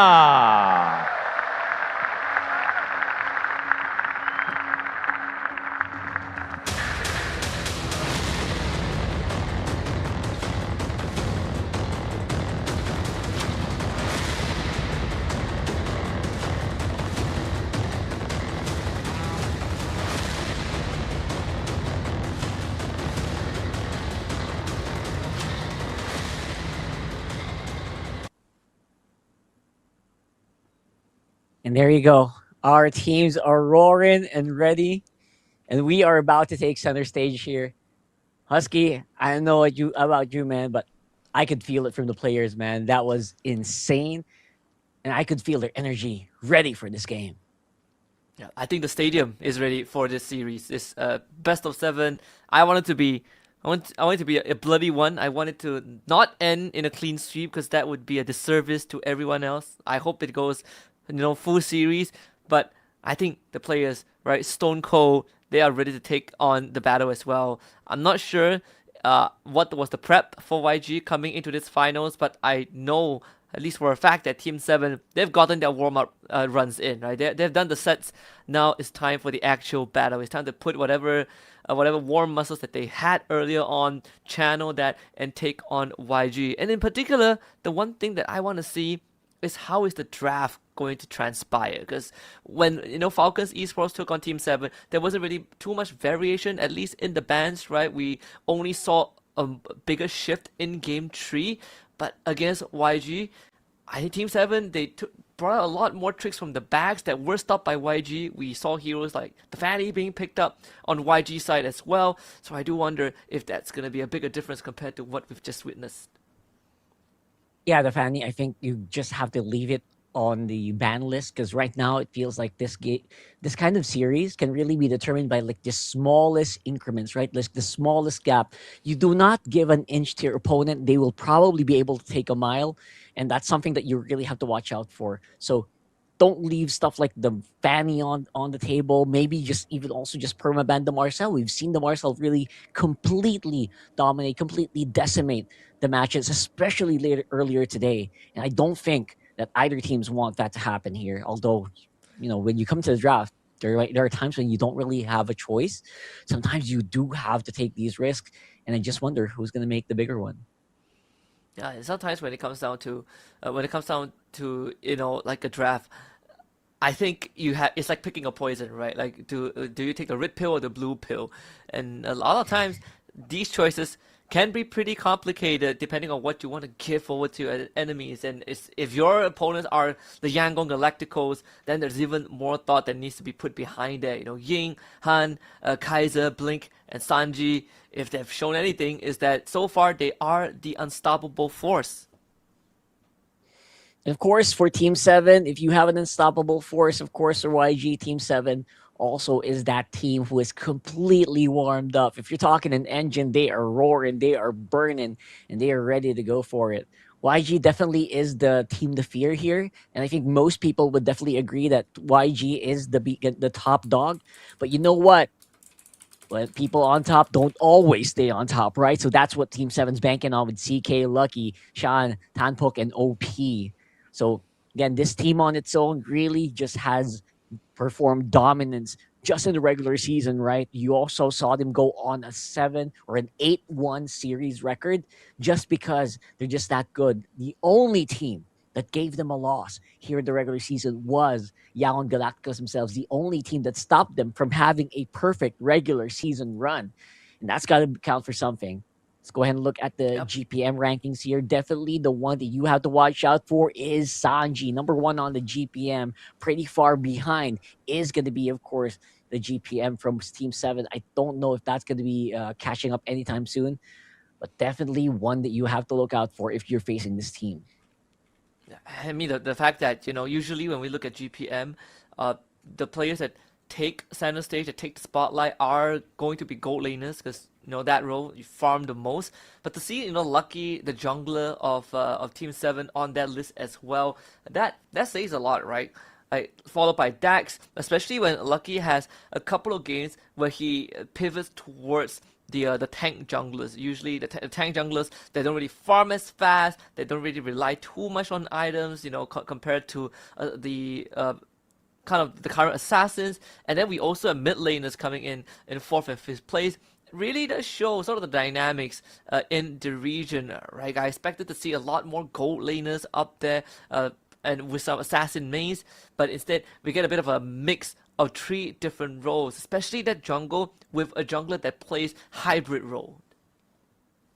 That's true. Again, we see that kind of GPM just because, it's so easy for your team to usually run away with the game with a Harley, with a Suyo. Those are the things that are possibly going to be most picked as well. As you can see, these most picked is definitely one of them, Harif rather, and the Suyo right there. Asora, I'm a little bit surprised that we still see that. I think it's slowly dropping in usage. And the most banned, lots of teams just don't really want to deal with the Baksha and the Freya. Sushin, despite being on the most banned, actually has been pretty open in the whole of the playoffs since yesterday, to be honest. So most of these picks and bans really going to be going down to preference. And again, like you mentioned, what kind of poison are you allowing your opponent to take? Yeah, and we did see Jusin like in that last game between Team 7 and Falcons, and that was pretty much it. Also pretty interesting, right? Because Xian opted to go for the sprint instead of like flicker or purify. But the main topic is, of course, going to be revenge or repeat. Because it has happened before. YG have beaten Team 7 twice. This is either going to be that hat trick, that 3-time defeat, or Team 7 will not only exact their revenge and beat YG, but also lock in their flight to Paris, France. A lot is going to be on the stakes, on the line here. That's right. For Team 7, part of the revenge, it just makes it a little bit sweeter, right? If you get that win, they can avenge like the previous season's losses as well. And then when you go into it, right? When you go into that flight to Paris, maybe that might be the best revenge they can do against YG. But then again, it is YG. They're a very, very difficult opponent to actually fight. So it's easier said than done, to be honest, but they got to start somewhere. They got to start right here, right now. I really wonder what kind of surprises Team 7 can bring us, considering now is like the biggest, probably their biggest opponent, right? This is the biggest opponent. This is the biggest rivalry, to be honest, in this league right now, because they're the ones who are really fighting each other for that slot at the top. Yeah, a team that they have have not been able to overcome at all. Even their best attempt, when they came close yesterday, they still were denied, and it looked like, an impossible task. How do you take down a team like YG? And then when you look at the play-in strike, it is not impossible to draw blood from the first seed. Mythic Seal almost came close. They went, the full distance against YG. They only lost.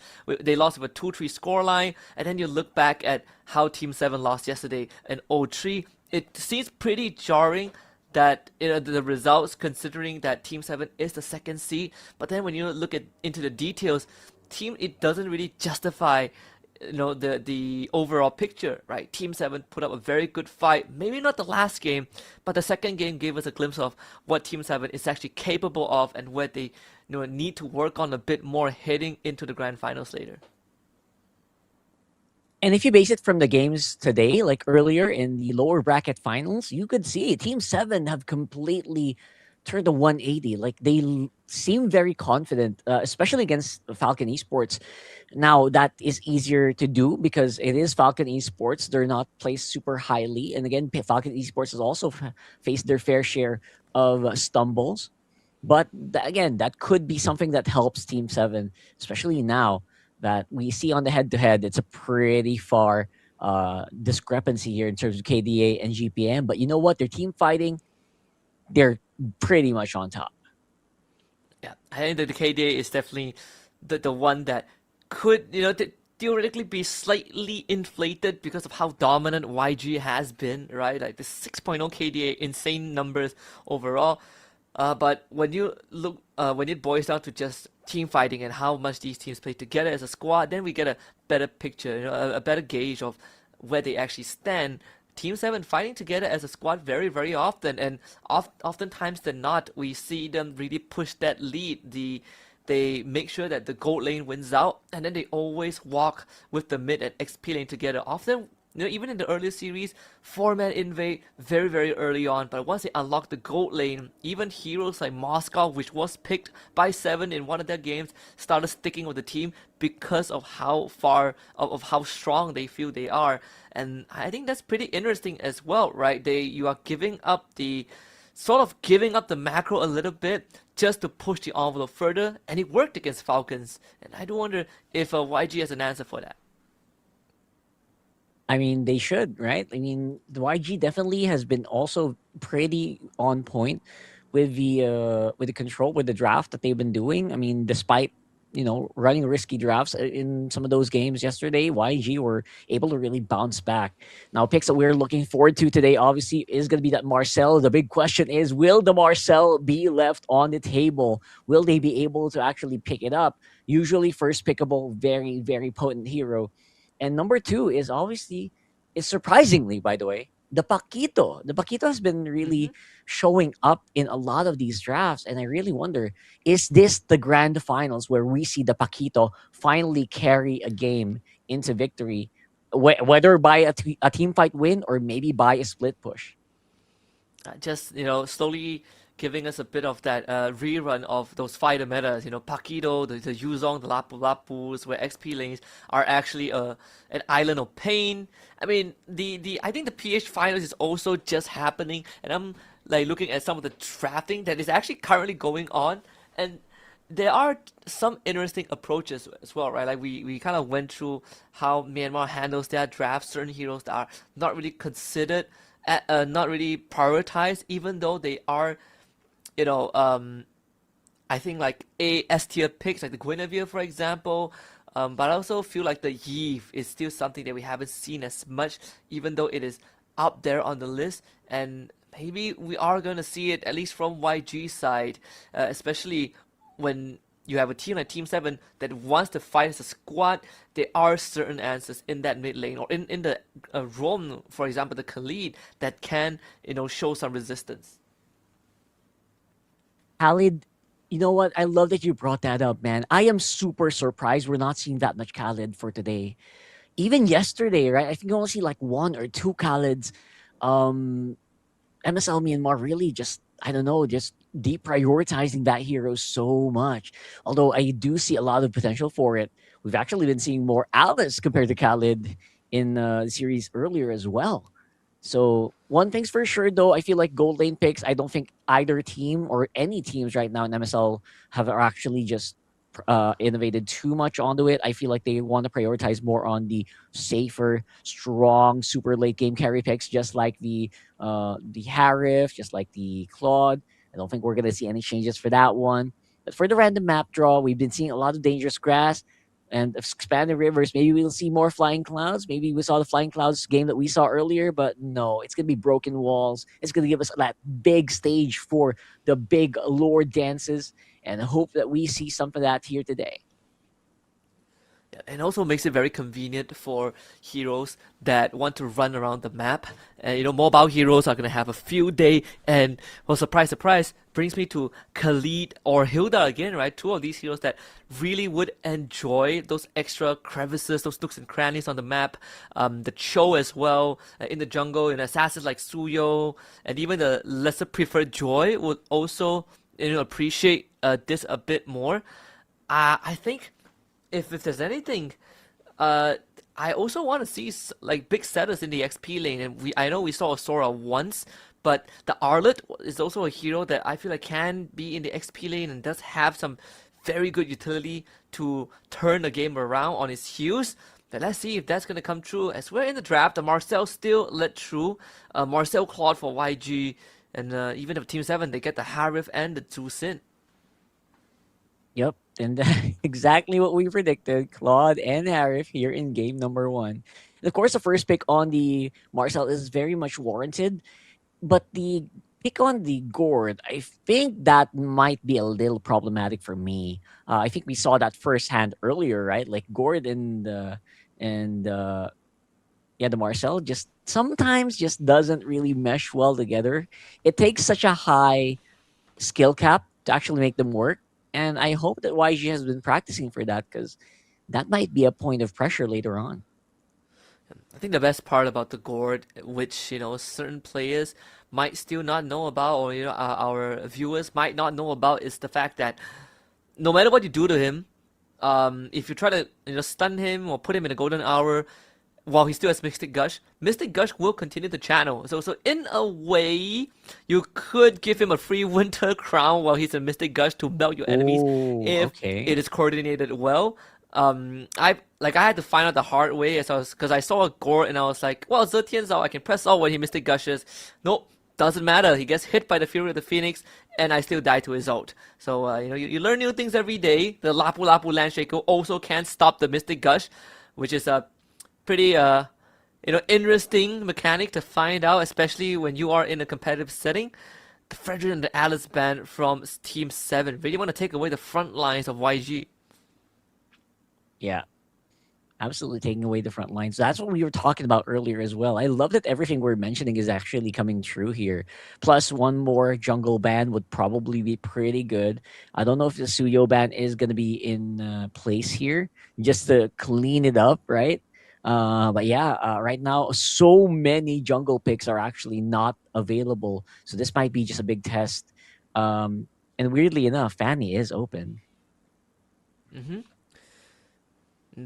In your books of predictions, you did say that Fanny should be, left on the ban list, but it's gonna be Paquito last banned by YG. Both teams have yet to get their jungler, so there is a good chance that we see Fanny get picked up, if anything. If not, the Suyo is also left up on the table, which can be quite a hot commodity, I think, for Team 7, who are looking for a jungler that can be a bit more mobile and kind of play around the stasisness of Discord that wants to be stationary.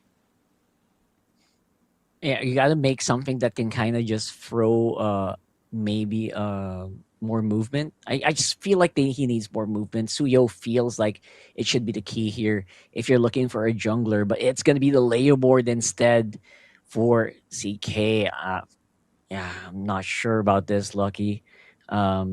What do you think? What do you think is what do you think about the Leo board pick into the Marcel?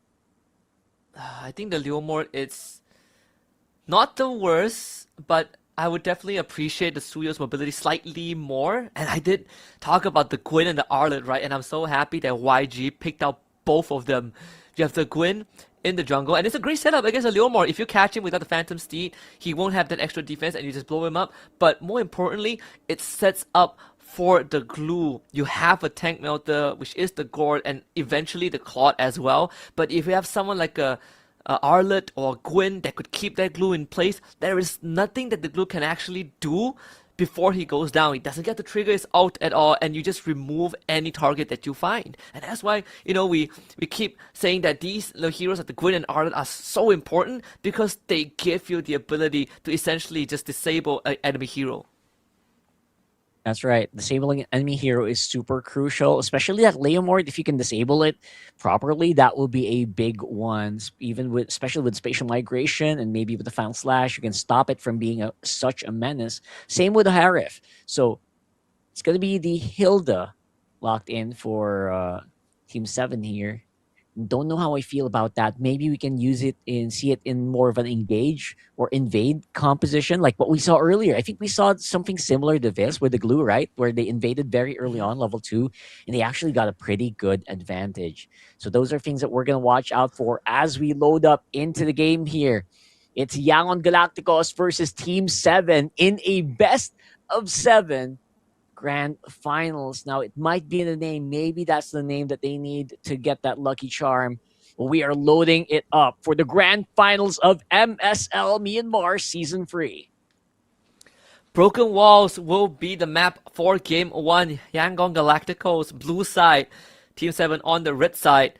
One key thing for Team 7 is that they don't really have much crowd control nor setup. It's all about running down your opponents, and you know, interesting enough, Xian still opted to go for the sprint instead of a Purify into a team that has multiple ways of getting reliable setup. So Xian has to be very, very cautious in how he treads on the map, because the reach of the Gwyn and the Arlet cannot be underestimated. They could actually hit you from very far away.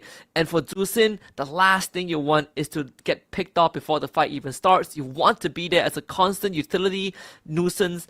But without the Purify, it is going to be very hard.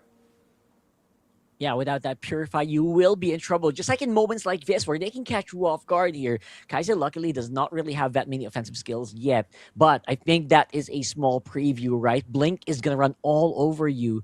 Of course, with a sprint, not the best one situation. Especially here, you get stunned by the Gourd, stunned by the Gwyn, you get Final Slash, you get tracking shots here for Blink. So there are so many tools that can actually lock down these members of Team 7. You're absolutely right.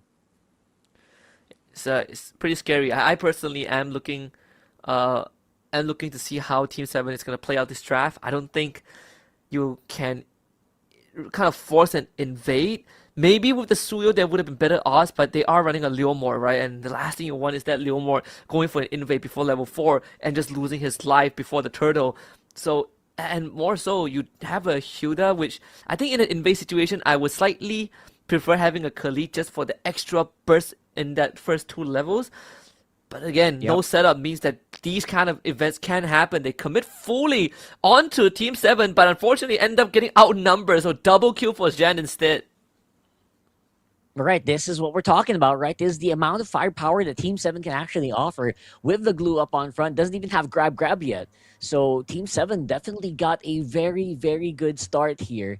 And they will be able to get this turtle and maybe a little bit of an invade here against YG. I would say slightly unfortunate. They didn't really have the damage profile to blow up the Hilda this early on. And now Mystic Gush comes through and a flicker forward into a stun. That's Ying with the collection of the Gen. It's very well thought of here. At the same time, Ying is also going to be in trouble here with some progression. Wait a second. Final Slash not really connecting properly here, but they get the kill in the end anyway. I was going to say a little bit of disconnect here, but it looks like Lucky will be able to clean it up anyway against Han. Yeah, finds a quick trade, and now we'll go for that invade 2.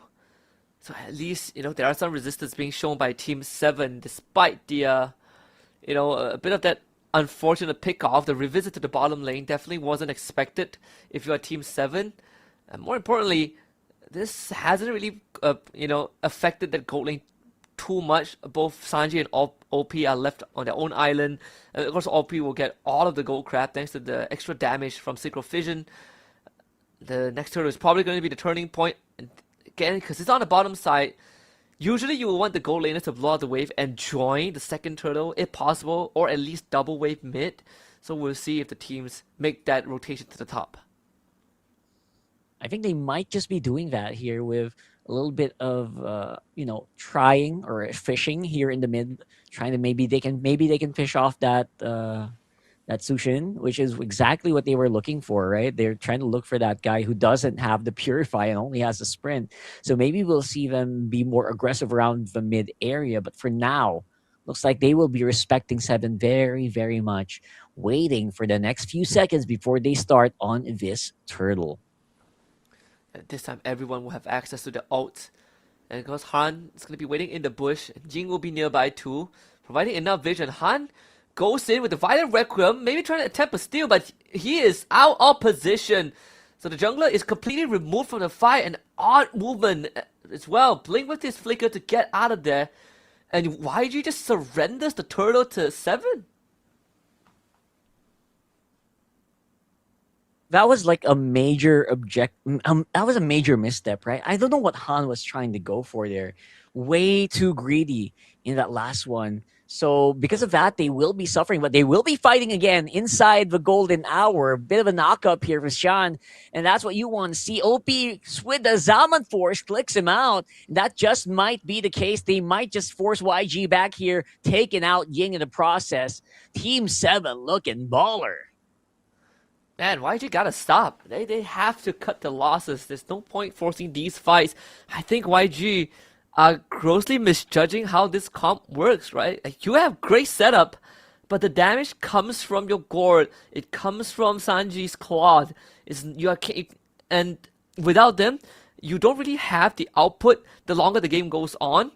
So the fact that YG still tried to fight without proper setup into 7 is feeding into the lucky machine. And Leomord loves it when you give him a lead like that. Yeah, you're just feeding everything, right? We talked about earlier in the first series that Leomord is such an item-dependent hero, but now he has that War Axe approaching possibly a Hunter Strike as well. You are just feeding into this guy. He's going to be able to trample all over you right now with a 1.4k gold lead against Han. So in terms of carry potential, this Leomord is just so crazy right now. And YG, they're going to have to play around this. They might just have to wait out their timers and wait for Sanji to get into those items, get that marksman trinity, that swift trinity that we all know that the Claude needs before you can join. For now, it's all about that mid trio.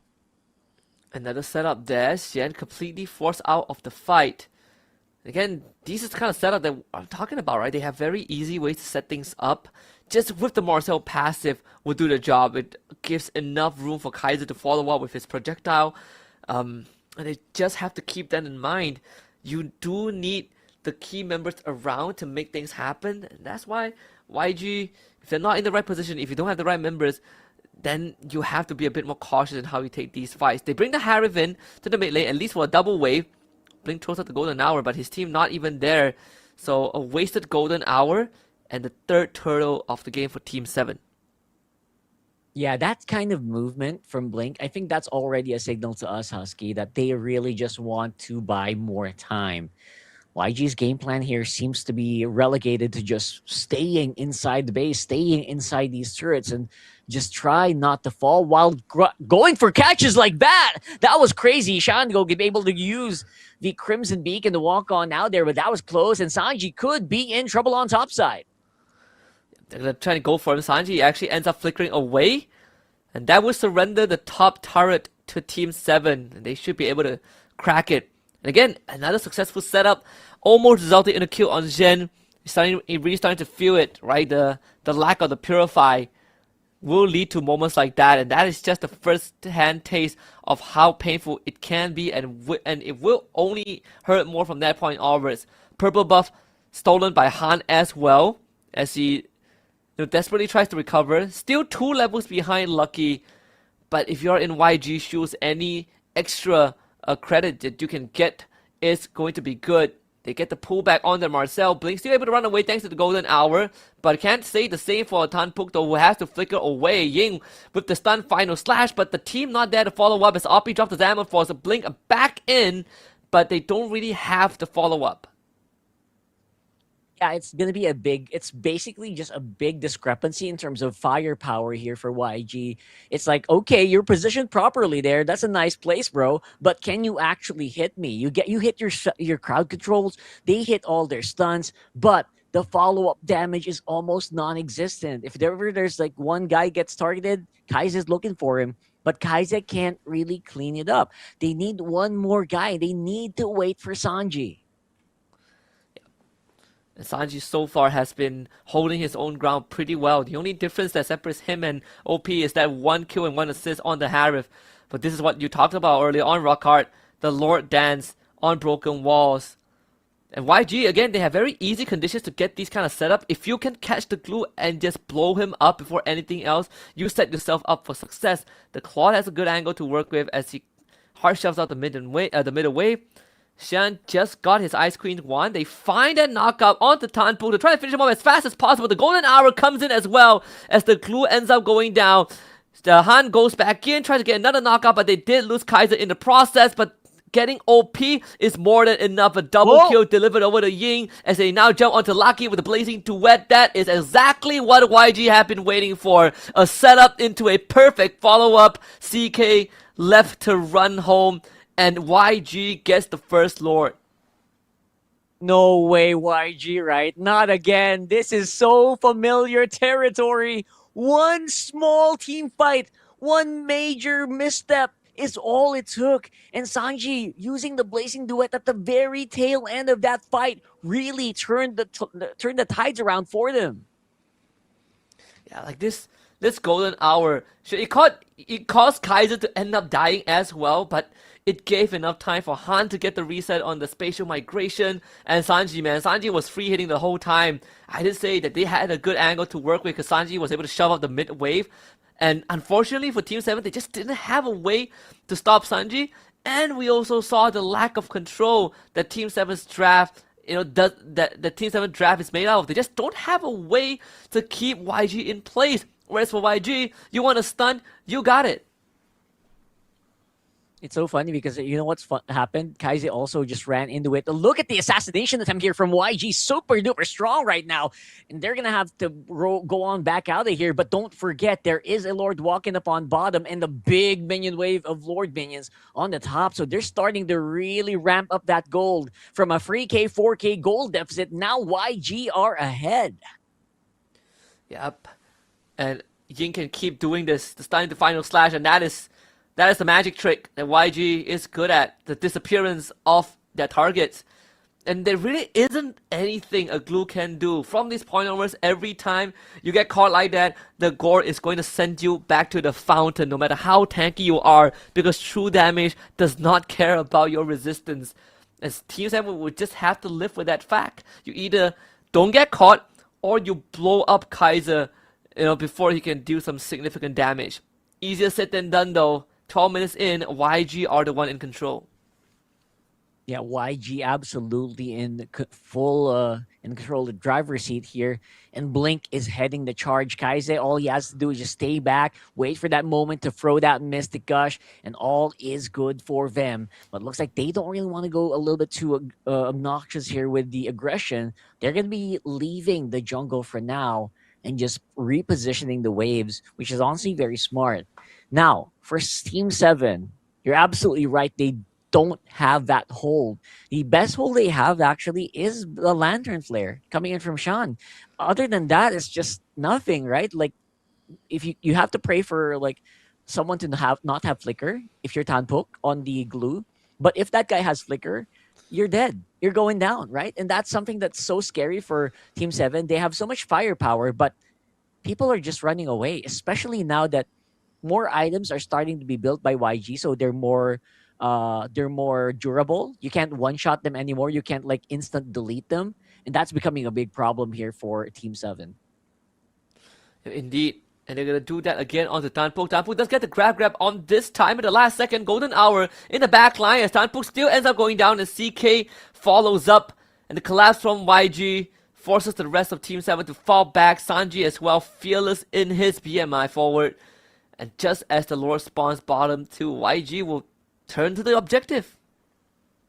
Yeah, that is such an easy objective take here, especially now that Blink is super forward. He has control of that forward bush, so no one is going through without his permission. He says, no ID, bro, no entry. If you're not our teammate, you're not going past it.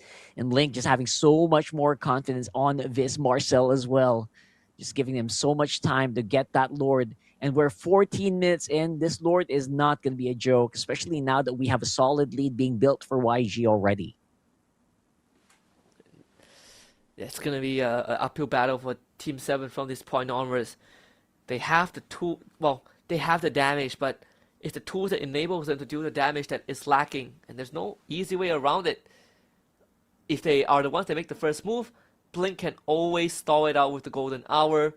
But if they want to run straight at the YG, again, they not only have to go to Blink, but you need to not get hit by a final slash, not get hit by a spatial migration, or just a bouncing Mystic projectile from Kaiser. So on top of the challenges that they already have to face, this second Lord is going to do some serious damage to the base. Yeah, that Mystic projectile really can catch you off guard so often. Happened to me so many times. And now they have to deal with all that. Like, wait for the last CC. Big Violet Requiem already used up, and they're pushing in. Yeah, and again, the golden hour allows for an easy connection with the spatial migration. Shan did not stand a chance there. And YG, despite a slightly underwhelming start, is now going to march into the base. And OP needs to somehow keep this alive. They got to clear out the mid wave first. The Blazing Duet also committed. And the Crystal, dangerously low. They catch the Harif, and that's GG. YG takes game 1. That was relatively quick if you think about it, considering that YG had to climb all the way back from a 4K deficit in the beginning of that game. YG is all smiles as you see them celebrating, and they just know that they had the big advantage there. They knew they had the win condition. All they had to do was wait. Yep, all they had to do was to hit the item timings, and get the formula down, right? I think they came into this with a game plan. They did some limit testing, with the Quinn Arlet earlier on, and they realized that, okay, maybe this wasn't the best idea. We do need our damage dealers. They add the gore to the equation, and then they realized that we can just make the enemy tank disappear every time, and if we have a golden hour, we could do it. If we could not only catch one guy off guard, but we can get a follow-up. Then after that, that's the only formula that they've been going. Golden hour, and then you just, set up for a freeze frame of the Guinevere diving in with the spatial migration. You see it coming, but there's no way to dodge it. That's right. Spatial migration is just so difficult to actually dodge out of, and sometimes you forget there's also stacks on top of your head, right? If you don't get rid of those stacks, if you don't have Purify, you're a goner. You're instantly going to be knocked up, even if there is no knock-up that instantly that hit you before that. So big MVP there is going to be Sanji. Did so much work, especially after minute 10 on that Claude. You just gotta commend this guy, man. He is so consistent in being able to activate right at the moment the team needs him to.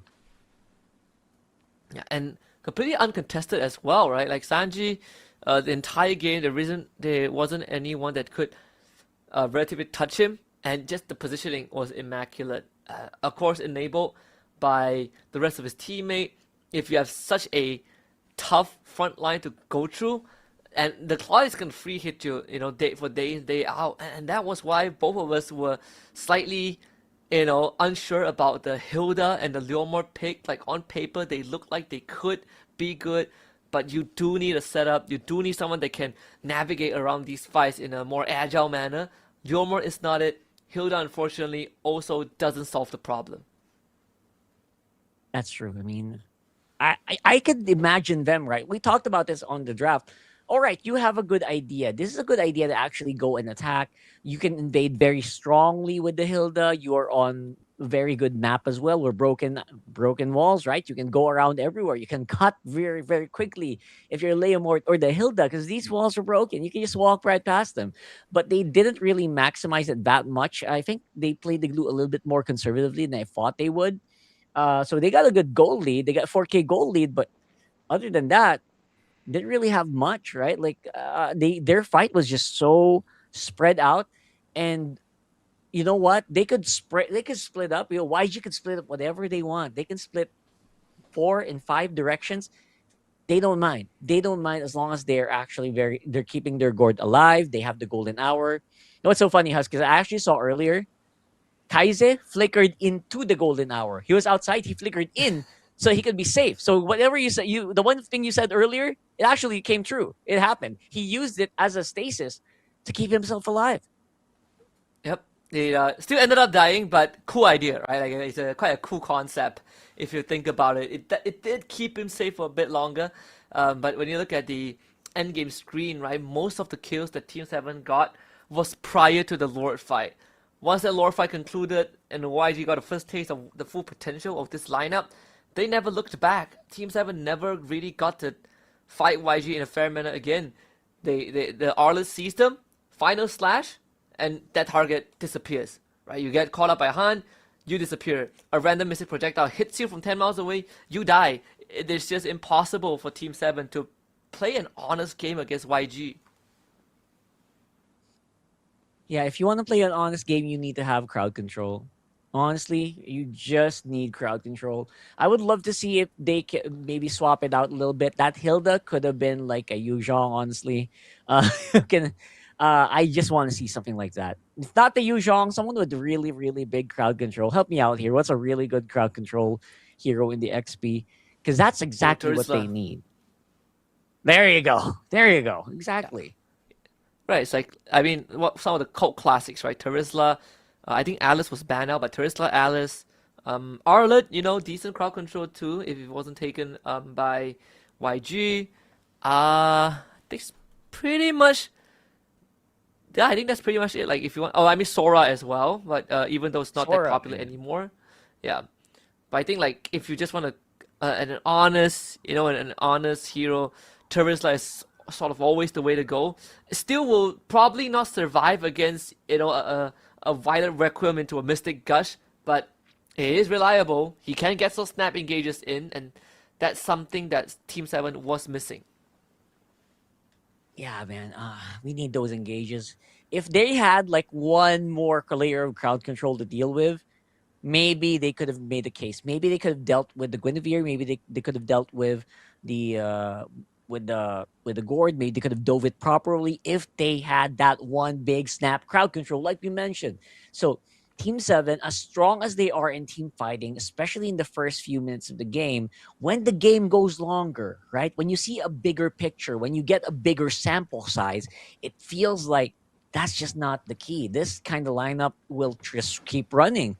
Run, run, run. You're not hitting, you're running. And when you're running, you're not casting your skills. And that's a big problem, right? Everyone is, especially I feel bad for OP. Because everyone just walk out of the Zaman Force. It's like nothing happened. Yep. And not only that, for YG, once they, you know, stick onto you, you can't really shake them off, right? The Arla can constantly chase you down. Same as the Gwyn as well. The Marcel with the tracking shot can not only find you, but if his passive gets refreshed, you get frozen in place for half a second again. It's a never-ending cycle. Like the early game looked well for Team 7. They were punishing, you know, YG's ambitiousness, I guess. But again, when we reached that lore fight in the mid game, there really was no going back once YG hit some of the item spikes. Yeah, those item spikes really just they couldn't really deal with it, especially in the later parts. Like we mentioned, you know what, Team 7, good job. You were winning. You were winning the early game. And again, I don't think they spotted out Sanji, the importance of Sanji in these team fights. Look at Sanji here, right? Like, people are not really focusing. CK's right next to him. He's not doing anything. So what was that about, right? Like, why are we so afraid of Sanji in this game? And again, I guess everyone was just super distracted and minding their own crowd control. But, man, the priority here for Team 7 is a little lackluster as well. Yeah, I feel like, you know, maybe in CK's mind, he's like, Sanji's going to kill me if I 1v1 him, but I want to be around so that he doesn't harm my team, which honestly didn't make too much of a difference. We even saw him, like, attempting to forced Kaiser out of his Mystic Gush. Like he just full sense into the gourd, and not only did he not manage to cancel the Mystic Gush, then that's where we saw Kaiser kind of flicker into the golden hour, which I felt like probably didn't need to do so because the Hilda ran out of abilities. But either way, YG's draft just a bit more complete, a bit more covers more bases, allowing to get that game 1 over Team 7. It kind of feels bad because it feels like a draft thing, right? It feels like a draft thing when they actually were playing well. If they had a different hero and they played like that, maybe Team 7 would have won. But again, it was a big draft game. At least, again, just like Series 1, it's just one draft, right? Like one pick that you change, and that lineup felt like it could have been perfect.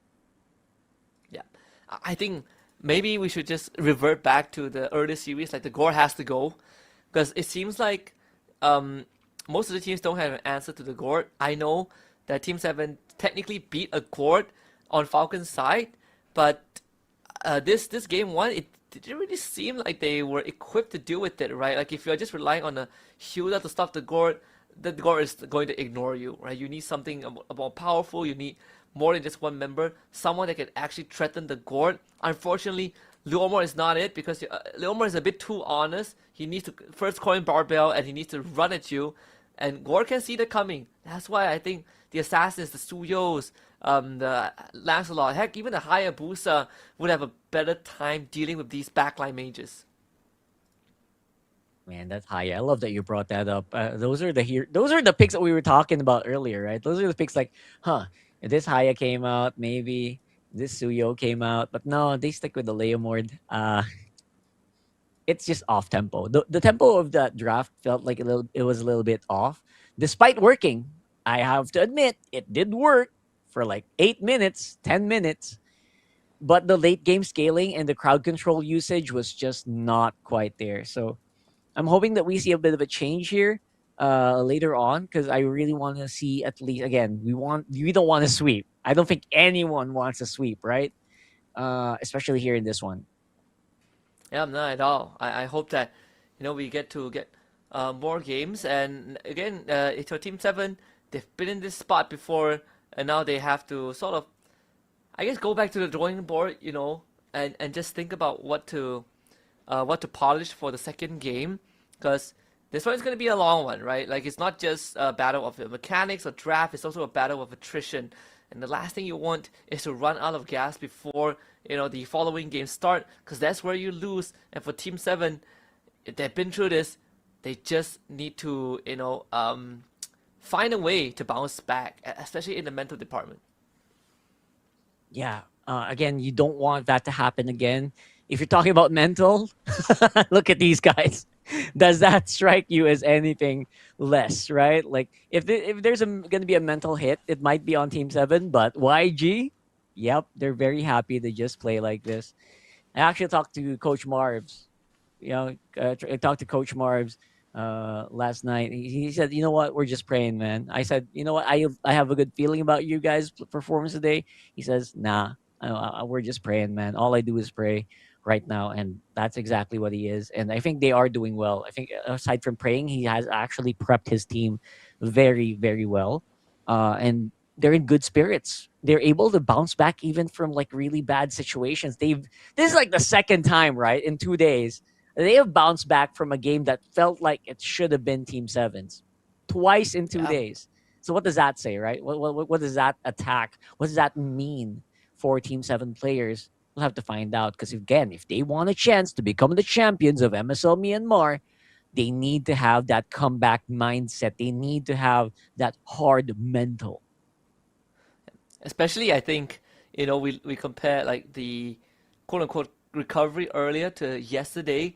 It pales in comparison, right? Like, yesterday was the master class in playing from behind. So I think if you are YG, you know that if I can do that yesterday, just now, it was nothing. But if you're Team 7, you already gotten a taste of how far YG can actually push things, and to sort of experience it again definitely doesn't feel the best, but you just have to kind of take it on chin and just come in with a better plan. Again, like whatever Team 7 is going through right now is exactly what they dealt to Falcon's Esports, right? It's just the recipient is different. It is now them who have to deal with such a tough opponent. Yeah, that's right. Exactly the same. If I were them, I would, don't think about it too much, right? Don't get too auraed here by YG. Just turn off the player names and then just play your game. And again, easier said than done. It feels like YG just really has it. That's really good mentality. They've got that champion aura that everyone is just really, really scared of. But if you're Team 7, maybe think about the comeback you need to do. Think about your revenge arc, man. Think about the journey that you went through just to get here into another chance to, give them a bit of a vengeance. And now we're heading into the draft. Let's see if there's any deviations. The size remain the same. YG still gets blue side. 7 still gets red side. Kalea, Uranus, Harley. The Fanny was led through in game 1 but wasn't picked at all. But man, the Gord, man, I think if YG picks the Marcel, you have to take the Gord away. You can't just give him the same thing. Either that or you give both and then you opt for heroes that actually have a setup, that actually have crowd control, that can provide you some backline access. Again, this is the same few heroes that we've already harped on for I think almost since the start of the broadcast. The Claude did get banned out, so it does raise the priority of the Harif. Yeah, higher priority on Harif, but you know what has highest priority right now? It's that Marcel. Oh my goodness. Oh man, do you take the Gore? I feel like you have to, right? Like either that, or you take away heroes that have set up. Like the Guinevere is a good choice. Fantastic flex. And you can turn the Golden Hour, right, against their own teammates if the conditions are right. So they take the Freya and what else? And the Gore. I guess it's okay at least to take the Gore out of the equation. Yeah, I think removing the Gord out of the equation is prime. It is so good right now. Getting that Freya, again, just really, really strong heroes. I would like to see that. I would like to see this kind of maneuvers, honestly. So we might be able to just maybe get in a good position where we can find a counter against the XP. I think you want to lock in XP as soon as possible. If more XP picks get banned out, that might be a problem for YG. So go ahead and grab an XP now. I don't know who it will be, but it looks like they will not. They will just go for Natsushin and, of course, the Harif that we mentioned. Really, really important in this matchup. Okay. Natsushin Harif, okay. I didn't expect that at all, but I guess it's okay. Because I was thinking of, just like you, I was thinking of the XP as well, which will be the Arlet. I think the Arlet is okay, right? Someone with a setup there like you we've go. already seen. And they still have room for that if it doesn't get banned out in the second phase. But Team 7 right now need a strong laner. I think the Khalid is actually not bad. I think Khalid could actually be a good pick here. Which again is honestly weird for me why Khalid doesn't get picked up. They get Granger first. What is that? That's so interesting for me. I don't think that was super duper rushed here. But I guess they didn't want to run the risk of losing their gold lanes, right? Maybe they think, hey bro, we need to get OP on a comfortable gold lane. Just get it, right? You don't want to be forced into Bruno. Maybe they don't want to be forced into weird picks like Leslie. Yeah, so Granger, you know what? Okay, go ahead. It's fine. Yeah. Okay, so they get Granger.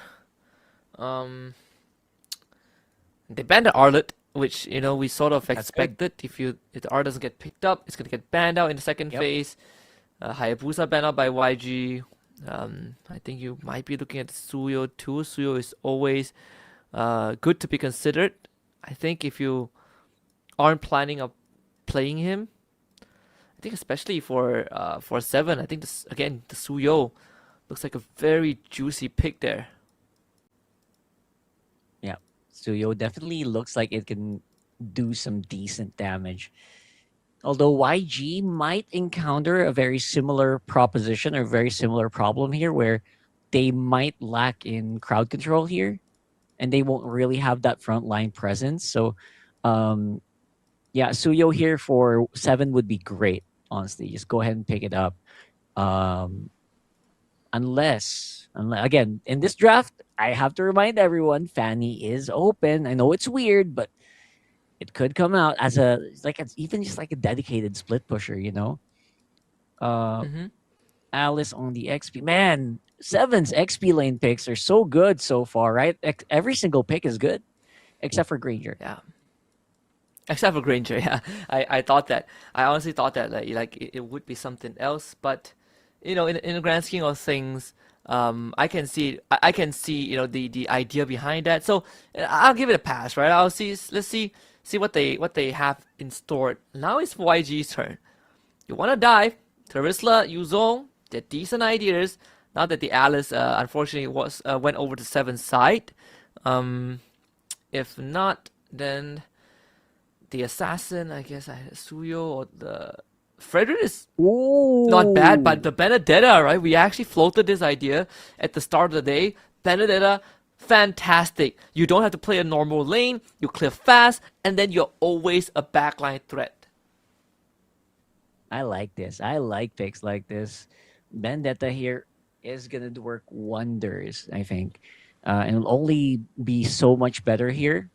And I like the Frederick because they do need that front line. It's a really good combo, right? With the Frederick and the Tsushin, usually very good at picking up targets, and maybe you can have that Harif go and drop the beat down.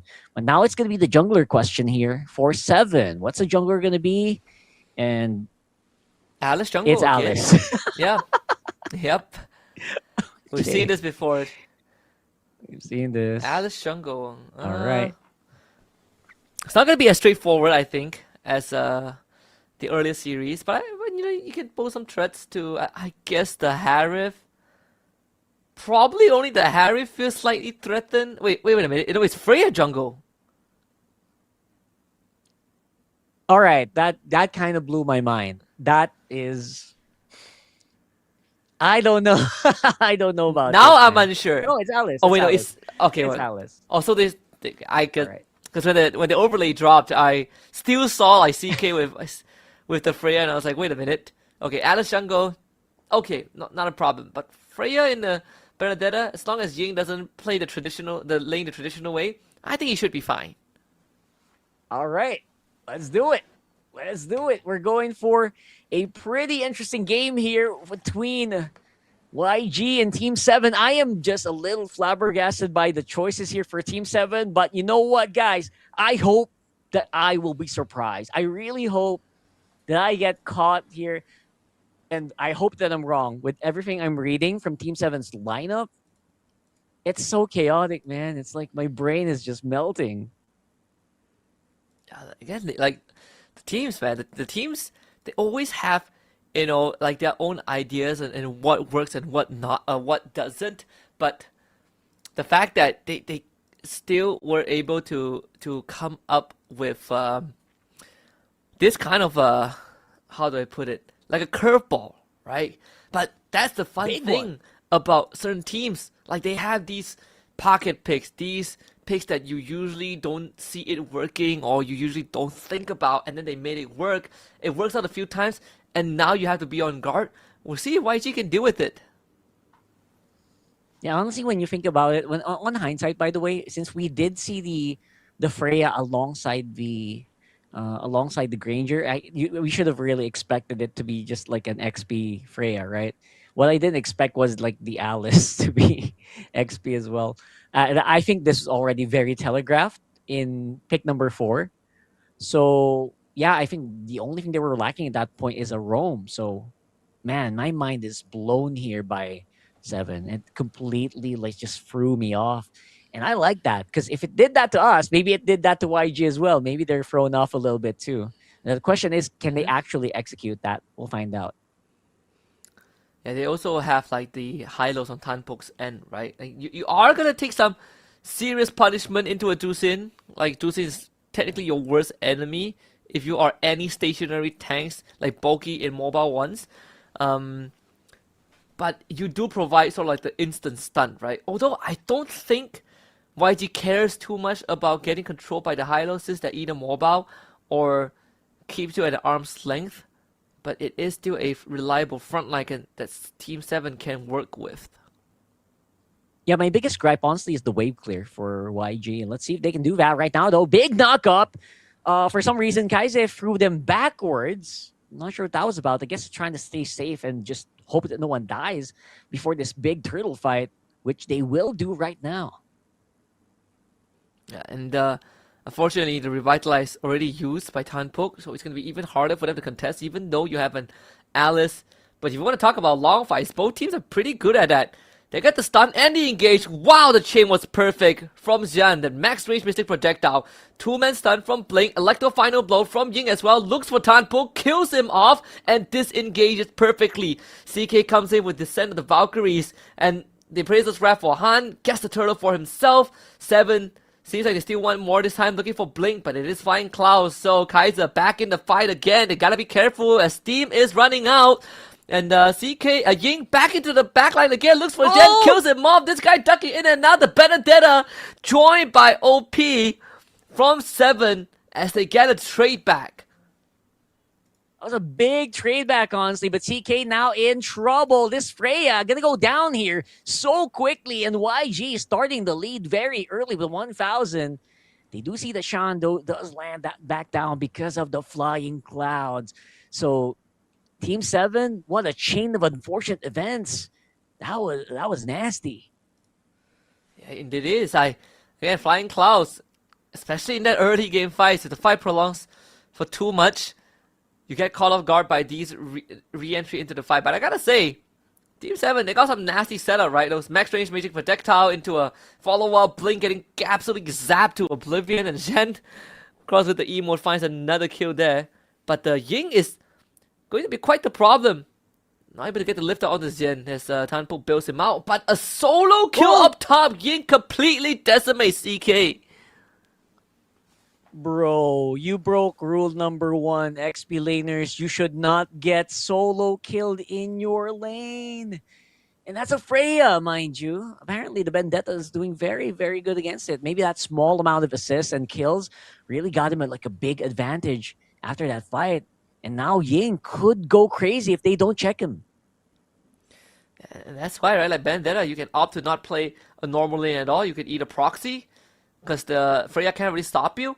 But I think Ying, he got a hit and then just completely outplayed CK. Like CK wants to will at a target as a Freya, but Vendetta, you don't really get to stick on her, unless you have some really hard crowd control. So it's gonna be a lose-lose for CK anyways. We saw the play of Heptasis for Ying picked up. CK just got his golden staff. Tanpok throws out the highway as well. Almost trying to laser down Blink and Sanji. They both disengage.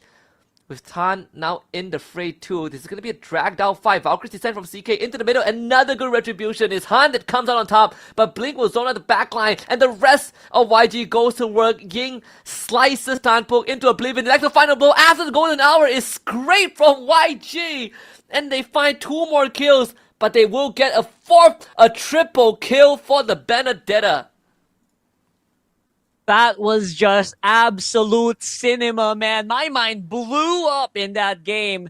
And I just love what I see. Did you see how well they split up that fight? I mean, they were at a solid advantage, but man, oh man, they created the advantage for their team. Han just so on point with the retribution. And right after that, they won every single fight that they chose. Blink splits up the backline with with the help of the Benedetta, and not only that, the golden hour setup into an electro final blow, undodgeable. Now they're gonna threaten this top tier 1, forcing out the ult from Lucky. Lucky is gonna die because of that. The defensive wrap will finish him off, and CK can't do anything. Blink comes in, finds a 2-man crowd control. CK ends up going down, and now Xian is gonna die as well. Does not have the flicker. Pick back up, drop back down. Slain by Kaiser, and 3 more kills for YG. That is not a good sign. If you were a Team 7 fan, you gotta cheer him on because right now, Team 7 could get bulldozed here. They could get steamrolled by YG with everything that's happening on the map. You do not want to see this kind of performance for Team 7, especially now that they're trying to clutch it. Luckily for Lucky, it will still be his purple with the orb, but that's only a small consolation prize. Everywhere on the map, everything is falling apart for Team 7. Yeah, YG pillaging Team 7's territory. Every single footstep they take into the soil of 7 is just them raising the entire village down. And Team 7, they gotta find a way back. You can't contest objectives, that's for sure. You can't really protect your jungles. They could try to go for pickoffs, but if Blink is around, you really don't get to do that. Right? Like this guy with a camera, he's taking evidence of you trying to commit crimes. You just getting away with it. So they are gonna lose a top tier 2 because of that. Sanji gets a free turret, Han steals the orange buff away. This is going from bad to worse for 7. What happened there in that last one? That was a very odd, extremely play safe moment where they tried to save him and they used up so many resources just to preempt a non-fight. So I don't know what was happening there. But right now, OP is trying to struggle. He is actually trying to stay alive here. And yeah, this guy is, I don't know the stacks of this guy, but right now he is just not able to get those last hits as much as possible. So I'm assuming his bullets are just not that plentiful. Let's see if whether or not they can actually climb out of there. Right, it's 8,000 gold leads so far. And YG, I don't think they're going to stop anytime soon. Yeah, if I'm YG, I feel so confident right now. I can do whatever I want, honestly, in the on the map. It's either that, I'll put on the pressure. Maybe the best, I think the best case scenario, they get all the tier 2s, they turn to Lord, and they crack the base after that. Or if not, they could just wait for the Lord, because really, like side lanes has already been, handled by Ying, and CK is about to catch the Electro final blow in the face. Doesn't even need it. Not worthy of the Benedetta ult. And by the way, Rockhart, it's a 3k goalie in the XP lane for Ying. 3k, almost double. Almost double. That is insane if you think about it. This is a Freya, one of the most feared heroes in MLBB right now. When we're seeing this, it is just they're getting dismantled one by one. And they're not really able to do much about it, bro. And I think normally I'd say don't contest the Lord here, but I think they have to. They have to do something desperate because how else? How else are they going to survive here? Your guess is as good as mine. I want them to contest the Lord, but I don't think they have what it takes. This is not gonna work out, CK. Maybe you can try, but no way it's gonna work out. That's gonna be free Lord for YG, and the kicker is that there's no value out of that, and even worse, YG can continue to explore the map again, so it forces Team 7 to completely back off. Almost 11k gold lead, more than the minutes of the game. That is just how crazy this is. And I think that will increase even more considering there are big minion waves, big Lord waves creeping up on the map as we speak. Now it's Ying on the split. Everyone else is just getting positioned around this Lord, trying to maximize it. There are holy defenses that they have to pop, but this might be very bad here for Team 7 if they do not play this correctly. Get the lift out on the Tan poke. Oh, the Hylos wants to get away. Again, Blink splits up the backline. Ying is in. That's the golden hour. The cores are trapped. They cannot help their teammates and only watch them die. YG kills off 3 of them. Valkyrie's descent comes in. OP completely locked out of the fight by Kaizi and Blink. And the rest of YG, they're just going to work on the crystal because why not? 10 minutes and 43 seconds and YG are halfway to Paris. Halfway through 2 more games until the championship in the Paris slot. This is insanity here for YG. I have not seen that much dominance from this team the moment they started playoffs. This is probably their most dominant playoff game, save maybe for one game that we saw earlier today or earlier this week. But man, this is the YG that we are talking about. This is the YG that knows how to get things done. Yeah, this is YG, ruthless, cold-blooded, ice in their veins, and just absolutely on point with every single move that they do. And unfortunately for Team 7, it's another game where they just couldn't find the right answers to YG's draft. You did say the Marcel is dangerous. They tried, right? They played against the Marcel twice, didn't work out. We said that they needed to get rid of the gourd. They did take the gourd, but they couldn't solve the Benedetta problem after that. I think the Granger and the Hylas were slightly weird, and the Alice jungle has also failed them. They need a plan C, and it has to start with removing Marcel, man. Remove the Marcel. I think we called it before the game struck. We were doing a pre-show, right? We called it right there and then. Just ban it out. They highly contested. I feel like the Marcel is just giving them such free wins here.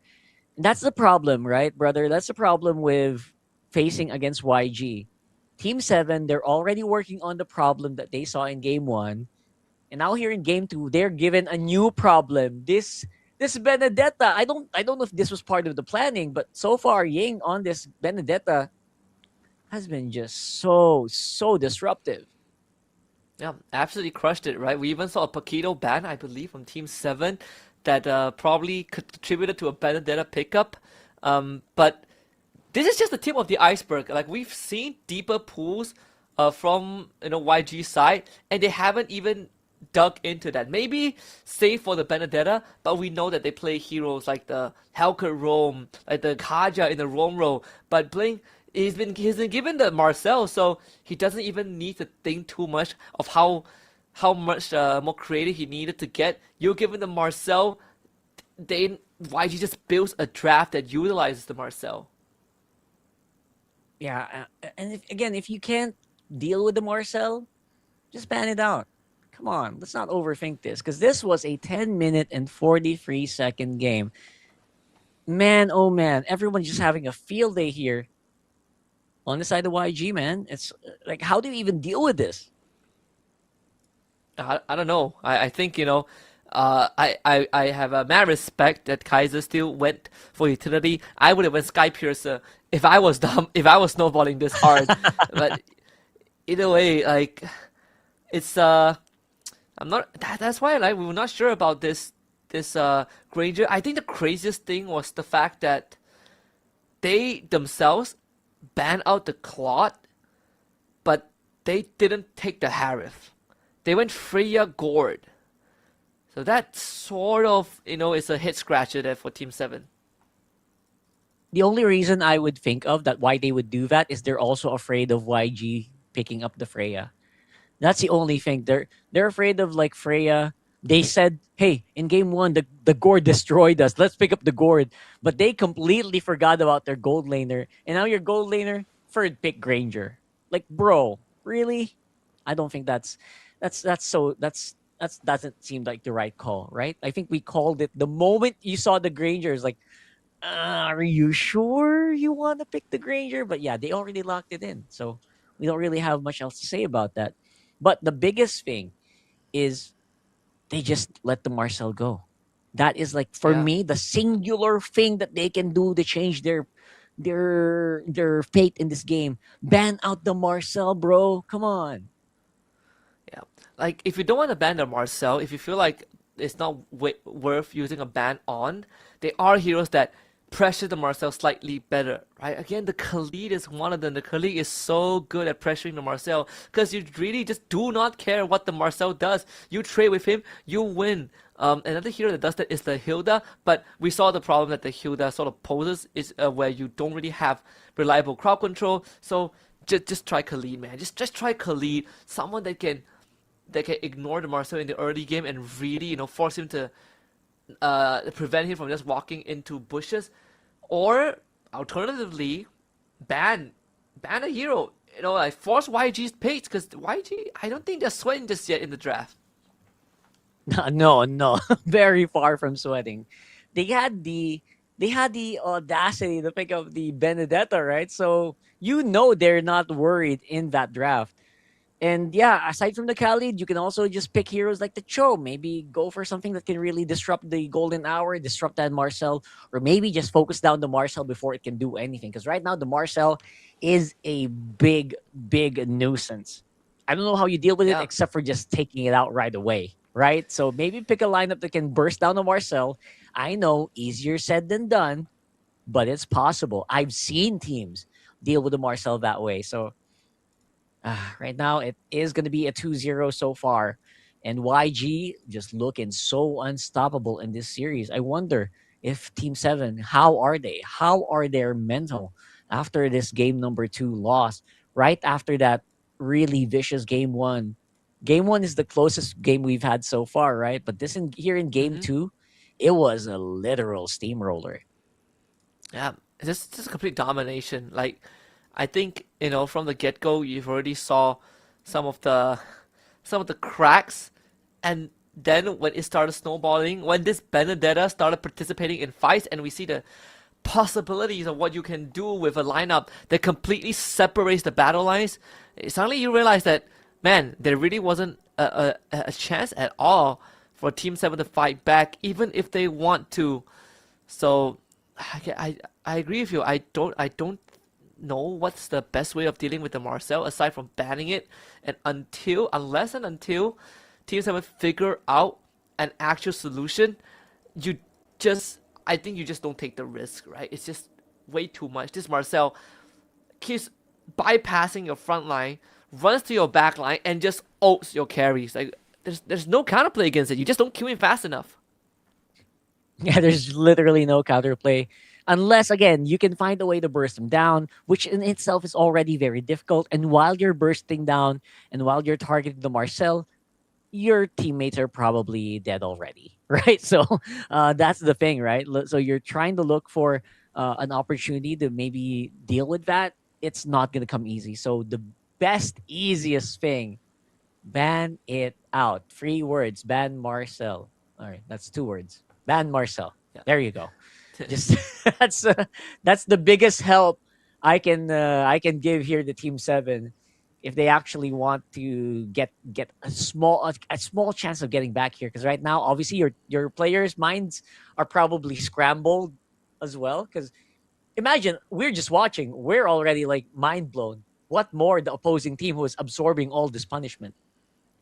Yeah, it's just getting beaten, right? Getting beaten, and it's like every time you try to fight back, they hit you back 2 folds, right? It's gonna be tougher from this point onwards now that it happened like 2 games in a row. And this really starts to test Team 7. How deep, how much prep have they done, right? How deep can they go? Because if this is their best, I think it would be quite easy to call their grand finals already. So hopefully, if anything, start by the bans, ban the Marcel. I think the Gord isn't the biggest problem, even though he is still a big threat. But it goes back to the whole pick your poison, right? Like, which pill are you willing to take? And I think taking the Marcel pill, and letting it through the bans, is just a bit too much. Yeah, that's the easiest pill to take, man. If you ban it out and you just try to focus on getting a really good maybe jungle, because you know what's so funny, man? I haven't seen like really good jungle priority from either teams. Like, Right. they don't want to prioritize the jungle as much. Where's the Harleys? Where's the Suyos in this matchup? It's a completely different meta from what I am programmed to see. I don't know how to say that, but in MPLPH, it's always Harley, man. It's always the Suyos swapping out. Sometimes the Zushin will make an appearance. Obviously, Marcel is a big priority there as well. But here, I don't even see it get banned. Like, right? The Harley, Yeah. just you gotta use it. Like playing with like those bans, you get. It feels like there's so much more free picks, right? Like, wow, I want a Guinevere. I get a Guinevere. I want the Marcel. The Marcel is open. Like the Freya, the Harith. The only consistent ban I saw was the Harley. But I think you could even take a chance with the Harley as long as you ban out the Marcel, because it's such a big problem. Like, Harley can go through, but then you have Suyo. You have the Leo Mort, but the fact that Fanny, by the the way. teams are and the Fanny, right? Like, but the fact that the teams Yeah. are leaving the jungle for like the 4th and 5th pick is kind of interesting in how the thought process is. Yeah, it's kind of mind blowing, honestly. So I'm excited to see if there's any change that's gonna happen. But from the way that I'm seeing these two teams draft out, I don't see that changing, man. They're gonna try to go for the Marcel, then try to go for Gord and Tushin, like whatever trade that means, right? And then they're just gonna try to find good protectors for those mid laners. That's like that's been the game here, right? For the first free picks of the draft for both of these teams. Yeah, it has been unfortunately quite a dead end if you are looking at Team 7. But right here, we see what the third map is gonna be. We are going to Flying Cloud, so it's same as map 2. Another game where if the fight drags on too long, then it's going to end up hurting a team more than it helps them. But it does help with, the map rotations and all, the early to mid games smoothen out. We'll see how the teams take advantage of that. Because if anything, yeah, the Marcel finally banned out. Thank you, Team 7. All right, there you go. That's step 1. All right, that's only step 1. So now we need to deal with, very strong jungle picks. There you go, Harley ban, the Baksha ban. And now I think mid lane prio is going to be big on the Tushin and as well as the Gord again, like we mentioned earlier. Have we lost Gord on the draft so far? There's always a Gord, right? Since the start of the day. That's what it feels like for me. Always a Yeah, I Gord. feel like- All right, always a Gord. I feel like Gord, yeah, it's just like always picked up. Has it been banned? I actually can't remember. I feel like we just kept seeing Gord. Like the constant are Gord and Marcel. Yeah, and now one of those picks, the Marcel, is out. Phoveus banned out is a very good, what do you call that? It's a very good housekeeping. Remove the Phoveus, but now you have an opportunity to Freya for the YG. Let's see if they're gonna take it. Although I don't think they will from the past drafts, right? Game 1, game 2. They didn't get the Freya. They prioritized the Tsushin. All right. Mm-hmm. That's fair. It's just a lot more reliable overall compared to the Freya. I mean, Freya has not won a single game today. Freya has been going on a Since lose yesterday, streak, man. actually. Since yesterday, oh boy. Yeah, And that hurts the Freya stocks. Now, it does. if you're Team 7, do you go Freya here? I feel like you're forced to, right? Or are you? You're forced to, because if they don't pick it up, I think YG will get it. You know what? I'm gonna be very honest. I feel like YG will get that Freya if you leave it open. So take the Harith first. I'm okay That's with that. better. That's Yep. good. YG most likely would take Claude second, third, so can't really stop that. They take the Freya too. Again, right, very honest. They just review both their side lanes. Should be a Claude +1 for YG. I wouldn't mind a Claude plus a Gatot, maybe, or a Hylos. Those are the things I'm thinking about right now. I think you just want to have one solid answer to the Freya. Hylos is always that guy, right? Gatot as well, if you can kind of just unbreakable the Freya into attacking you and making sure that your teammates are safe. Those are the picks. But now, I don't think they should rush a gold lane here. I think, yeah, Claude is absolutely fine. Oh, yeah, you're right. Claude and Ooh. Paquito. Come on, let's go. All right, another Paquito Freya matchup. I was thinking the Claude and the Glue because it would be a good flex as well for YG. But sometimes I forget that Myanmar doesn't really do flex, right? They don't like to beat around the bushes. Maybe Team 7 every now and then with their Atlas, but aside from that, the team's pretty direct with what they want. Now if you're Team 7, the Hayabusa comes out. This is a hero that has been banned in the second phase multiple times. Not really popular in other regions, but in Myanmar, still hot commodity. Oh, yeah, for sure. We've seen this in play-ins, right? I've seen multiple Hayabusa games from the play-in, so I think this is just 7 going back to their roots, going back to what's really, really good in Myanmar, And I think this is absolutely fine. I like it. I think they'll be able to do a lot of damage with this. I think they might be able to deal with the Claude because of this pick. And yeah, I think they can definitely go. That's a very strong start here for Team 7 so far. They just need a really solid roamer and a really solid, you know. Yeah, both teams No, are sorry, mid still lane. There looking you for. Yeah, I like that. both little teams bit are so still far. looking for Sorry. heroes that can what was that again? Have crowd control, right? Like so far, it's all just raw damage dealers. Frederick Gord banned out. Good choice there from both teams. I think maybe you can consider the. I think for 7, you probably consider like another jungler, maybe the Suyo, I guess, or you could ban out a roamer here, like a Blink Access roamer. I was thinking either Kaja or Helker, but yeah, it works. That's fine. That's fine. I like it.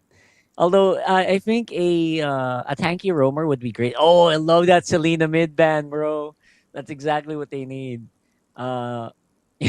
Now possible mid lane pick here. Still a couple of good options left.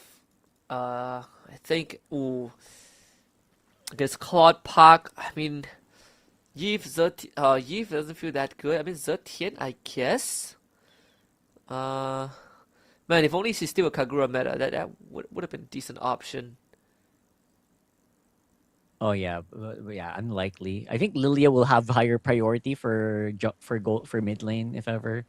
Like Lilia surviving would be good. I don't know if they're gonna Valier or if they want to Valier on this one, but it's gonna be a Whoa. classic Farsa pick at least for now.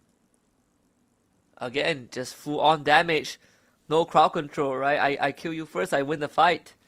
YG, they have Rome, Khalid, Gwyn, Cho, Kaja.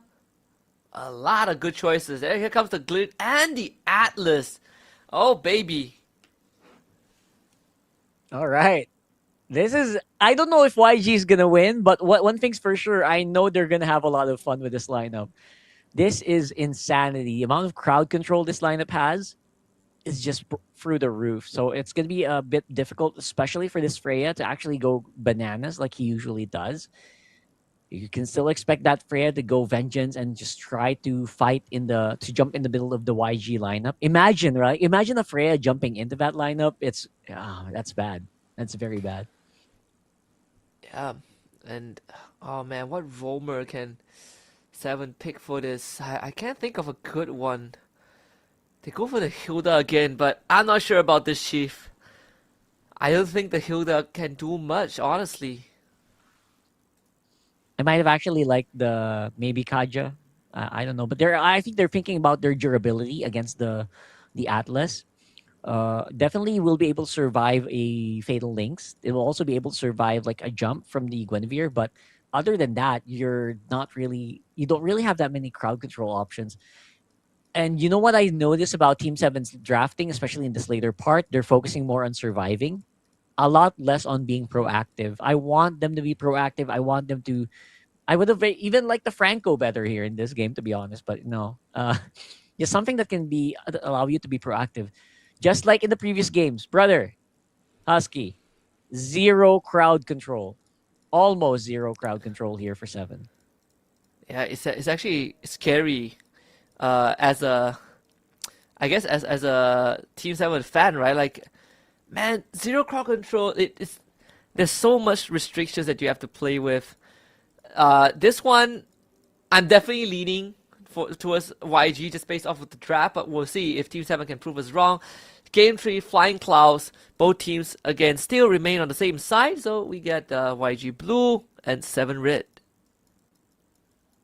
There you go. So we are on game number 3. I am expecting some really hot action, especially right now in the bottom part of the map. I think if you are YG, you want to be able to focus down on either Farsa or that Freya and try to just eke out an advantage from there. If you want to use your firepower, you want to use it on like less mobile heroes. if you're 7, maybe look for that Claude. That's going to be a big pickup if they get that kill, but looks like it's going to be a no-go. And from there, YG might be able to do something about this. I like the switch up there from 7, right? Like they pressure the lane, they know they have a winning lane, and they call for early level 2 gank. Didn't result in a kill, which is just unfortunate, but at least they force out a reaction from YG, and that allows Thuwunna to open up the map a little bit. But just like before, you always have to be careful of the Atlas and the Guinevere, which is something that YG can easily use to set up for pickoffs. Yeah, I'm expecting a lot of really strong pickoffs here. So let's go ahead and see if they can just survive. Right now, there is firepower with 7, right? Their early game firepower is actually very high, especially after Sean gets that feathered airstrike. So waiting for that to happen. And now we have a Lord fight, possibly. I don't think they're going to want to let this go. Depending on where Han is. Han is looking like he does not want to show himself quite yet. Yeah, it feels like a free turtle there for 7. Get the shadow in, but no kill angle. Completely fine there. This is one of the slowest games we've had in this series, surprisingly. Very little action happening. Han almost catching the Farsa. Will be spotted out, but able to dash away. Not a problem there. Flicker forward from Thuwunna, but out of range as well. Couldn't jump onto the Gwyn. And that would be a disengage there. Yeah, that was really scary. They could have actually gotten picked off there if only the Atlas had like level 4. But luckily for Team 7, they can get away with doing stuff like that. Because again, a lot of these players don't really have level 4 in that moment. So small moments where 7 is actually just limit testing, right? They're trying to test how far they can push YG, how much they can actually exert before they get punished. And looks like they were able to find like that small range. As long as the Atlas is not there, as long as the Atlas doesn't have ulti, I think they can fight properly here. Blink might be in trouble. Getting chased by OP. No. Will be able to survive at the very end of that. Oh man, that was unfortunate. Look, should have been a first blood angle, but it is what it is, right? Like Team 7, they would have to accept that. But hey, at least they didn't really lose anything. They didn't really lose anything in the process. And again, YG wasn't able to find a way to punish them. So silver lining for Team 7, they're still keeping it even. Yeah, that's a big silver lining, to be honest, for Team 7. At least almost a 1,000 goal lead. But I think that is to be expected, right? All of the hitters from YG just need so much items. You have the Claude, you have the Paquito, who needs at least 2 items to get going. Now the Golden Staff is already locked in for CK. That just might mean that we would see the Freya maybe do more damage. Maybe we can see the Freya just take more fights. But that's the problem, right? You can take your fight, you can hit your normal attacks, but you don't really have that much crowd control. Let's see if that might be a problem later on. Yeah. See, second turtle now on the board. They do find Thuwunna. Not going to commit any crowd control just yet. Feather airstrike as a response. They get the lift off. Feather airstrike, flicker forward. Blink does get picked off. And that would be first blood for the Hayabusa. 7 turns to the turtle. Now CK gets to do his zoning job. Looking way better for Team 7 compared to the past 2 games. They want to go for CK. Green Falcons is sent to deny the knockup. And now CK goes in with the help of Lucky. He finds his second and a turtle for 7. Finally, things are turning around here for Team 7. Getting a solid turtle, 2 turtles actually, and kills going over to them. Again, just gripping that early game, just like in game number 1. We've already seen this happen. They are capable of outputting so much damage, but will they be able to die properly is the big question. YG is not going to be able to survive that. Ying goes down without a fight, especially under the shadow kill, but looks like there's going to be a little bit of a revenge here. Shut down for Han here on that Hayabusa. Oh, that is unlucky. You go on a killing spree and then you instantly give a shutdown to the enemy jungler, which, you know, is always ill-advised. But it is what it is. And I mean, at least Han goes down again afterwards, right? It's going to be CK that picks up that kill. So bottom tier 1 goes down. The snowball slowly happening for 7. Yeah, that was very good. They got a pretty solid take on that turret. Big goal going over Team 7 because of that. And I think we're slowly seeing the weakness of Han on the Guinevere here. He has been struggling to stay alive in these last few fights. Yeah, and even the Zaman Force is laid out in the top lane as Team 7 makes that rotation to provide extra pressure. Feather airstrike into a Hilda roam. That is another kill onto Blink. And this is exactly what we want to see from Team 7, right? That early game prowess with a draft that, because of the lack of crowd control, needs to go fast and get a snowball. They're accomplishing it so far. They're accomplishing it in a very strong manner here. Right now, all that firepower, they're able to use it properly to channel themselves into these turtle fights. And you know what? YG can't really resist. They're having a hard time just surviving, to be honest. So at this point, I think we are going to have to go back to that drawing board here for YG. They might just have to do exactly what they did in game number 1, which is just to make sure that Sanji gets the items, make sure Sanji doesn't die. And yeah, that just means babysitting, Julie, right? Like for this squad. Yep. And of course, there always is a way back. If they can get a good setup, they can definitely find a way back into the game. The setup, unfortunately, cancelled out. Han realizes that he can't really commit onto that. Blink eats a whole shallow kill. Still able to get away, but Han not so lucky as CK completely just wails onto him. Another kill for Team 7.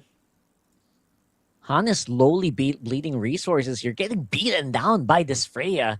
And I think finally Team 7, right, are able to find that momentum. They're finding this beat that that they really need to do to put a dent into the economy. And if they win the economy here against Team 7, they should have a good chance of just bursting down people. This combo, this lineup here is built to burst. And they're going to get collapsed on here. Here comes YG going for the punchback, blazing duet by Sanji, but not really doing that much in terms of damage. And now they will lose out on a few members. They will get the kill on Tanpuk, though. It's a 1-for-1 so far for both of our roamers. Yep. And I think Blink had the right idea, but died before the Fatal Links like fully went off. But still, the Golden Staff picked up by Sanji. They didn't really bleed too much gold in that process. So all things considered, not too bad for YG, considering their current circumstances. But we talked about this draft from YG. If Team 7 blew all of their ultimates and doesn't win big enough, YG can hit back for sure. And just now, that's exactly what they try to do. For me, it's more of like, you know what?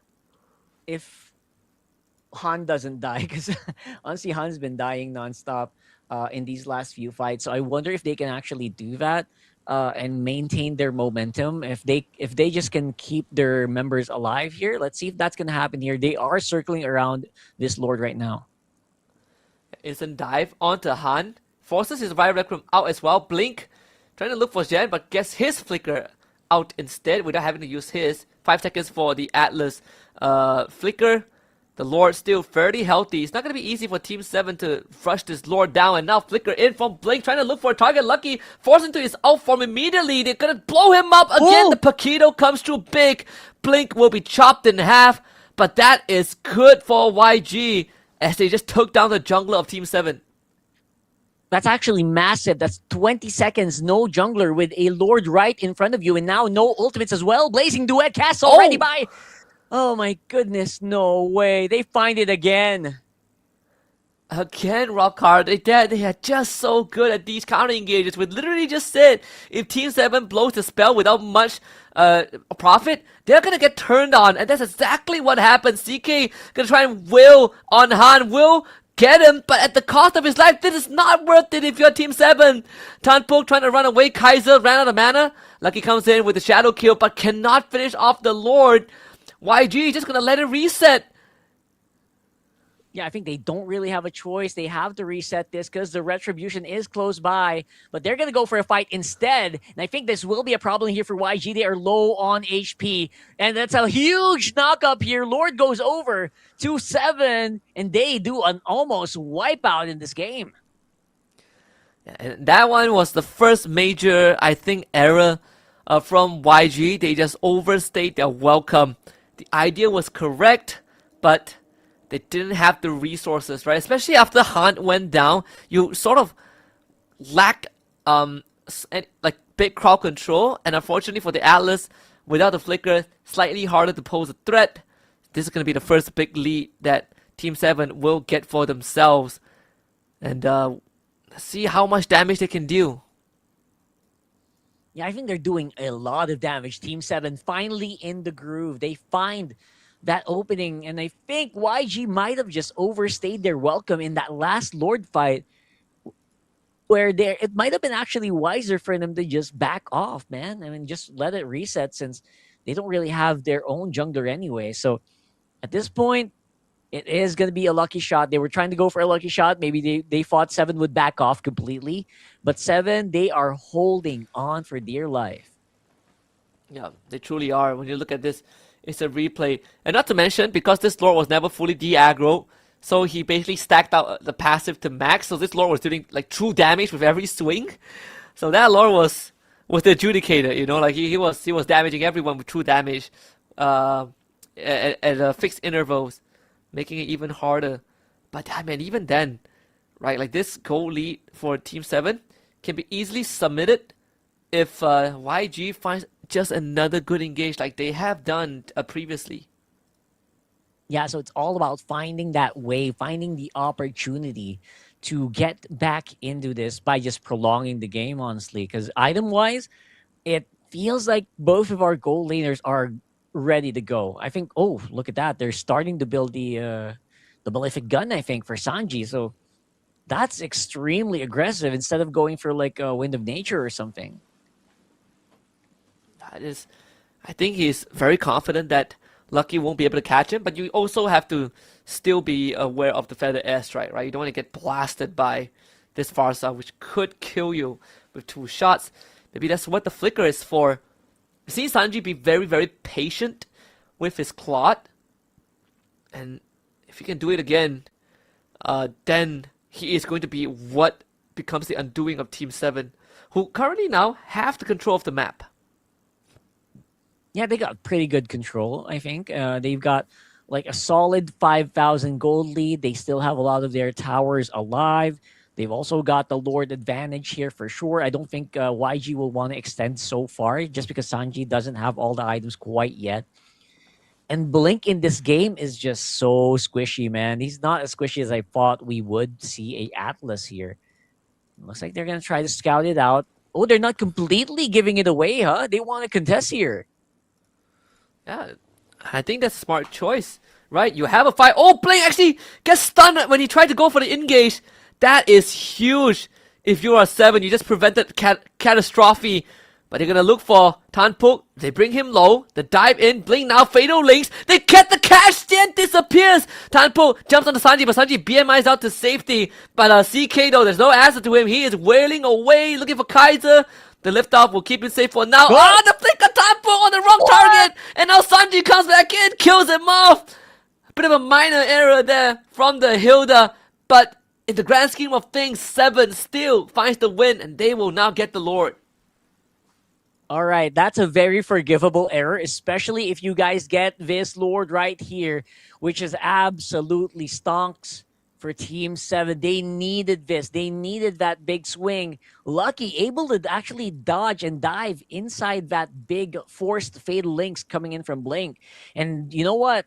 They're very happy to just take this. They're happy to just let it maneuver, let him simmer. And you're right, Blink getting stunned there was the most unfortunate moment here for YG.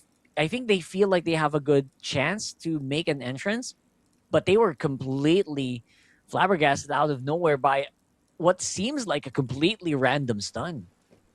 Yeah, that was their way back into the game. Like if he didn't get stunned on that timing, he would have gotten like a good fatal links to bring the team back.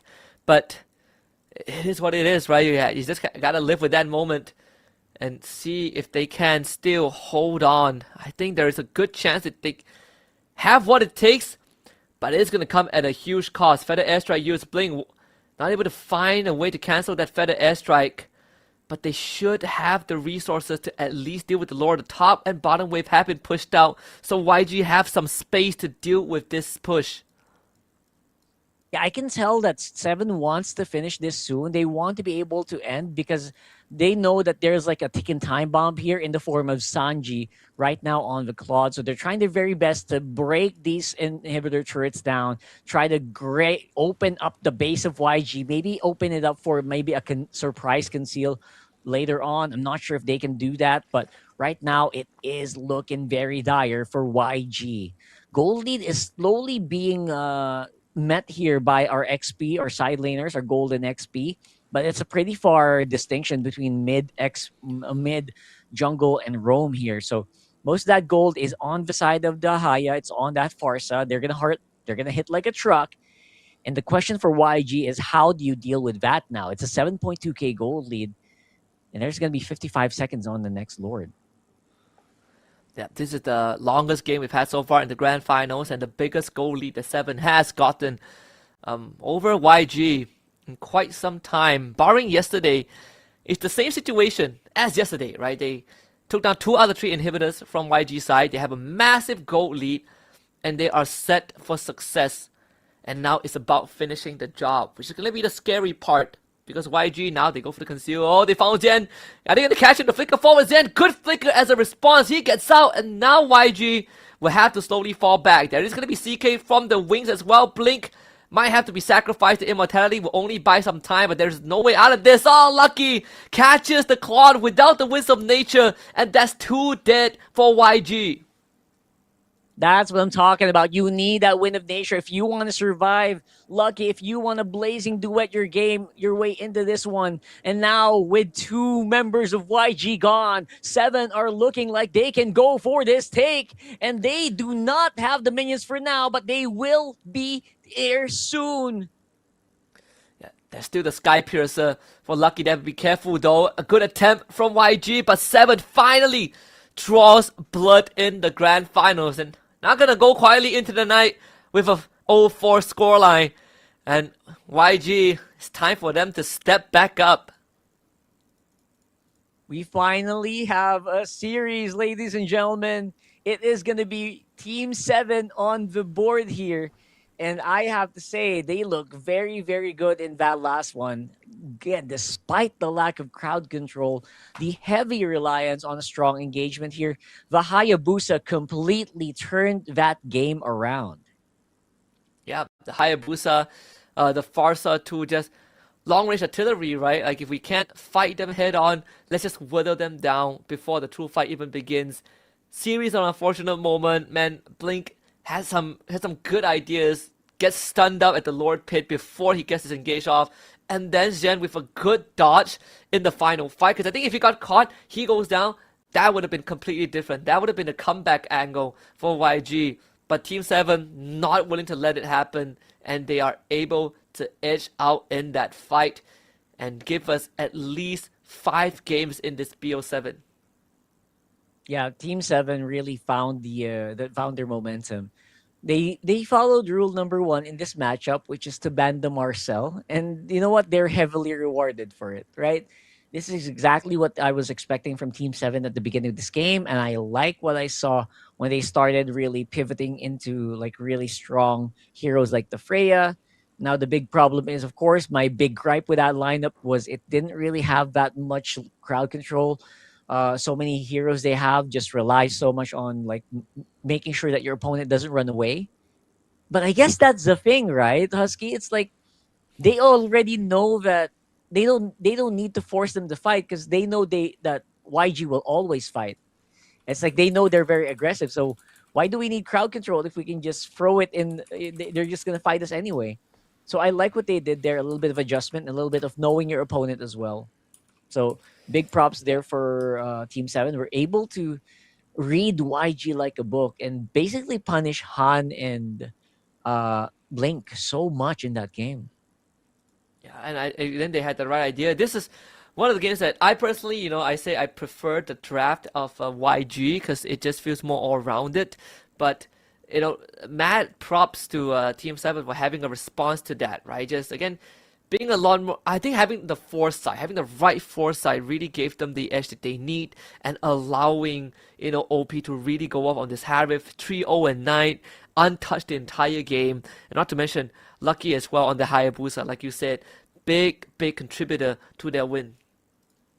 Yeah, that's a big win because I feel like if the Haya wasn't like if that was a Suyo, that would have been easily killed by heroes like the Atlas. Would have been easy to pick him up, and mind you, they were getting hunted. Like that Hayabusa was still getting hunted by a Blink. Blink was trying to catch him off guard so many times, but because he was a Hayabusa, because he had Shadow Kill, they were able to survive longer as much as they needed just to make sure they could reset back into a game number 4. So yeah, game 4 is going to be very spicy for me. It feels like Team 7 have found the momentum they need. It feels like they found the rhythm in the draft. I still think they could have used more crowd control in that draft, but you know what? They made it work. For some reason, they didn't need crowd control since YG was always slamming into them over and over again, right? So as long as you have enough firepower and you got that early game advantage, you're already good. Yep, and I it's pretty convenient, if the enemy runs into you like that. I think, right now, if I am YG, I probably won't be too hung up on the draft. I think there wasn't too much problem with that. Maybe just clean up a bit of that execution. But if I'm 7, that is going to be some restoration to their confidence, right? Like, okay, we have a draft that doesn't really need too much setup, and more so, we just play those in and out, right? We play those hit and run type of play style, and that's something that they may work.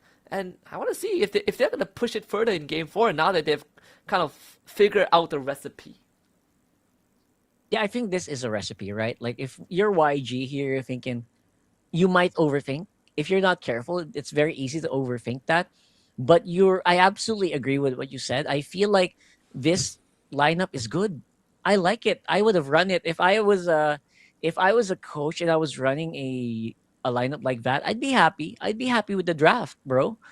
But yeah, but as long as if you're YG, I think the best key here is to just not overthink it. You got a pretty decent lineup. There's just a lot of slip ups. There were some opportunities there for sure for improvement, but it's not completely a wash. So don't spiral into like a really uncontrollable scenario, right? So just try to draft very similar. You should be fine. I think if you're YG, you have to just accept that your Marcel is gonna get banned for the rest of the series. So make your adjustments from there. Yeah, I mean, like getting away with Marcel for 2 games in a row is I feel like it's 2 games too much, right? Oh, it would be a bit more on the lenient side. 1 game too much, right? Should have came in game 2, but hey, that's the beauty of a best of 7, right? You get to give it 2 tries before you really pull the plug on it. But 17-7, a dominant win for Team 7 over YG, and this is also sort of the first time in a long time that they were able to even take a game off of YG. That has to be motivating. I mean, that's true. I mean, that just gave you like a proof of concept, right? That's what they're looking for. All they need is 1 win. So they can put it in their minds that, hey, bro, we can actually win this as long as you stick together, as long as you stick to the plan. They can. It's a proof of concept that they're not unbeatable. They're not gods, right? They're just human. We can actually get a win. We can actually give them a hard time on this game, and as long as we can close it out quickly, we recognize our win conditions, we can get the dub. And I think the biggest win condition here for YG for Team 7 was don't let Sanji farm and catch him if you can. And as long as they do that, they were in a good spot, man. They as long as they could, they stopped Sanji. By the way, I really don't agree with like going Malefic Gun immediately. Might as well just for Winter Crown first, so you can do more damage with your Blazing Duet. I feel like that would have been it, man. And you can able to just Blazing Duet Winter Crown into a team fight. That's what I was looking for Sanji. I think he just went a little bit too aggressive with itemization. All damage items, no survival is not good. The, Yeah, you can I you can agree. go that way if Blink was in a good position, but Blink was just getting beat up, bro. Yeah, I agree. I think it's just a bit too ambitious, right? Like again, like if they had just had the winds of nature, Sanji would have been able to do a lot more. But you know, it's these minor errors that kind of cost you some of the some of the possibilities, right? Those opportunities to come back into the game. But again, if you're a YG, it's like, okay, bit we dropped the game. It was unfortunate, but they are still the team in the league. They are still the team that is closer to Paris than Team 7. So if anything, I think for YG, just let it be, just let the game go, come back in with the same idea in game 4 and see if 7 can replicate the same success. And if they do, then it means we got a heck of a finals. That's true. I mean, wait for them to be able to do it again. Because if they do it again, and then that's when you change it up, right? But if they can't replicate it, I think you just stick the course. You just keep doing that and just think about it like a fluke. If you're thinking about changing your draft, don't do it yet. Keep going this direction. Maybe the execution was just a little off. Which, to be fair, I will be honest, there was a lot of execution errors in that early game, especially around the jungle about Han and Blink. Yeah, they were punished very hard by this lineup. I don't know if it's just because of the comp, right? Maybe it's because there's a Hilda and everything. Maybe it was hard to jungle if you're Han, but for one thing's for sure, it was not a perfect YG game. Yeah, not at all. I think YG they definitely had some weird moments, or more so like moments like these, right? Like they would, like you said, they are constantly running into a Team 7, and a lot of times they try to force these engages, but yeah, you have to pay some respect to Team 7 who has a draft that could easily punish you. I think Lucky went for first item Sky Piercer, so he's even more deadly. They were able to find a shutdown here, but afterwards, Team 7, the way that they fought back, especially with this far side as well, just caused so much problem. And unfortunately for Blink, he just never really got the chance to get his fatal and effective fatal links off, just because he walks up, they burst him down, and then he has to back off. Yeah, man. I could feel that Blink was trying very, very hard to make an engage happen, but he was just so squishy. The squishiest Atlas I've seen in a long time, to be honest. He did not have the license to actually go for these weird dives, especially since there is Tanpok, right? Tanpok was on the Hilda. He was just harassing him nonstop, and like right there, right on cue, just get that kill.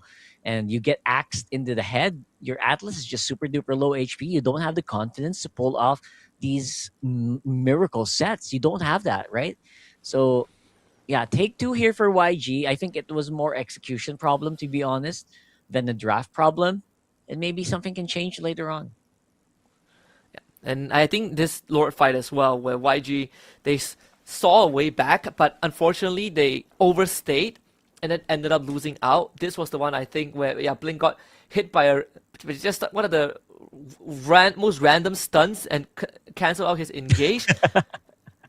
And then afterwards, right, they still were able to hold on to the Lord. They lost like 2 inhibs, and they also this awkward moment from the Hilda, which is in the grand scheme of things inconsequential, but it was this moment where Xian dodges the engage, and then the shadow sticking onto Sanji of all people. Like his whole team was running away, and he somehow ended up in the front line and got hit by the worst possible spell. It's like, YG's RNG in this game was just so off. Like people getting hit by Lord stuns, people getting hit by a shadow out of nowhere. It's so unfortunate. But if those things didn't happen, right? Maybe this would have been a more even game. Maybe they would have been able to fight back. But this only cements what we mentioned earlier, right?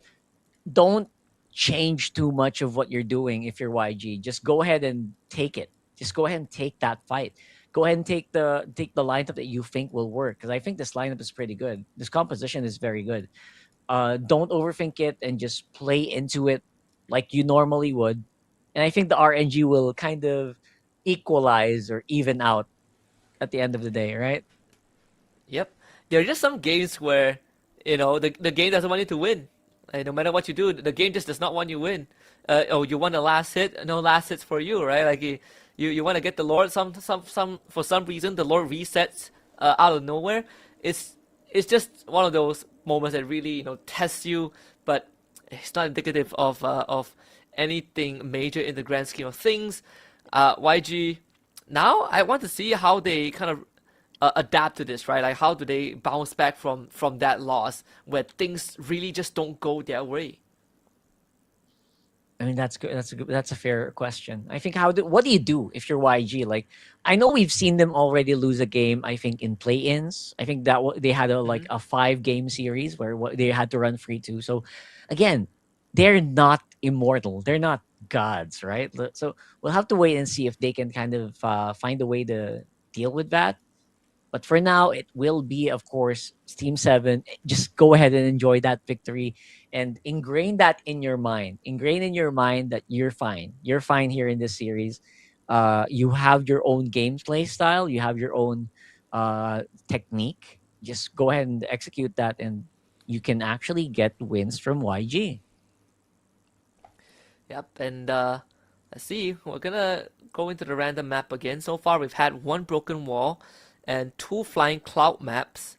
See if it's gonna be any different as we head into game number 4. I would like to see expanding rivers, but guess that we'll have to wait. Go to broken walls one more time. Yeah, broken walls again. You can expect Freya to be very, very big in this game. You can also expect just a lot of crazy Lord fighting heroes, just like the Fredrin, who like that open area so you can contest. Baksha is probably on the chopping board as well. Maybe ban it out, maybe just give it like an opportunity to shine.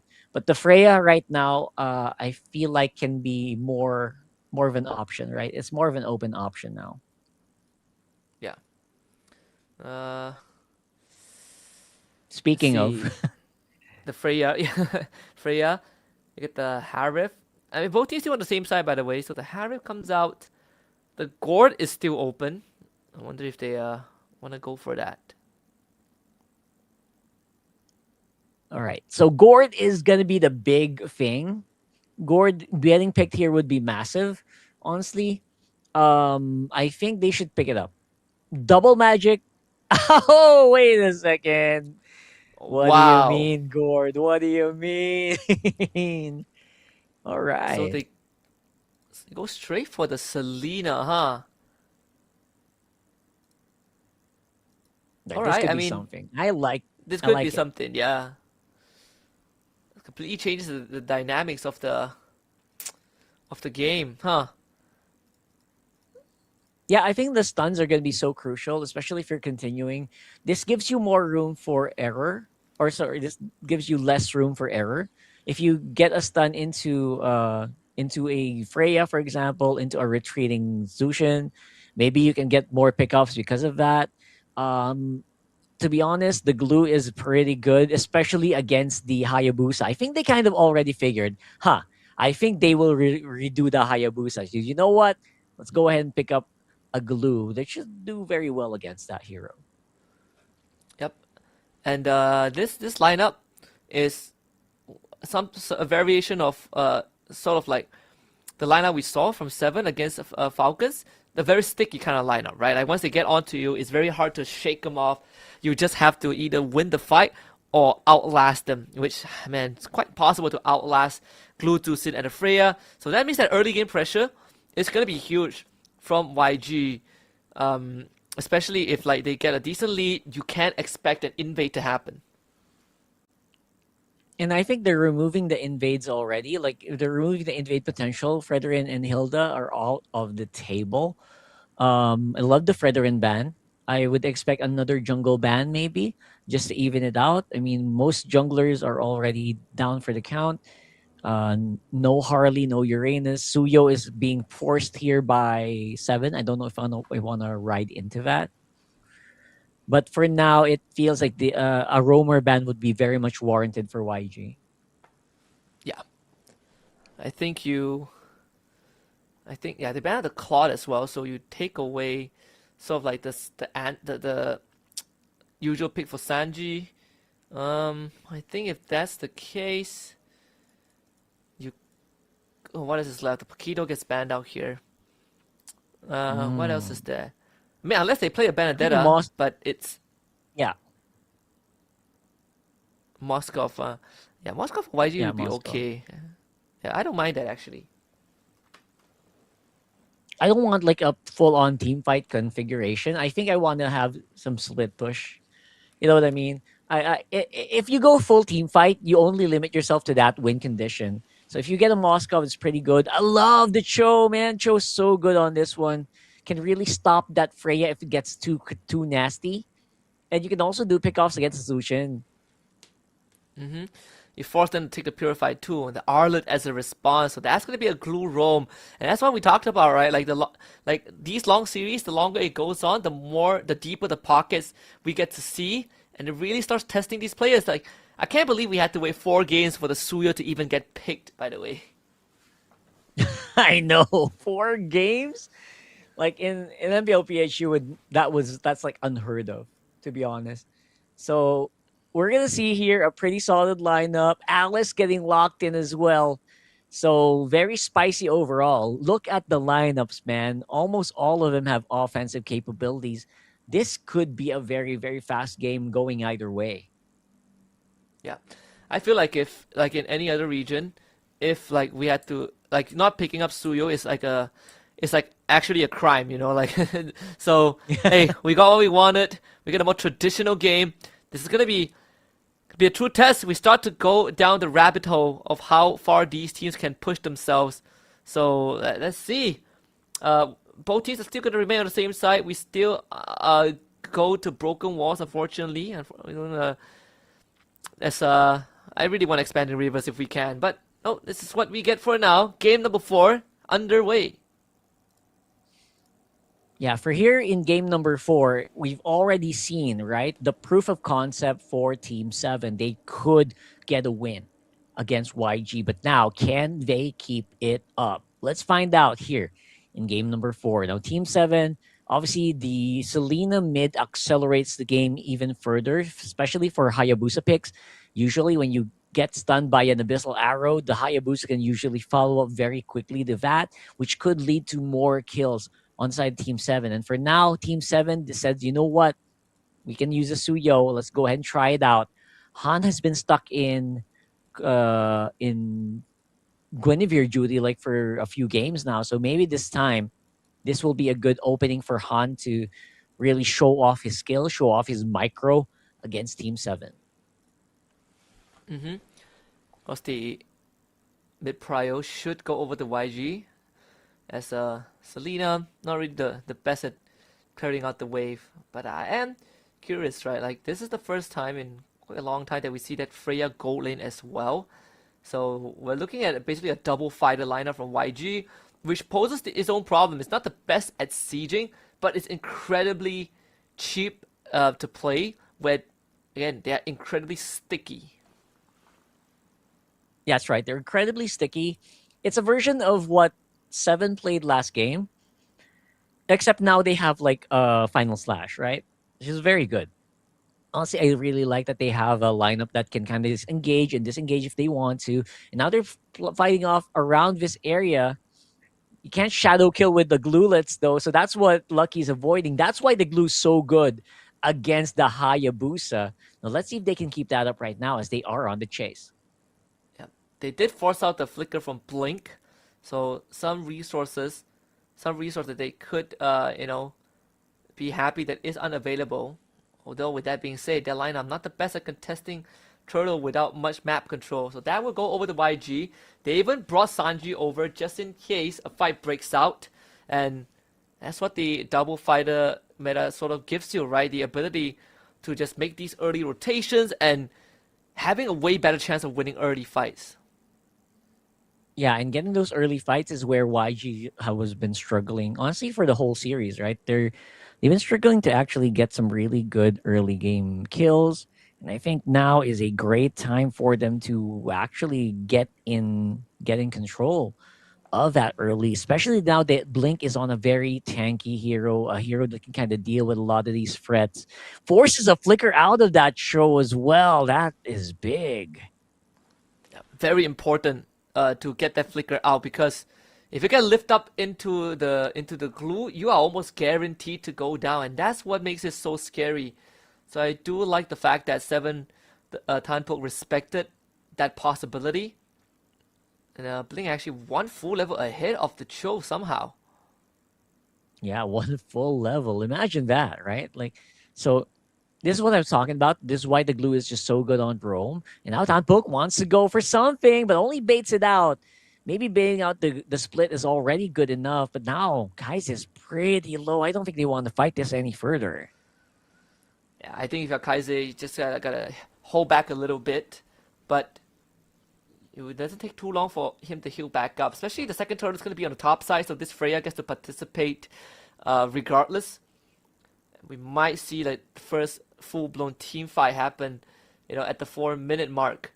Tanpok comes in, doesn't find a kick though, doesn't want to commit either since he does not have the flicker.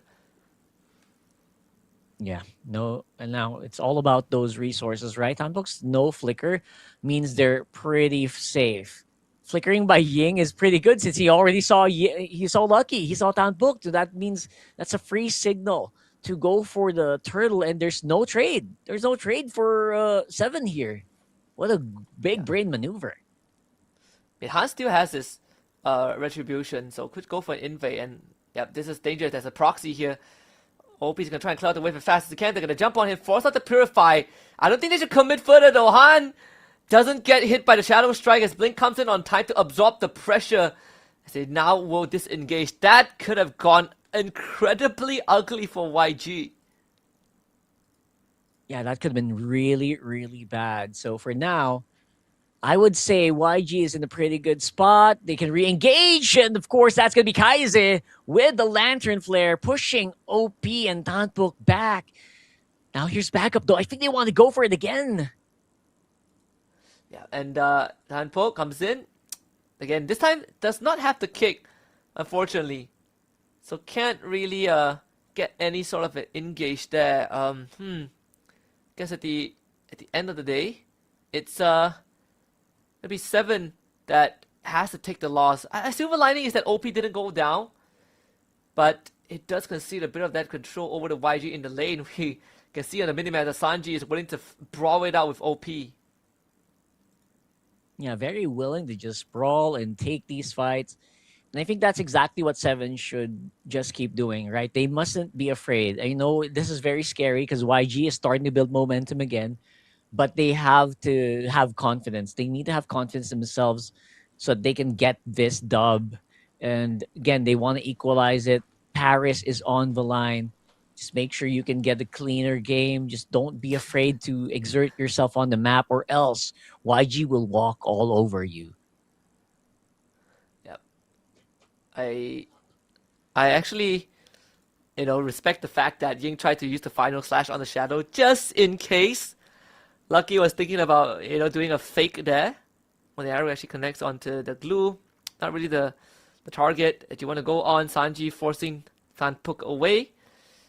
And now, let's see. 7, they find the kick onto Han. And Han easily gets out with the Blaze Surge. OP already dashing in with the Diamond Force, laid out the carpet. The arrow is going to be quite the deterrence there. Sanji disengages with the Valkyrie's Descent. And Lucky, though, he's going to get stuck on. Forced to use the Shadow Kill. Turtle already lost to YG. And YG claims first blood. Flicker forward into a Blazer. CK will get out with a Gleam. And Kaiser not done just yet.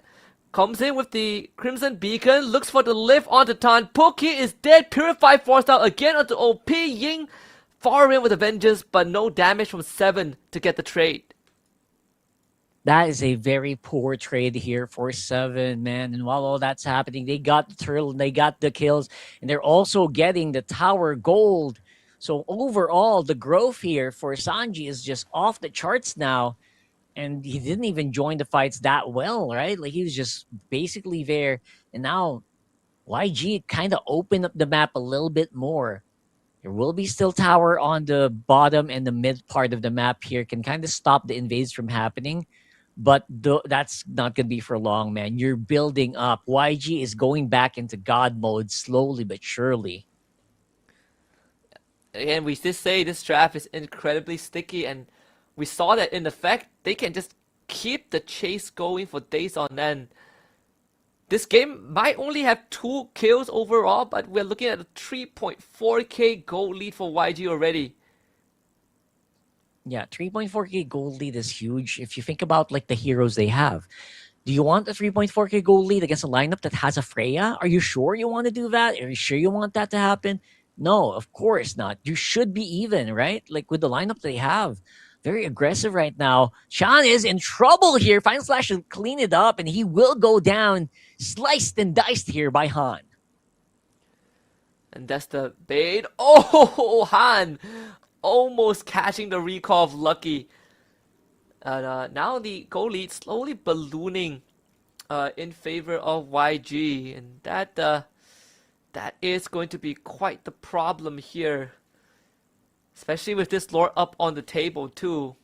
YG looking to be in a good position, honestly, to get it. This is an excellent position, honestly. Right now, YG, they don't really have any problem with any contest. Fanpuk is just on this left mid bush. They can't really do much. They can't even get vision of these targets. And now CK might be in trouble here as well. Getting hunted down by Han and Sanji. A very scary lineup. Right now, you can feel that 5,000 goal lead. And we've got a Lord walking on top side for them to deal with. And that's the problem, when you have a Selena mid lane, you don't really apply too much pressure against a siege unless you land your arrows. And even then, you want a follow-up. But unfortunately for 7, if they're behind like this, it's very hard to utilize Jens.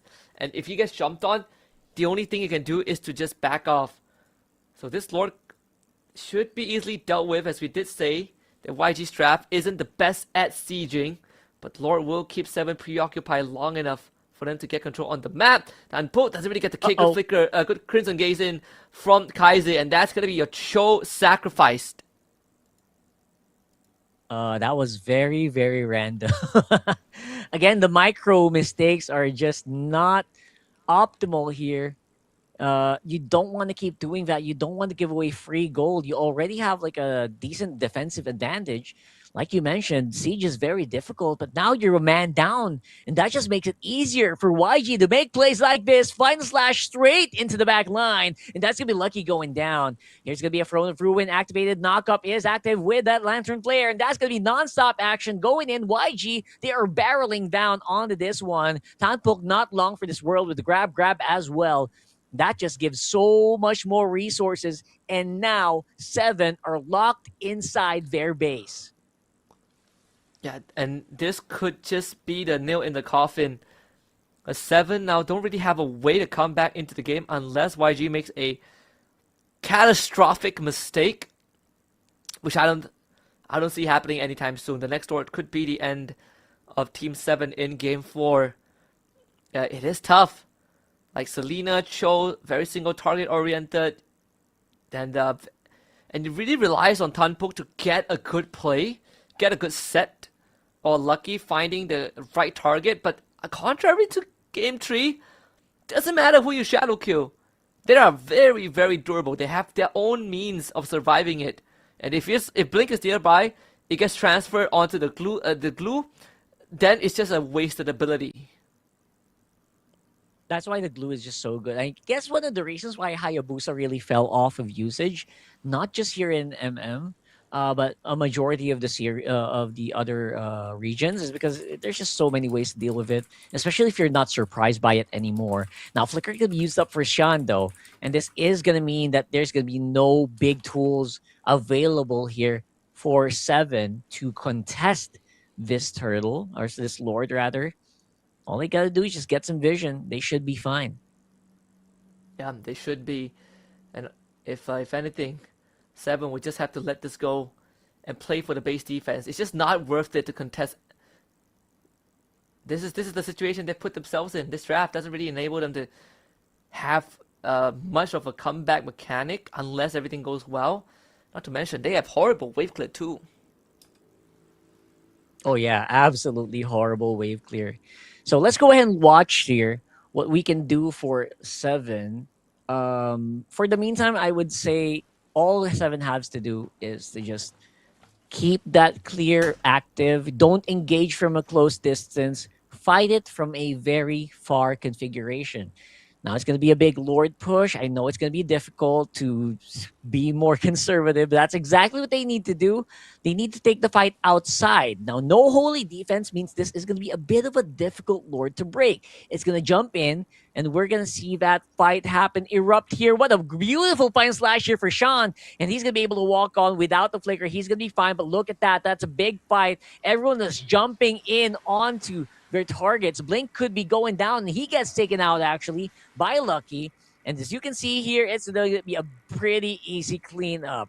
You already see here a great, nice attempt here from Townsfolk to push back, but looks like that's not going to be yielding any results. All the inhibitor turrets are down, and just like that, YG looks like they will be able to get the win here in game number 4.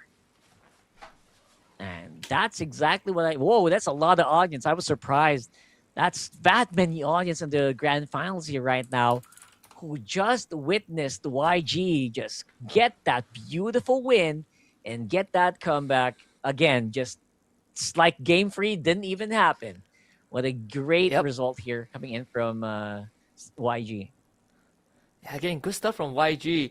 I think, you know, for game 3, it's more of like just waiting for the right timing, right? They were clear, I guess, weaknesses in the draft of 7 with what they have, and YG, they just bided their time, and once they kind of hit the item timing, it's very hard for 7 to do anything if they're not consistently in the lead, and that's what happened. They didn't really have much of a lead, and when YG started building up a snowball, 7, the game for Team 7 only gets harder and harder until they can no longer fight back. And that was the story of game 4. Yeah, that was good pressure. That's exactly, I think YG gave us like a masterclass of how you do like pressure, right? How you give so much pressure that your opponent can't really fight back properly. So I like that we're able to find that kind of identity for YG here. He was able to just completely decimate the opposition. Frontline, no problem. Cho, no problem, man. The glue has you covered. Plus, not to mention, Ying just went bananas on this Arlot. If anything, Ying, like he has shown throughout this finals that is pretty good at mechanically demanding heroes, right? You want him to do a big set, Arlot's your man. You want him to just purely focus on a backline, diving, damage dealer. Benedetta is in the pool. So now the question for 7 is, who do you want to focus, right? Who is the biggest threat? Because it feels like the XP lane is one of the lanes where they really are running into a bit of a problem. Like CK having to deal with Ying. A lot of times Ying comes out on top. And coming out on top is not easy as well, right? Ying has been able, and the fact that Ying has been able to do it with so many different heroes like a Benedetta, come on, that's not everyone can do that, especially here in this matchup where we're talking about the best of the best here in Myanmar, bro. So if you can do that in the best of the best, like you're on a different level, right? So I really wonder why we didn't see a lot of Terizlas today, though. That's one of my biggest concern. Like, where's Terizla? Is he on a break? Is he on vacation right now? Just yeah, these things are just, you know, especially XP lane heroes, right? I feel like Alice is just, I guess Alice is just more profitable for most players. Yeah, I'm still shocked that, you know, there's no Terizla picked at all. Even though we saw it in the play-ins already, teams just are not looking at it. Like even like Gwyn, yeah, it was like picked up by YG twice. That's pretty much it. So Khalid completely untouched. And today, like no one has played Khalid, and I think that is probably the biggest shocker, considering that he also does a lot of the job that heroes like Cho or Gwyn wants to do, but better in certain ways. That's true. And even has like faster move speed, right? Like when you're on sand, like you're so fast. Like, come on, why is no one here using it? It's really blowing my mind. So, I guess they just they prefer like glue roam even more. Where in some regions, glue roam is actually like the what do you call this? It's like what we pick when we don't have a choice. It's like, you know what I mean. So big questions here. And again, maybe we're just thinking too early. Maybe they want to save it for later. Maybe they want to save that big surprise for later. If they want to catch their opponents off guard, I think Khalid is a great pick to do it with. So let's see. Maybe we'll see that later on. But for now, it is going to be a YG victory. Don't forget, YG is currently on match point, guys. One more win to Paris. One more win to the championship. One more win to the throne. Yep, so close. Literally, this journey hasn't been easy for YG, but hell, if I downplay the fact that they have not lost a single series, the undefeated run of YG is just one game away, 20 minutes away potentially to being completed here in the grand finals. I can't believe it, right? Like, I mean, we've seen dominant runs by teams without dropping like a single series. I know, like for MPLMY, for example, there's Selang Red Giants, but if YG can complete this today, it's going to be a historical moment for the league. For sure, it's going to be super historical because they beat the regular season without a series loss. They beat the play-ins with a win, and then they run into this game and no losses as well. They're literally going to be the kings of Myanmar MLBB. Yeah. All right. I think for 7, if I'm in Team 7's position, I feel like I've exhausted a lot of my options. Maybe in game 4, this I think you need to pick a mid lane with some decent like control and damage. I think Farsa and Yi. I mean, Farsa worked for them. Maybe Yif is okay. The gold lane, either Harry for Claude. I think you ban Harry and take Claude, and then just pick a roamer that is either Cho or Khalid. Then he should be okay. And then he should be standard enough of a draft. Aside from that, I really have no idea, Rockhard. Like I'm scratching my head here, but I can't figure out like what can Team 7 do the next game to still have a chance. That's right. I mean, it's funny because there's nothing standard about this game, right? Like, you're thinking, if we're thinking standard, they're thinking something else, which I really kind of commend because, you know, if you're not standard, it's also very hard for your opponent to kind of read what you're doing. So that's definitely a good trait to have. But for now, I just don't think that we have, there's just not much they can do against it. No matter how you think, it's going to be like just a new surprise in the next game, in the next moment, right? So let's go ahead and see if that's going to change anytime soon. Because for now, even if they play standard, I think YG should be fine. They let the Selena mid through, bro. They already let the Selena mid, which has been highly banned, right? That just means they are not afraid of anything at this point. And if you're Yeah. 7, you're still stuck on Marcel ban duty. So that doesn't change. So what do you do? The craziest thing is that they have been only banning Selena in the second phase, and then 7 felt compelled to take it first phase. But man, there's a reason Selena first phase just isn't good enough unless you are really, really confident you can get the snowball rolling. And we just see that again not work out. This game, the glue, big problem. It's zoning everyone away. Patrick Star is quite the menace in this game. Yeah, the most menacing Patrick Star we've seen today. I think it just gave so many openings. It actually caught a lot of projectiles that we're afraid of if you're YG. It also just catches those shadows. It catches the Hayabusa very well. So all you need to do is just make sure that you use the glue to its advantage or to its maximum potential. And you should be fine. I'll go as far to say as I think the glue should have been MVP here, honestly, because that's just how crazy useful the glue was in this game. Yeah, I agree. I think the glue is just too hard to go through, right? You don't really have a tank shred. Not like no one on the side of 7 could actually deal with the glue comfortably. Even for OP, once the Diamond Force runs out, then you have to wait again, right? And unfortunately for Lucky, it's not the best candidate as well. No Gore, no Claude, which was banned out. So in the grand scheme of things, YG just had a back to the basics, a more well-rounded draft. Yeah, I love their back to the basics, honestly, because they proved to us why Suyo is banned, right? We are seeing why Suyo should be picked. They showed it right here, right then. And I'm so excited to see game number 5. But for the meantime, since we are match point, we're going to go on a quick break. And when we come back, MSL Myanmar Season 3's playoffs, the grand finals will continue. Don't go anywhere.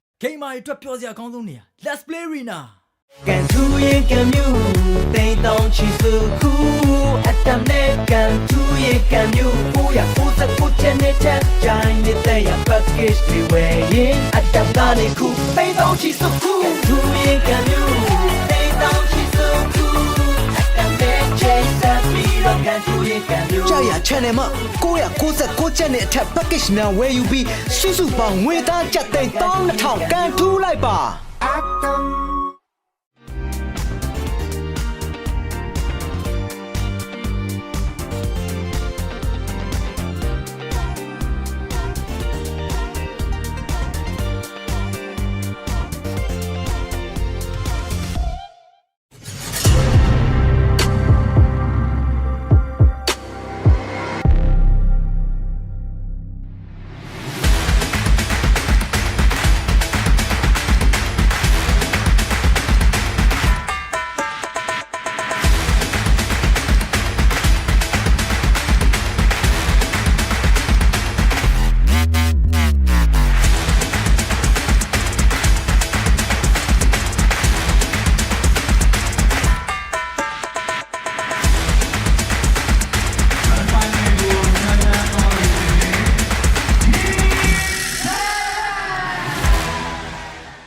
energy level ကကိုယ့်ရဲ့အကြီးမားဆုံးရန်သူဖြစ်လာတဲ့အခါတမတ်ချက်တွေကိုချိုးဖျက်ပြီး energy level ကို V-Code နဲ့နောက်တစ်ဆင့်မြင့်ရမယ့်အချိန်ပဲ V-Code မှာပါဝင်တဲ့ caffeine ကစိတ်ကိုနိုးကြတက်ကြွစေတယ်လူတင်းကမျက်လုံးကြောင့်ညာခြင်းကိုတတ်တာစေပြီးဗီတာမင် B ကလမ်းဆန်ပြီးခွားများကိုရရှိစေပါတယ် V-Code team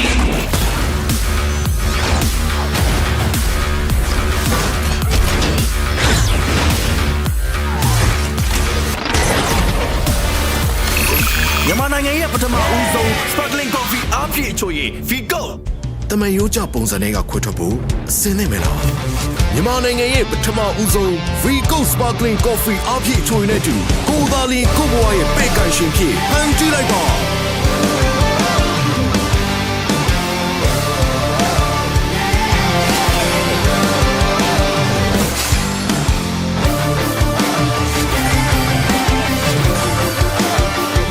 နဲ့တူကိုဘွားရဲ့ရှင်သခင်ဖြစ်ကိုရိုင်းဖန်တီးလိုက်ပါ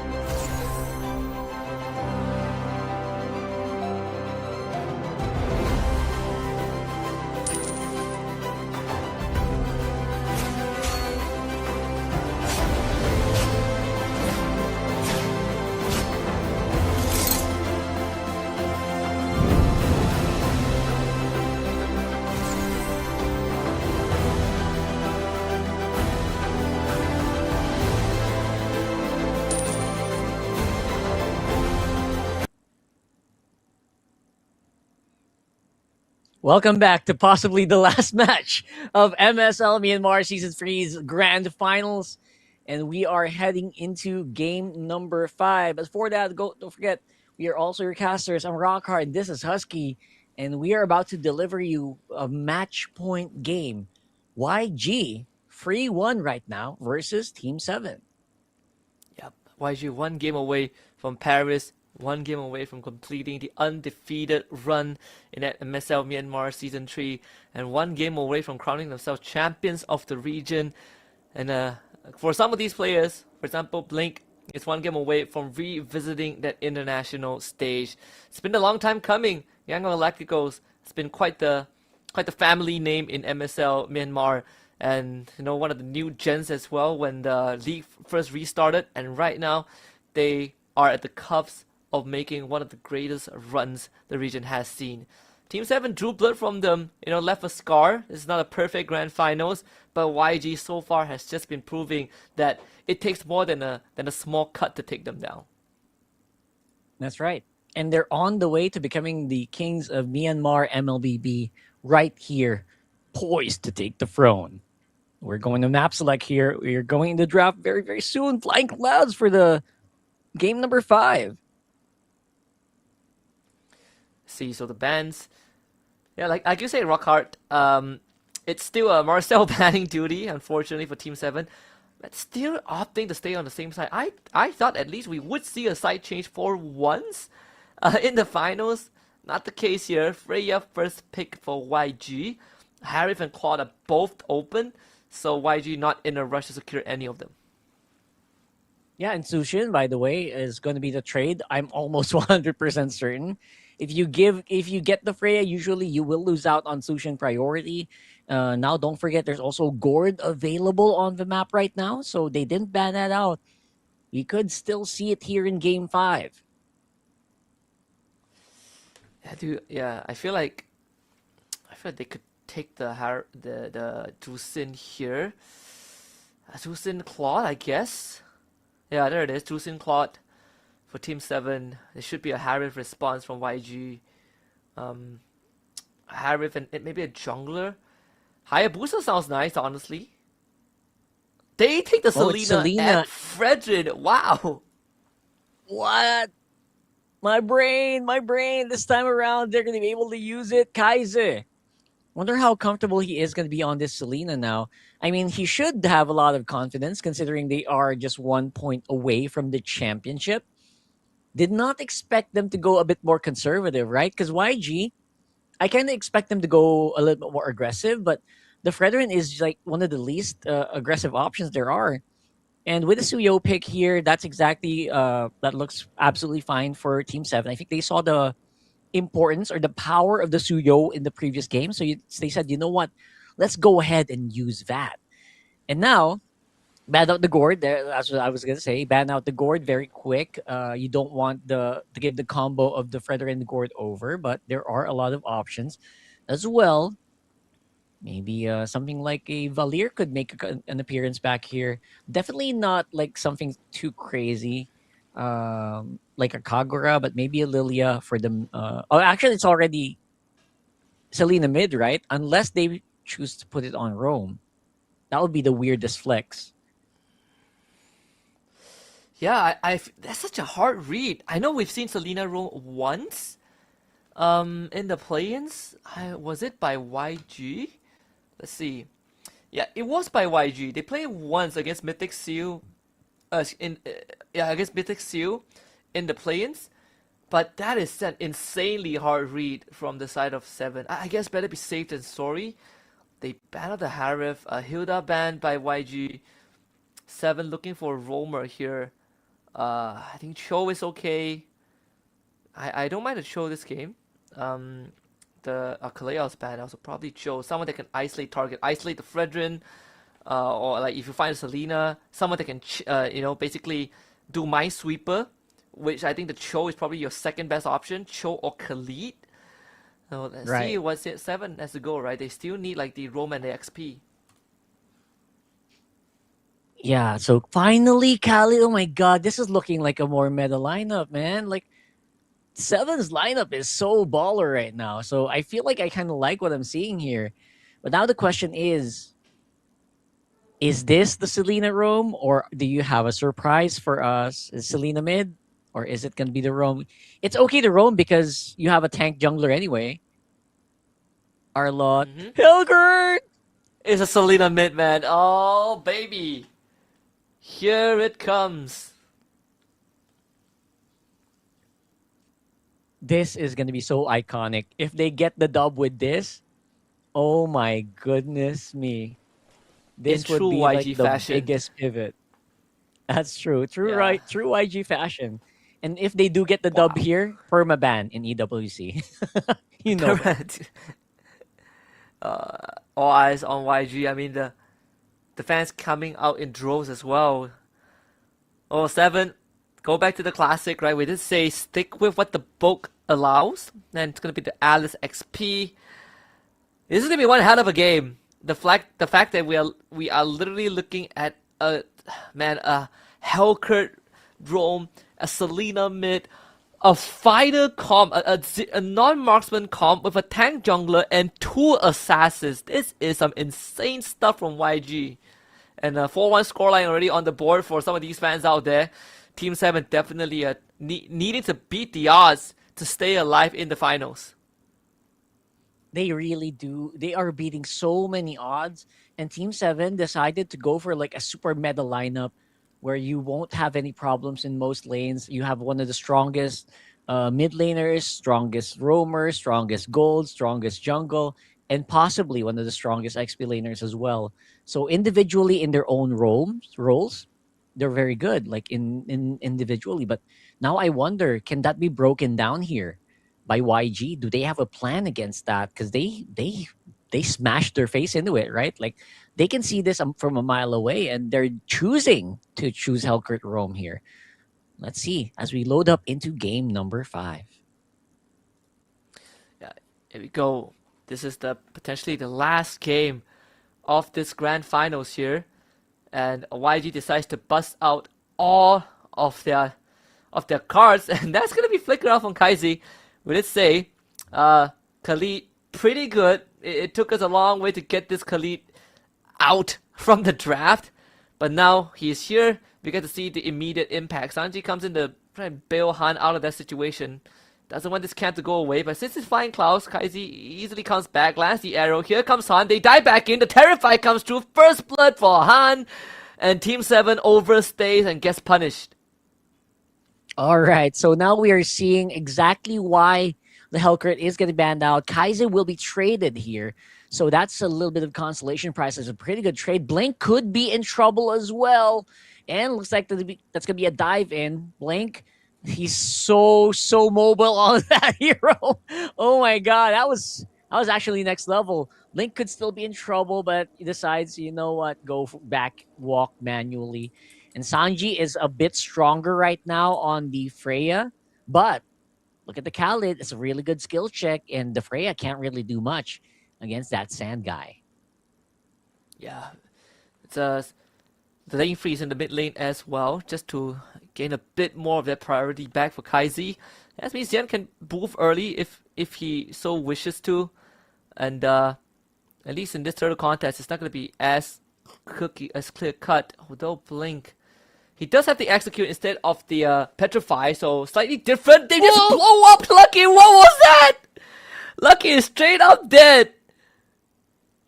That is insane, bro. That is absolutely bonkers. And now with everything they're doing, they're able to just isolate them one by one. YG finds each and every kill that they need to get that lead.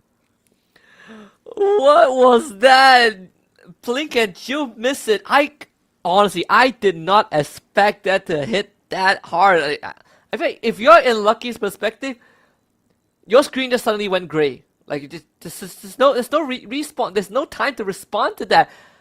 A 1k goal lead for YG. Silver lining is only just a 1k goal lead, but dang, Team 7 had no idea what hit them, and now they completely lose control of that mid lane, and they get the final slash again.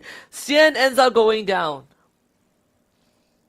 And that's why I think we are being shown firsthand exactly why Hellcurt deserves to be removed here. Blink just playing it to perfection. Again, earlier in that last fight near the topside turtle, wasn't even level 4 yet. He was only level 2.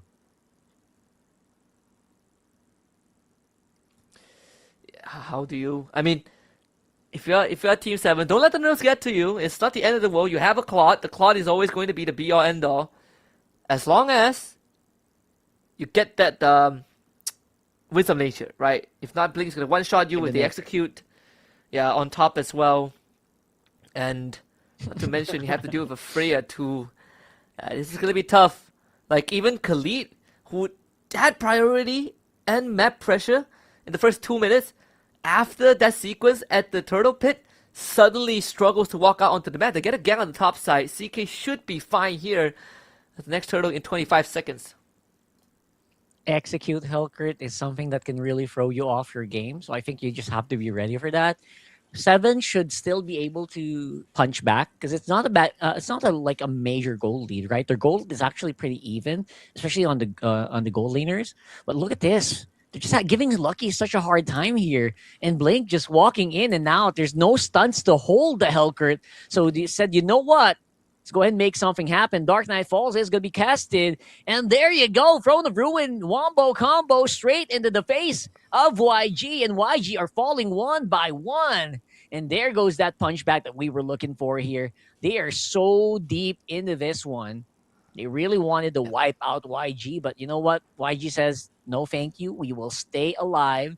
And to be honest, while all that was happening, their tower on the bottom side is also getting slowly whittled down. That's why the gold didn't really move that much, despite 3 solid kills coming in from 7.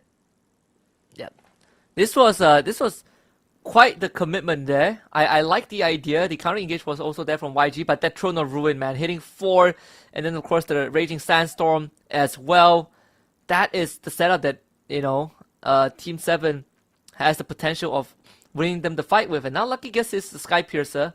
It's pretty unfortunate that this is Flying Cloud, so 7 is not able to push that lead too much into the jungle of YG. The revives timers, respawn timers are still pretty short. But that's something that Team 7 can look forward to, right? Especially for OP, who already has 2 kills. Arrow connects. They're not going to commit the full combo just yet. CK is not the easiest target to pick off, but it does give info to Team 7 where YG's members might be. And this Khalid now back into a position where he can play the role of just sweeping mines. That's right. All you got to do is sweep. All you got to do is make sure you stay alive. You don't give vision over. You should be fine. Now, Sanji, it's going to be a 1v4.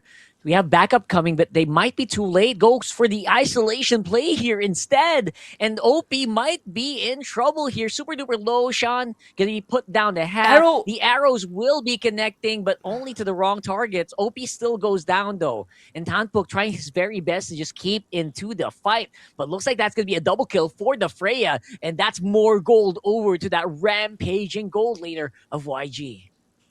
That is unfortunate. Unfortunate for OP. Had to blow the Purify early on, and he was basically playing, whack-a-mole with the Abyssal Arrow. The final slash, okay, that was a bit awkward. Might be to find much on the CK. But yeah, OP, he was sidestepping everything. But because of the trajectory of those Abyssal Arrows, he's forced to walk back into the fight and ended up getting deleted. So, grand scheme of things, still, YG having a 3.2k gold lead. And Sanji is absolutely giving Tanpuk a beating there, keeping him at bay. There is the Raging Sandstorm and the Flicker. The ultimates are backups. Team 7 by no means are out of this just yet. They put pressure on the Han. Han gets jumped on. Dark Knight Falls out. The execution with the Sky Piercer is good from Lucky. Secures the turtle for himself. Ying is now in no man's land. Blink comes in, looks for the execute onto OP, finds it! And Blink is out, but a double kill given over to Lucky. Meanwhile, Sanji on this Freya is just hammering away on the CK. Yeah, bring him to 1v3. Sanji can take it. The arrow on the Blink and another Blink from Blink. And that's 3 bodies for YG. Bro, I just can't help but cheer for this Kelkert, man. It's doing the job. It's doing the job. And it's giving Sanji so much breathing room. Although, of course, Seven is fighting back, right? They're still showing that they have some firepower left in the bullet, in the barrel here for their lineup. But they're getting slowly countered. They're getting calculated. Blink is the literal stalker in the night, watching them from a bush and waiting for the perfect chance to strike. This is probably the most back and forth game we've had so far in this series. With of course YG still holding the lead, but it is a bit of that goal swing in the favor of Team 7. I think a 1k goal swing from that earlier exchange. But still, man, Blink and Sanji, they are deadly. They are starting to become a real problem, especially Blink. Right? He will always be a threat. He finds Lucky, he one-shots him.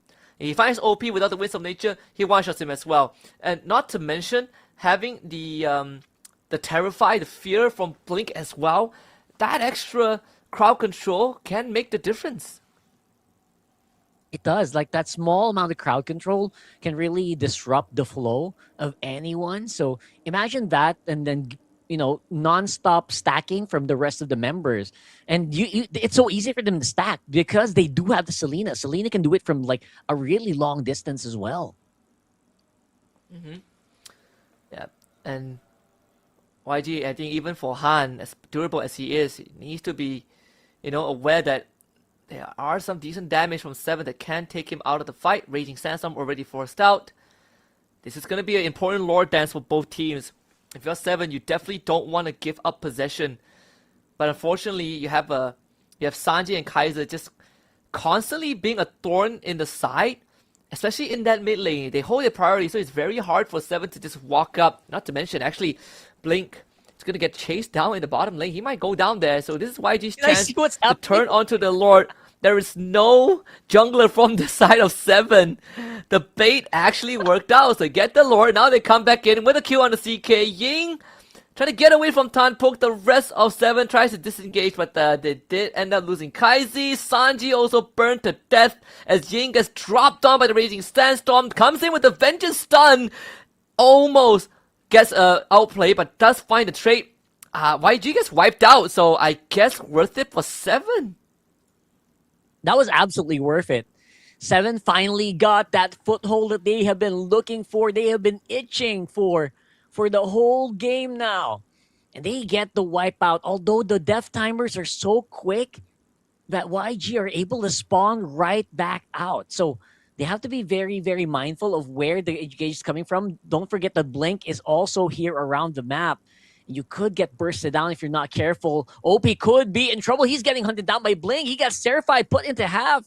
And then that's going to be no follow-up, which means he won't probably die. Sanji forces it, and I think will get punished very heavily with this one. The stun did connect, but only slows it down for the few moments. And so far, that's 7 equalizing on the goal now. And that is the exact timing that Team 7 have been waiting for this whole time to get OP online and put everything in the cloth basket. I think from this point onwards, it is going to be Team 7 in control. And for YG, this double assassin, double fighter lineup starting to scale off. And it will only get harder from this point onwards. OP going for the Malefic Gun again instead of the Winds of Nature. But I guess he just feels strong enough. As long as he doesn't get hit by an Abyssal Arrow without the Purify, he should be fine. I think he should be fine, right? Like, he just has more trust in the Khalid, in the Alice. You also have so much to deal with if you're fighting against the Suyo. So right now, they know that everyone's so busy. Everyone's so busy trying to avoid this crowd control, avoid the Throne of Ruin. And that means that he can just do whatever he wants right now as a Claude. Now, it's going to be engaged around the jungle for 7. They want to fight. Yeah, looking for Kaizi too. Flicker into the Throne of Ruin. Sanji almost goes down. And that was good enough for YG. The best case scenario of the whole situation. Yeah, so far it would seem that Blink's usage in the team fights are slowly degrading. And it's so hard. I think 7 have found out the trick, right? if you're all together, the Hellcurt can't really do that much. So all you have to do is stick together as much as you can, and you should be able to have a good team fight. And that's happening right now, though. Blink is on the side. He's from the side. He wants to go in, but the signal's just not quite there. Wants to go for a four-man Terrify, but that's just not going to be the case here. Such a huge disconnect from YG in that last fight. And now because of that, it's going to be a free Lord here for 7. And that's why I felt like Hellcurt, Rome, just go for Petrify, right? Just go intercept execute. Don't greed out for the damage. Just get the setup in and then let your team do the work. But then again, this is a lineup that wants to fight up close and personal into Alice, Drusin, Khalid, Claude. It is a nightmare to do so. Now 7 with the Lord, second Lord of the game. YG, they need a different approach this time. They can't just rely on the same way like they did in the first 10 minutes. But I don't know if they can do it though. Like, again, this draft just does not permit them to fight any other way. Yeah, this is just not very, very good right now. They're looking like they're getting sieged up. This Hellcurt is, I don't know what, you can't find stonks in it if you can't isolate any targets. They're having a hard time using it right now. So, Yep. yeah, at this point, what are we looking for here? Maybe a possible pick off from behind if OP gets caught out, but it's looking like it's very slim pickings. Even Sanji right now on the Freya is like so vulnerable, man. Yeah, like almost got solo killed too by the Suyo. And unfortunately, if you are the Hellcurt right now, you have a whole village looking for you, right? Like Team 7's players are just durable enough, maybe except for OP and Zen. They got durable enough to just face check the bush and find you. Especially this Khalid. Like we say, Khalid has so much value. He just walks into the bush, he finds you, and then you're out. You are completely nullified. Same as CK on this Alice. And this is why, like this Selena, every arrow counts. And unfortunately, this time, no matter who the arrow lands on, there's just no reliable way for YG to go in and finish the job. Unless they could somehow get a final slash to isolate like OP or Xian. If not, I really do not see YG coming back. Yeah, bro, it's gonna have to be an isolation play, right? It's gonna have to be an isolation play. They're gonna have to find a good opening where CK is very far from Tanpok, very far from OP. That's easier said than done, to be honest. Now, I don't know what Blink is planning, but he's very, very far away from actually getting to a good situation. What's the play? What's the play here, man? Like, where is the opening, and do we just wait for the next Lord? I don't even know if they're gonna win if they go for the Lord fight, right? Yeah, and okay, so the goal lead doesn't really matter too. Well, I want to say it doesn't matter too much, but it actually does. I just am not sure how is YG gonna recover from this. We did see the Wishing Lantern for Kaiser. Blink maybe, yeah, I just got the Malefic Roar. There are only 2 viable targets that he can kill. If he had the Petrify, I would add Lucky onto the list, but he does not. This third Lord, man, you can't really give it away because you are very horrible at handling these push. But you also aren't really equipped to fight directly into 7. This is a tough cookie to crack. Blink is going on a long way. So until he finds a way around the flank, YG would just have to hold out. CK and Tanpok are actually split up right now. Yeah, they might actually find a kill onto CK. CK now commits only on the one Han. He's gonna get gone on here. The Sky Piercer is around. Lucky finds the kill. And Kaiser goes down. I think we're going to game 6 here, Rockhart. There's no way back for YG from this point onwards. Yeah, it's going to be impossible, man. I don't think they even need to go for Lord. They just have to go for a fight here. And that should be game. Blink and Sanji all alone to defend. YG overcooked with this one, man. Oh, Xian goes down. But I think that's only going to be a fluke. 20 seconds on the next nearest guy. And that should be the game. And for some reason, man, 7 are able to claw their way back out of that one. Like I mentioned, it just felt like YG overcooked. They melted with that Hellcurt pick. just turned on the gas too much. They burnt their dish. The steak came out well done, and it's unacceptable by professional standards. That's again, they knew the risks. That's the fun of having a best of 7. You know, you get to cook a little bit if you're far ahead, but technically they are still ahead. But now that has failed, I think YG gonna go back to what has worked before, and just look to close out the grand finals. They had a good idea. It was a fun concept, but the risk was very big, and they just could not get a big enough lead to make use of it. Yeah, they had a lead. That they had one lead, but then after that they kind of just threw it all away. And yeah, I don't like what YG did there. That was just a little disgusting, to be honest. Like, what are you thinking, right? Why is that Hellkurt just so out of it? I think Blink got kind of overconfident in that last one, where he just left his 4 teammates to die for like 30 seconds for 1 minute. What was he doing, right? Like, that's not supposed to happen. And again, if you keep playing a Hellkurt like that, you might as well not, because that's just not how you play it. I honestly thought that, Blink would cross through that mid lane after the wave has crashed, since you technically can't do that without revealing yourself. But he didn't, right? He backtracked even deeper into the jungle. And, his team was actually holding out for quite long. Like, they were doing everything to the best of their abilities to just hold out. And I think they were just waiting for Blink to arrive. But he never did. And he showed up, it was just way too late.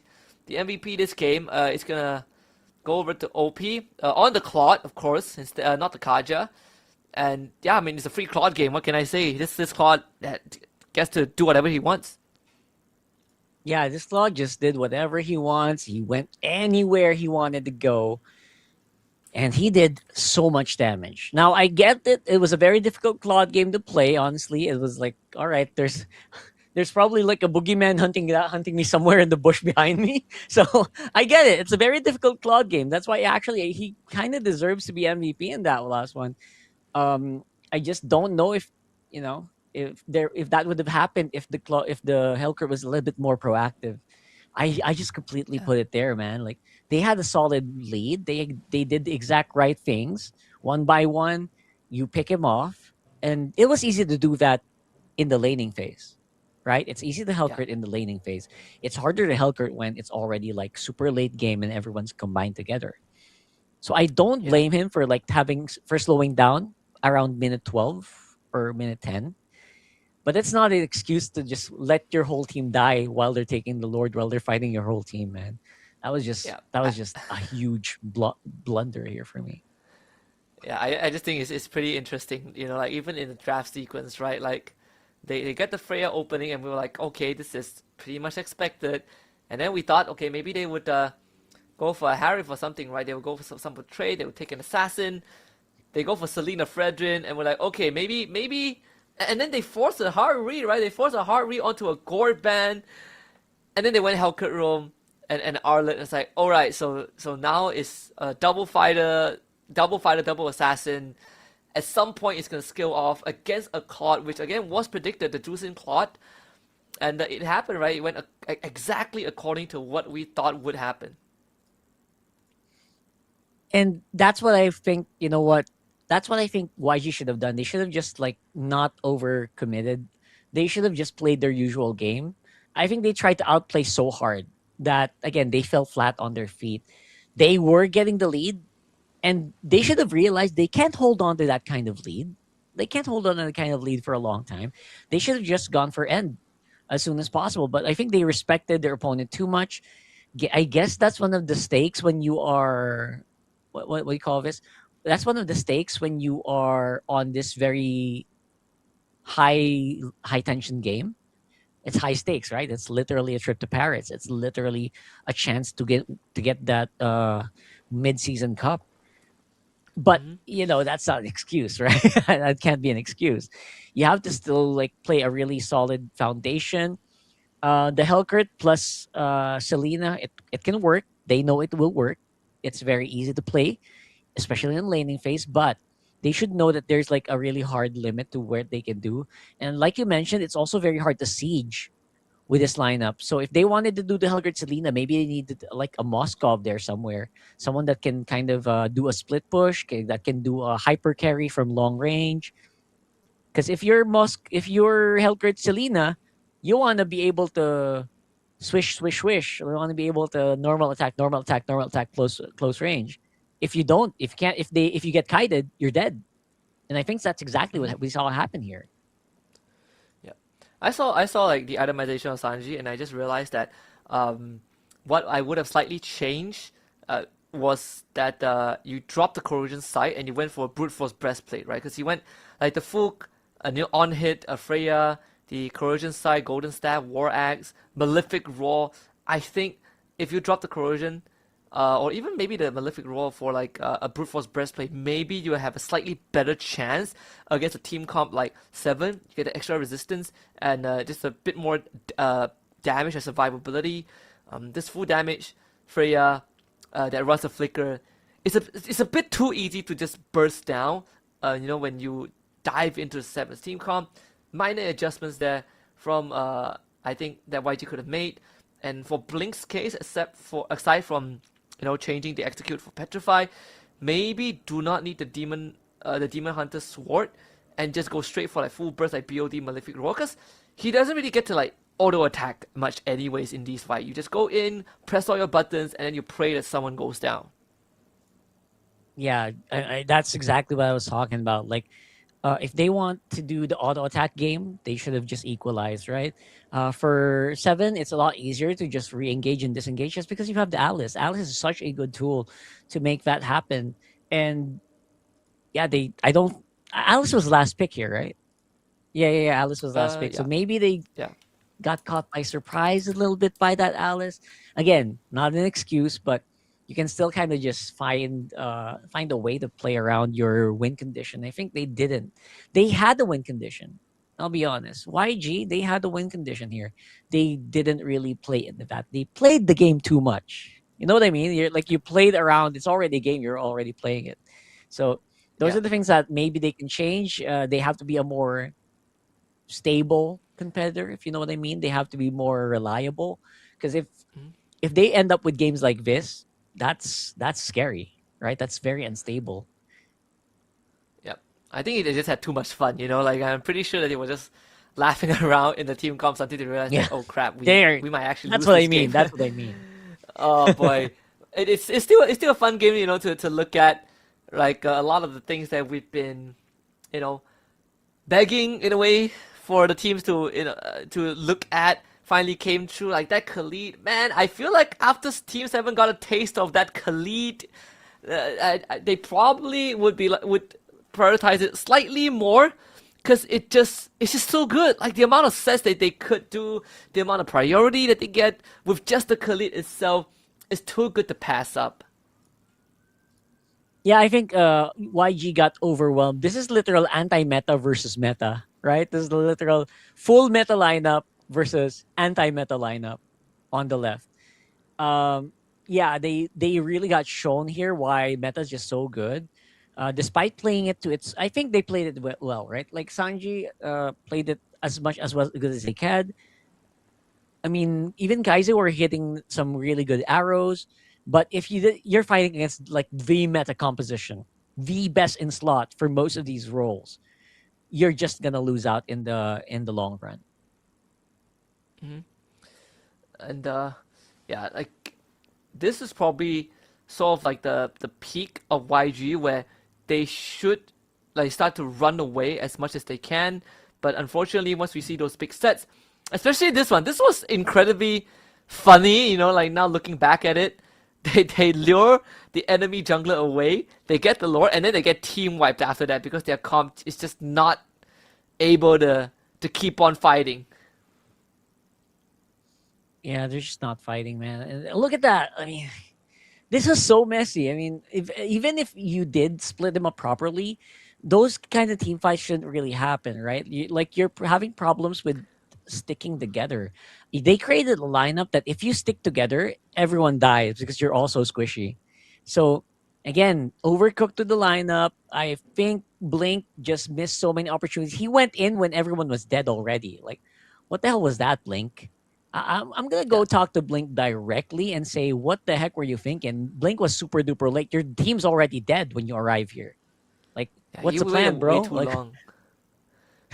wait, You way waited too so long. long. Exactly. Oh my goodness! You saw that? I just realized. Yeah, I just saw it. I feel like it wouldn't have Come made too much on, of a bro. difference, but the fact that it went that poorly makes it even funnier. Oh man. I know. Oh boy. This is just all kinds of crazy. All kinds of crazy just happening here in this series. And I'm all for it. Like we mentioned this. We mentioned this, right? Let's go ahead and have a 7-game series. And we might be able to just, we might just have an upset. I am slowly becoming a believer that an upset might actually be possible here. Yeah. And can you imagine? Can you imagine that the upset happens? I'm a conspiracy theorist when it comes to situations like this. The upset happens, and it's all because YG had too much fun. Like, can you imagine the fans? They would go mad. They would go crazy if that's the result. But of course, I'm not gonna put it past YG. I think they have what it takes to close it out. Let's see, right? Game 6. We have we not go. gotten Expanding Rivers, man. Give me Expanding Rivers. Come on, please. Expanding rivers would be absolutely bonkers. Broken walls. Oh, come on. How? Why? Just give Expanding Rivers. All right. Oh man. Broken Walls it is. Broken walls it is. At least for now, we can kind of just have like a good idea of where they stand in terms of like how will they macro. I think we saw a really good glimpse of how Team 7 plays this, and I actually kind of like it. I like that Team 7 knows how to punish when your opponent makes a mistake. And in this game, there were a lot of mistakes. Don't get me wrong. Such a big number of mistakes here for YG, especially in the later parts of the game. Yep. Well, if there's one thing that is a constant is that first phase bans are almost locked in. The only variations is in the second phase. So Freya goes through again. Of course, Jusin, I guess you guys will go Claude again, right? I think just go Claude. Yeah. Come on. Go ahead. Go Claude. Go Claude. Just go Claude.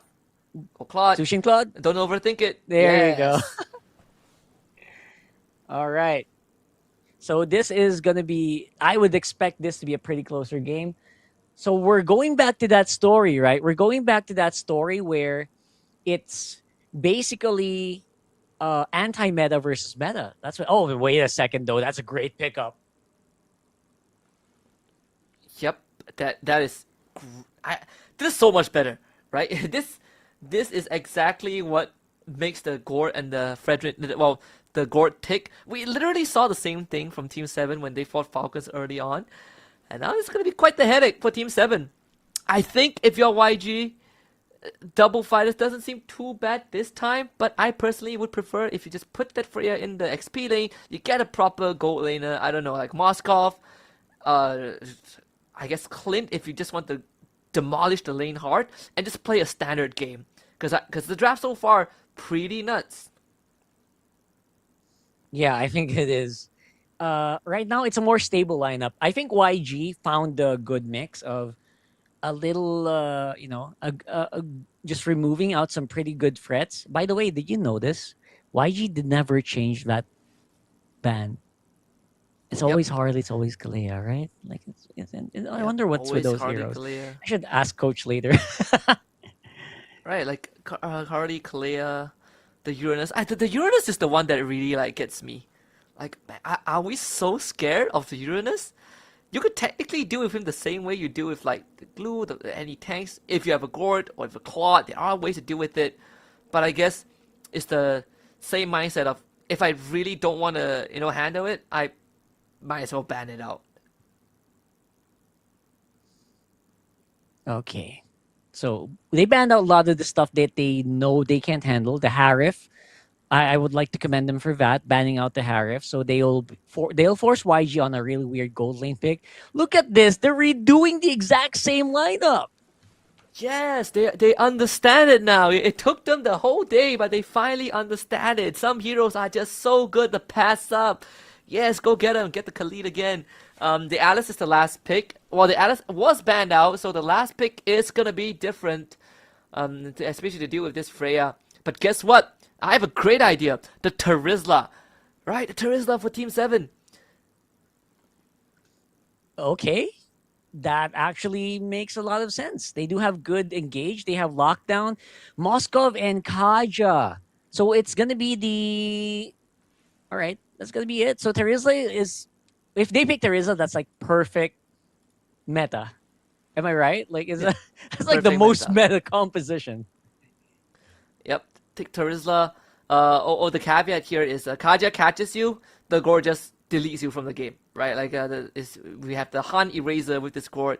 The Sora also works as well, slightly more versatile, with how he can get these fights going and does pack a big punch. So I'm okay with either the Sora or the Terizla, but I'm liking what Team 7 has. They finally figured it out. 4 out of the 5 same heroes. They have the same archetype exactly like game number 4. But on YG side, they also have better solutions for their late game, and they have better scaling heroes, obviously, and of course the Kaja. All right. Now it feels more of a fair fight for me. YG finally, they're kind of also bowing to the pressure of let's go ahead and counter this. We can't just run with our crazy picks. We have to play meta on this one, and we have to respect these super duper meta comps here for Team 7. This is literally like what most teams internationally would run, right? So yeah, it took them a while. Team 7 finally they embraced the meta, and now we're forced to game 6. Don't forget, it's still match point for YG, and we don't know what's gonna happen. There's a possibility of reaching game 7 here. Yep, there's a good chance it ends here, but if we haven't seen it all just yet, game 7 is a possibility. I'm just excited that it didn't end 4-0. Let me just put it out there. I'm just happy that we didn't end 4-0 because that means we could have ended before dinner time, and it wouldn't be satisfying, right, to see so less games when the teams have come so far. But I want to see 7. They get the most textbook lineup. Let's see how they pull it off. This Khalid again, huge value given whenever you have a Khalid on your side. Priority in the XP lane, priority in the mid lane. Gord is going to take some punishment earlier on until he ramps up. But until then, I think 7 should have a bit more of that coverage. Yeah, they've got pretty good coverage here, to be honest. Like having the Khalid in, just make sure that you have all the necessary ingredients. You have all the necessary tools to control the map when you need it. And in this one, I would like to really just, have them more stable, find that good team fight. Wait for your level 4s. I think they should fight too early. They should wait for their level 4s so they can have like a really solid win. So I think in this one, Team 7 has a really good chance of winning out their level 4 fight. But they should just be very, very cautious of the micro. Don't make any major mistakes. Yep, Kaiser is having a hard time because he's zoned away, but that's the engagement a bit late. Instant first blood for Team 7. And that's what we're talking about. Like this draft, pretty easy to pull off. Press your ultimates, win the fight. And that's going to be Turtle number 1 for Team 7. That's right. Turtle number 1 is going to be so important. Gets your tempo up. You want more gold, global gold on your Claude. And then that should be it from there, right? You just have to go and just pressure Sanji. Flicker going to be used up. And again, it is a Kali. That's why it's such a good pick. You can dive under tower so quickly. And there's even so much room, so much allowance for mistakes. Yeah, not much. No Romas do that much damage. The SOD actually connects, but I don't think Sanji can do anything there. Does get him back into lane quick enough so that he doesn't incur too much losses. But it's already a 2k gold lead for Team 7. And now Lucky is going to show up as well. They get the engage off. It's going to be another dead Sanji. So this bottom lane constantly under pressure. Mid lane also far behind thanks to the zoning of Xian. And even the XP lane, CK has a 1 level lead over Ying. Yeah, that's huge, honestly. because that means that the Sora can actually just duel it out, not be too scared of this Freya. Now Ying, he just needs to go on. Obviously, he just needs golden staff, right? Usually, just golden staff, and then the Freya is going to be so hard to fight against, especially if you're sword to sword or sword to fist in this scenario. But again, it's all about the macro. What can we do with macro? We have a 2,000 goal lead here for 7. What's going to be the next play? Can you increase that lead? Or will you be able to win out the next fights? Because we haven't really seen Blink use, right? We haven't seen Blink go for like a Divine Judgment or anything. We haven't seen any major engages by the Gord as well. Like we haven't seen like the Gord Eruption combo properly. So I'm seeing how Team 7 is going to be able to handle it from there. Yeah. Also, thankfully, the turtle is going to be on the bottom lane, so even without SOD, Sanji can join in. But opts to take a recall here. Maybe doesn't have the maybe wants to go for a lane swap. Yep. He did use the SOD early on to try and steal the gold crab, but I think it should be back up once the commitment on the turtle fully starts. But either way, if you're YG, you're not looking to overcommit here because you don't really have enough damage unless Kaizi is part of the fight. And you need to rely on the Divine Judgment as well. CK just walks off forward, flickers in, 3-man vacuum, turtle for 7, and everyone pounces onto YG. The Mystic Gush, great to force 7 back, and the fact that YG lost no one is more than enough. Yeah, that's absolutely more than enough. Not to mention, Sanji's also getting so much gold on the top of the map. He knows it's going to take a while before 7 goes there because it was a 5-man turtle take. And that just means he's going to get all the outer turret energy shields. He's also going to be able to get that tower, although OP will be able to get this tower too.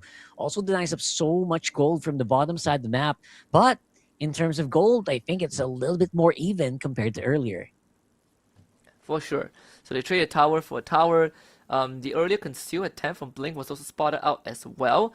And this is going to be the trend, right? We see the Sky Piercer out for Lucky, Anticuras for the Sora, and the Tanpo, very early first item, Chastise Pauldron 2. And even for Ying, he's not completing his boots, goes for the basic boots, Golden Staff, War Axe coming up next. But the pressure is now on in the XP lane. They want to crack that top tier 1 as well, just so they could match the tempo of Sanji. Yeah, matching the tempo is going to be just so crucial. And now YG are just going for cross-map plays. Ying is going to be a 1v3 here on the bottom, but with Valkyrie's Ascent, he should be relatively fine. There is still going to be a chance that Lucky goes for it. Tanpuk also just roaring to go for a fight. Ying is baiting it out. He knows he's there. It looks like with the Vengeance, he will be able to survive. Yep. More than good enough. Oh, the SOD would have been nice for that quick lane swap. But again, the trade is completed. Both side lane tier 1s have gone down. 7 still maintaining a steady 2k gold lead. And the flickers are going to be back up for everyone soon. CK getting hits in 5 seconds. No Vengeance for Ying. Means that this fight is going to be slightly harder for him to just sustain before he gets like a brute force or any defensive items. The 7 should get priority over the turtle here. Yeah, this might be a good priority here. Tanpuk low, but again, Raging Sandstorm allows him to just walk on out of there. Lucky once more going to be able to secure that turtle, and now it's going to be them on the run. Shifting Skies locked in and blocked with that one. And now with the Valkyries sent in a very bad angle, it's going to be Han going down, and no one actually going to be a victim here for 7. Looks like YG is still in a bit of a pickle here. They're getting boxed in, and I think their mid lane tower is also going to fall. Yeah, and unfortunately, Sanji doesn't have enough items just yet to really cause some serious damage to side lanes or push fast enough. So the top tier 2 will stand for 7. And again, we did say no Vengeance for Ying, so he doesn't really want a full commit, and he doesn't have the items just yet. The Mystic Gush was used on Tanpuk. That allows 7 to continue chasing without fear of any, with those big burst threat from this Gord. Blink even used his Divine Judgment and almost got bursted down in the process. And that's why, if you want to use the Mystic Gush, best if the Divine Judgment is used in tandem, in conjunction with that to guarantee a kill. If not, then it just feels like you don't have enough fuel in the tank. Yeah, absolutely. I feel like they should just do it together and not try to layer it too much. Because if you layer it so much, I think you are missing out on a lot. that's like a few seconds of super duper good connection, or should have been like really high damage output that was missed out. So let's go ahead and see if they can do that maybe later on. Again, I kind of get what YG is doing, right? They're trying to do some cross map plays with Sanji. They're not completely committing to any fights. They're not committing to any of these fights, man. All they're doing is just playing footsie, essentially. Yeah. And thankfully, 7 have a draft that can match that. With the Suyo, with the Khalid, Claude. So YG doesn't get to roam around the map freely, even though they have a Kaja with them. And like, if they have a Kaja plus an Assassin jungle, then it's easier to make those moves. But again, you're highly reliant on that Gord as the finisher. So this makes this Kaja less of a threat in the overall in the grand scheme of things. Lord is going to be up on the table so far. 7 is up 4-0 in terms of kills. Let's see. They do find the grab. They need the burst, and they find it. That's the jungler. Shifting Sky comes in. 3-man with the Raging Sandstorm only on the handle. And that's the best case scenario. Kaizi trying to run away, gets lifted up. The Gord is gone. Han slams down with the Praise's Wrath. SOD misses. So this fight is a null and void for YG. Oh, but they're going to keep it up. Sanji's up on front. Sanji, I think he wants to fight this alongside Ying, but looks like they will not have the ultimates to actually back it up. All their ultimates are on cooldown, which means this is going to be a very difficult contest, man. I don't know how they're going to do it. And unfortunately, Ying, again, had to use the Vengeance earlier on. So 7, sure, they lost the jungler, but in the overall big picture, they still won the fight. They got a couple of trades, and they got the Lord for themselves. And that's definitely decent. I like what I'm seeing here, obviously, from the teamwork from 7. There's just no fear in their eyes, right? Like this, they says, "Oh, YG, you want to fight? All right, let's fight. Let's go ahead and see what happens if we fight." And again, all of this is happening without Sanji in the fight. No SOD hit, bro. That is massive. Maybe it would have been different if he hit that SOD, but as you can see, it's proving to be more difficult. And now they have to deal with so many things on the map. Yeah. And this is a comp that wants to dive into and very reliant on Blink catching the right target and having Kaiser as a finisher. But every single time Kaiser uses his full combo, if they kill a target, great. But if they don't, you have Zhen coming at you with the Crimson Beacon. You have Tanpuk diving you as well. There's a lot of things that the Gordon needs to watch out for, and unfortunately, it might come times where he has to just sacrifice himself, as long as he gets a trade back. There's no easy way around it. But the good news is that they keep all their shields up. Not that it matters too much, but it does mean that all the inhibitors will be at 100% health. Yeah, it's also going to have that outer turret, that a holy defense there on the side. So that's not bad. That's also a pretty good deal, although it's going to be gone in a few seconds. Wow. Ying, he used the Vengeance. That's big. Yeah, that was pretty unnecessary. I don't think you needed to use the Vengeance, right? If you have Valkyrie's Descent, just get out of there without pressing the Vengeance.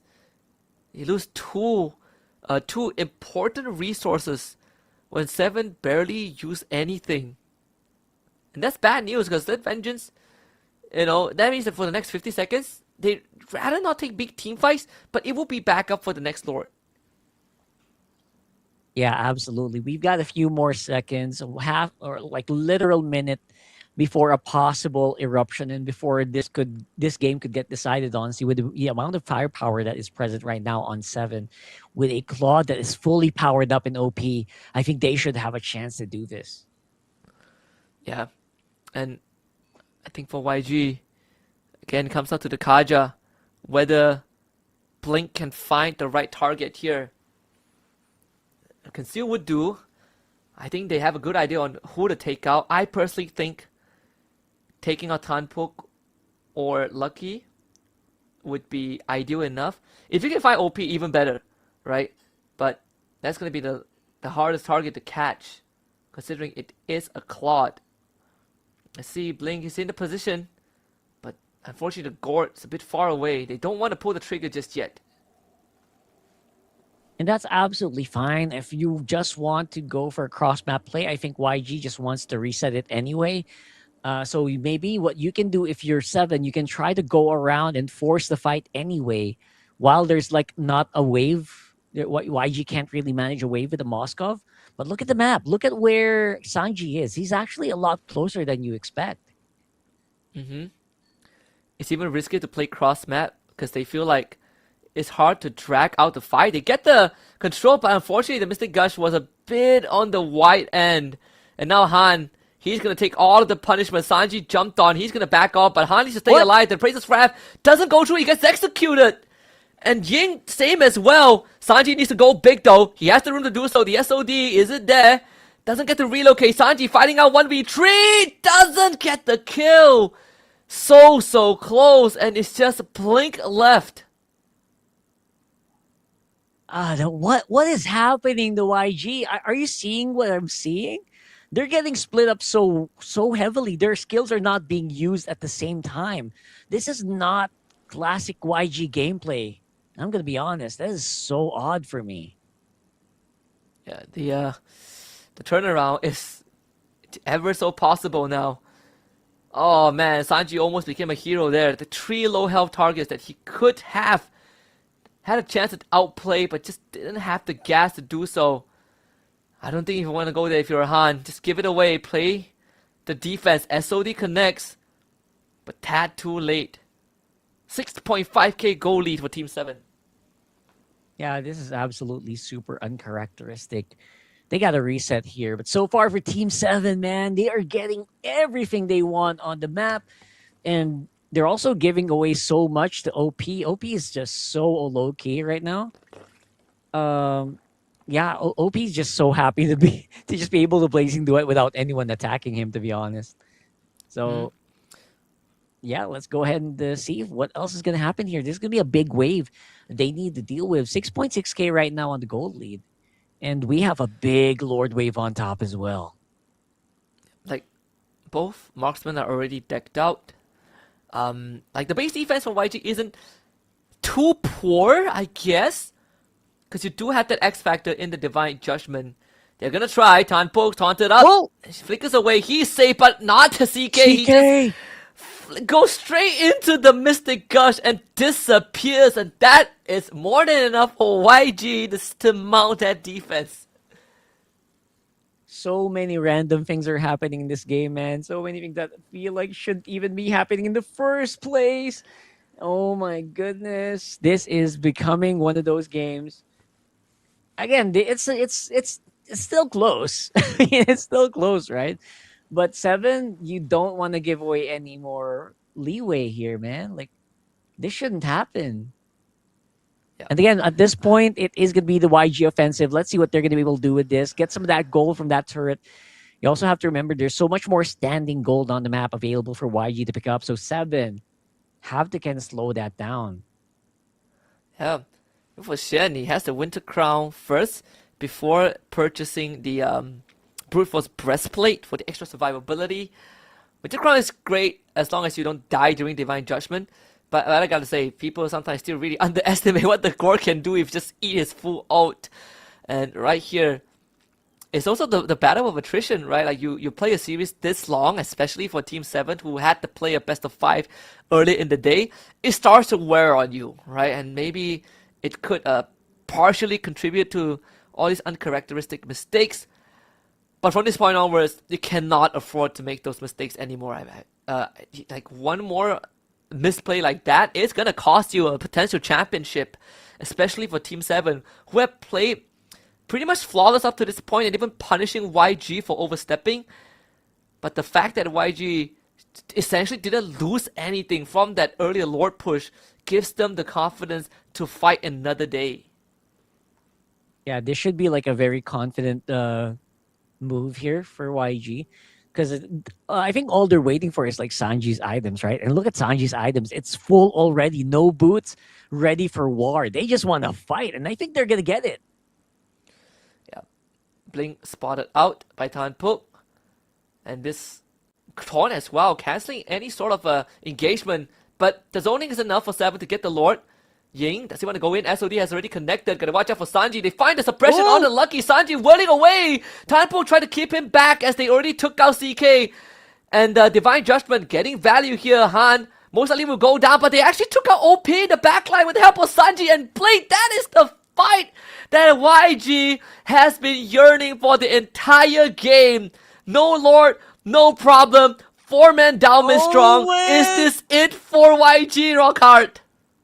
I think they're gonna go in, barrel it down. They don't need the Lord. They don't need the wave. Tanbok, he's trying his very best to clean it out, but it's gonna be way too late. 15 seconds on the CK, and just like that, YG, they're gonna be the ones who get the win. They are the champions of MSL Myanmar. Yangon Galacticos, in true dominant fashion, makes a comeback in Game 6 of the finals and punched that ticket to Paris, France for EWC MSC and completes the undefeated run in MSL Myanmar Season 3. What a story this has been, a chronicles for the YG fans out there. The literal greatest, the kings of Myanmar MLBB, they will now ascend the throne and become the champions of MSL MM Season 3. What a journey here, YG. They had us on the edge of our seats for a couple of moments in the second half of the grand finals. But something just tells the fans that YG has always been the better team, and today they show it in the same way that they showed us yesterday when they took on Team 7. Is how they played from behind, how they played from a deficit. And Team 7, they should be proud of themselves. It is a tough loss. They came very close to making history, but they have to remember they are the team that made YG sweat the most in this entire tournament. Yeah, they are the team that really pushed YG to their limit. And not anyone can do that, man. So definitely Team 7 should be very, very proud of this. And there you go. Even Coach Mars letting them know that, you know what, you guys gave a very, very good fight. They got pushed to the very end. You can just feel it in the players. It's a tough scene. I think, again, for the Team 7 fans, this was probably the hardest run that they have to do. But they should hold their heads out high, man. They deserve another run. They deserve another season. YG, true to the name, still the kings. But I think Myanmar is in good hands. They're no longer relying on just Falcons or YG. You have Team 7, to really place your hopes on for the coming seasons. This is a lineup that can go far. Yeah, this lineup is definitely gonna go far. You can feel it, right? I can feel it in my bones, man. This lineup is going to be able to just really dominate and just give so much to be proud of for the Myanmar region.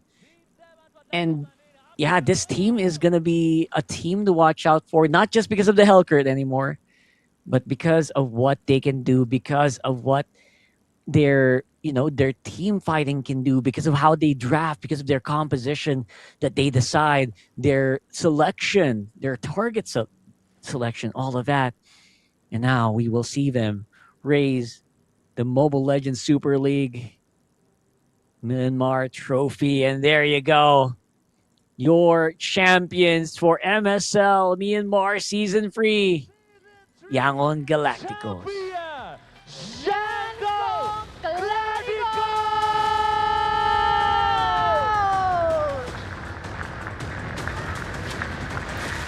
Truly the scene of a season. YG, my goodness.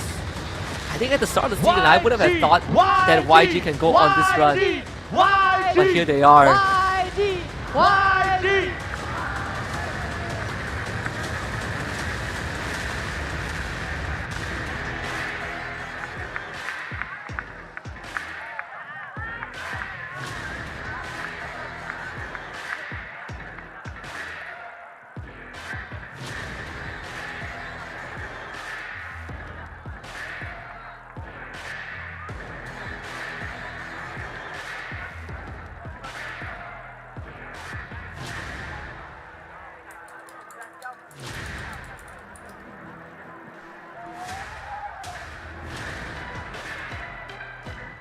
ကဲအဲ့တော့အားလုံးရဲ့အားပေးတဲ့အနေနဲ့ကျွန်တော်တို့ MSL မြန်မာ Season 3 ရဲ့ Champion ကတော့ကျွန်တော်အားပေးရတဲ့ Yangon Galacticos YG အသင်းဖြစ်ပါတယ်အဲ့တော့ပြည်သက်နိုင်ငံ Paris မြို့မှာမြန်မာနိုင်ငံကိုစားပြုနေတဲ့သွားရောက်ရှင်ပြိုင်ခွင့်ကိုရရှိတဲ့ Yangon Galacticos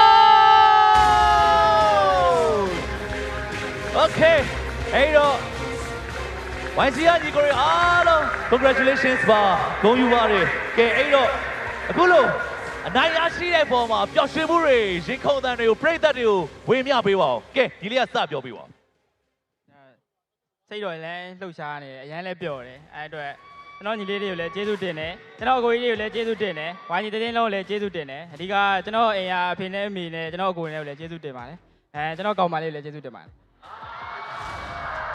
ကျွန်တော်အခုဒီအားပေးနေတဲ့ပြည်ချက်တယောက်ချင်းချင်းတိုင်းလည်းကျေးဇူးတင်ပါတယ်လို့ဒီကနေ့ပြောချင်ပါတယ်ပထမဆုံးအနေနဲ့ကျွန်တော်ချစ်ရတဲ့လူတွေကျွန်တော်မိဘတွေအကုန်လုံးကျေးဇူးတင်ပါတယ်လို့အရင်ဆုံးဒီပွဲနိုင်တဲ့အတွက်လည်းရမ်းပြောပါတယ်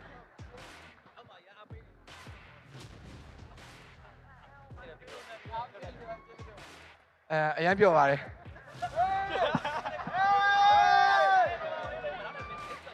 โอเคဒါဆိုလို့ရှိရင်ဒါကနေပြီးတော့နောက်ထပ်မေကွန်းတစ်ခုမေးမယ်ဒါတို့ပေါ့နော်နှစ်နှစ်စတိုက်အနိုင်ရရှိပြီးပြီဆိုတော့အခုလိုမျိုးမြန်မာနိုင်ငံကိုစားပြုပြီးရောတွားရောက်ဆော့ကစားမဲ့ EWC အတွက်ကောဘယ်လောက်ထိယုံကြည်ချက်ရှိလဲယုံကြည်ချက်တွေအပြည့်ရှိနေပြီဆိုတော့ပြည်သက်ကြီးကိုပြပြလိုက်ပါ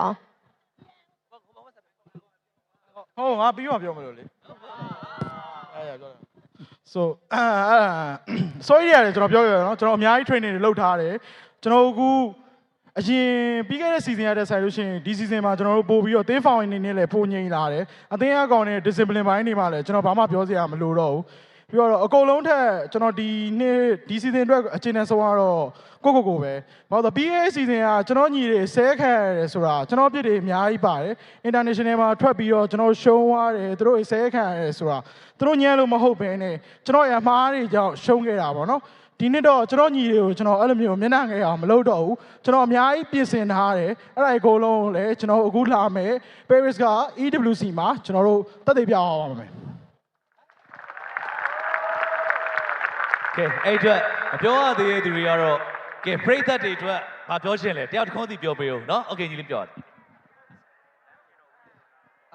ကျွန်တော်တို့ရန်ဂလက်တီကိုအသင်းကိုအမြဲတမ်းအားပေးနေတဲ့အတွက်ကျေးဇူးအများကြီးတင်ပါတယ်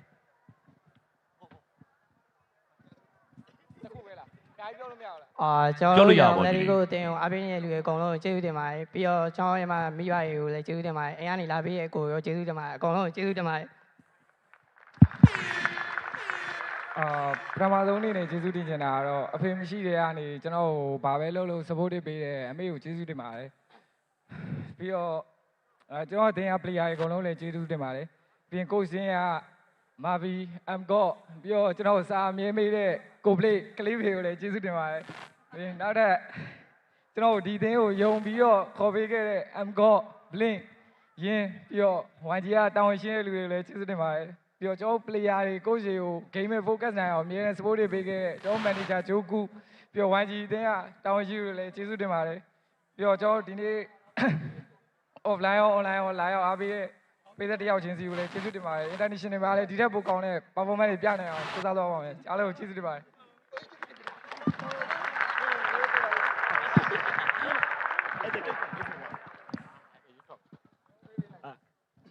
မင်္ဂလာပါKita.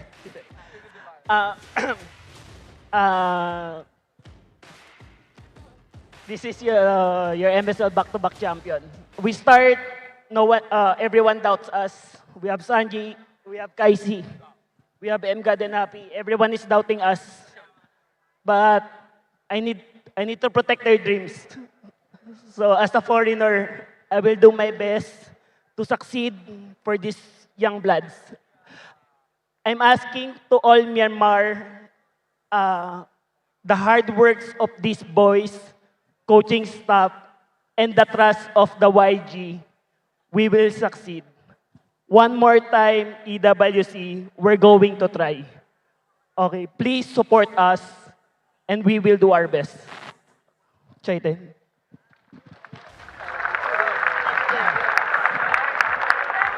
Okay. အဲ့တော့ပွဲကြီးကဒီတိုင်းပဲကျေးဇူးတင်ပြီးသွားလို့ရှိရင်ပြင်းစရာဖြစ်သွားအောင်ဗောနော်နည်းနည်းဟော့ဖြစ်သွားအောင်လို့တော့တခုခုပြောမှရအောင်ဗောအဲ့တော့ကျွန်တော်လွန်ခဲ့တဲ့9နှစ်လောက်တည်းကဂျနက်စစ်ကနေပြီးစ try လာဗောနော်ကျွန်တော်ချန်ပီယံတွေမရခဲ့ဘူးအဲ့ချိန်မှာလူတိုင်းကျွန်တော်လူတော်တော်များဗောကျွန်တော်အားပေးရတဲ့သူတွေလည်းရှိရဆိုပေမဲ့အားပေးရလူလက်တစုံလောက်နဲ့ဝိုင်းပြောခံရတဲ့ထိုင်ကြီးကိုကျွန်တော်9နှစ်လောက်ခံခဲ့ရမှာနော်အဲ့ကနေပြီးတော့ကျွန်တော် YG ကိုစ join တယ် YG မှာစပြီးတော့ကျွန်တော် draft လုပ်တဲ့ချိန်ကနေစပြီးတော့ကျွန်တော် MSL season 2 LOD NEC MSL season 3ကြိုက်တဲ့ coach တွေအကုန်လုံး draft pit မှာ M ကိုရှင်နိုင်မဲ့နေ့ထိစောင့်နေပေးပါမယ်ညီမကျွန်တော်အကောင်းဆုံး drafter ပါပဲ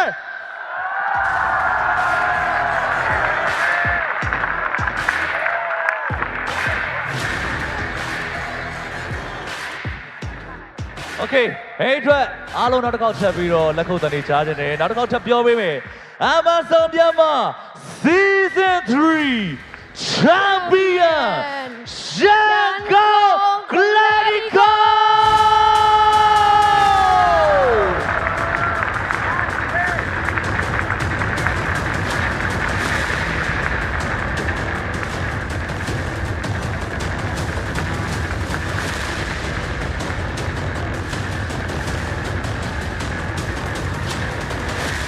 Okay အဲ့တော့ကျွန်တော်တို့ချန်ပီယံသင်းကိုစင်မြင့်ထက်မှာဂုဏ်ယူစွာဖြင့်ဆုများပေးရသွားမှာဖြစ်ပါတယ်ခင်ဗျာဟုတ်ပါတယ်ဒါဆိုလို့ရှိရင်ဒါတို့အခုစုပေးအပ်တဲ့အစီအစဉ်လေးဒါတို့စတင်ပြီးတော့သွားလိုက်ကြရအောင်လားရှင် Okay ပထမဆုံးအနေနဲ့ကျွန်တော်တို့ MSL မြန်မာ Season 3 ရဲ့ Champion Yangon Galacticos YG အသင်းကိုကျွန်တော် Champion ဆုချင်းငွေကျပ်သိန်း100ဝါချက်ကိုကျွန်တော်ပေးရချီးမြှင့်ပေးဖို့အတွက်ကျွန်တော်ရဲ့ဒီနေ့ပွဲခန်းသားကြီးမှာ official beverage partner ဖြစ်ပါဝင်ပေးတဲ့ချစ်ခင်ရပါတယ် V-Cold Energy Drink ရဲ့ Senior Brand Manager မတ်ထထခင်စင်မြင့်ချက်ကိုချစ်ခင်စွာဖိတ်ခေါ်လိုပါတယ်လက်ခုပ်တန်နဲ့ကြိုဆိုပေးပါအောင်ခင်ဗျာ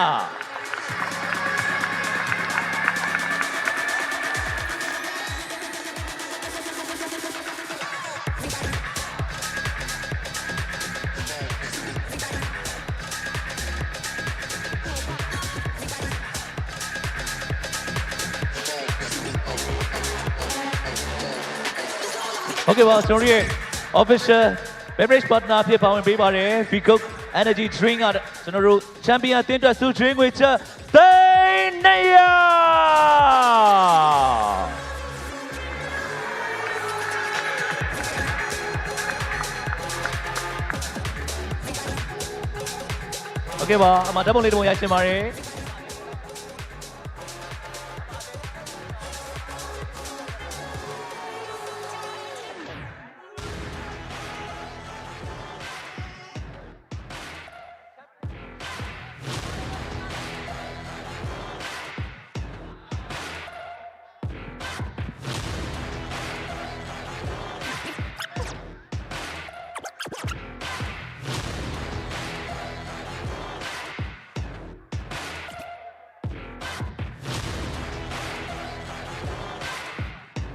โอเคပါစူပေးရဲ့ချင်းမြင့်ပေးတော့ပါတယ် V-Cold Energy Drink ရဲ့ Senior Brand Manager မတ်တက်ခင်လိုက်လဲစွာကျေးဇူးတူပဲတင်ရှိပါတယ်။ဒါမှမဟုတ်ကျွန်တော်တို့ရဲ့ Champion အသင်း Yangon Galacticos ကိုကျွန်တော်တို့ Champion Medal တွေပေးရချင်းမြင့်ပေးဖို့အတွက်ဖိတ်ခေါ်ပေးပါအောင်ခင်ဗျာ။ဟုတ်ပါတယ်ရှင်ဒါတို့ကို Champion Medal တွေပေးရချင်းမြင့်ဖို့အတွက်ဒါတို့ Operation Director Galacticos Network ကကိုဆိုင်ကောင်းထက်သူကိုဒါတို့စင်မြင့်ထက်ကိုလေးစွာစွာဖိတ်ခေါ်ချင်ပါတယ်ရှင်။ Okay ပါကျွန်တော်ရဲ့ Galacticos Network GCN ရဲ့ Operation Director ကိုဆိုင်ကောင်းထက်သူချစ်ခင်စွာဖိတ်ခေါ်ပါတယ်။လက်ခုပ်တန်နဲ့ကြိုဆိုပေးပါအောင်ခင်ဗျာ။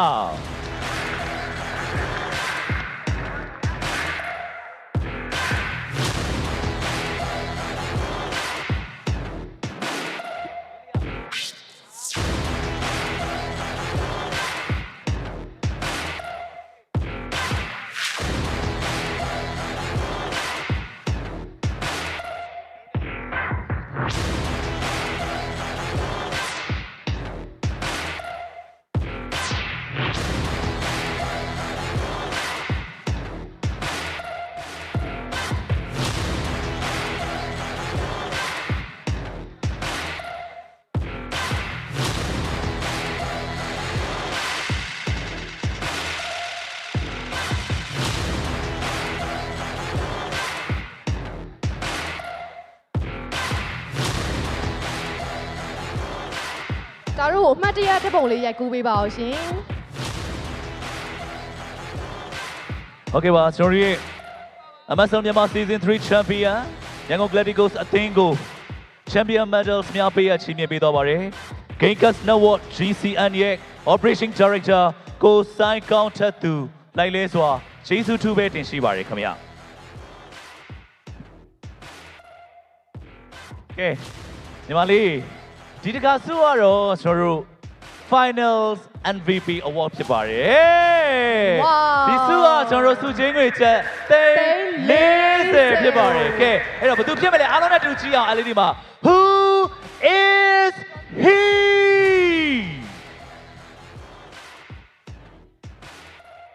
Hey come on တယောက်သေးရသွားမှာနော် Come on Who is he Who is he make some noise MVP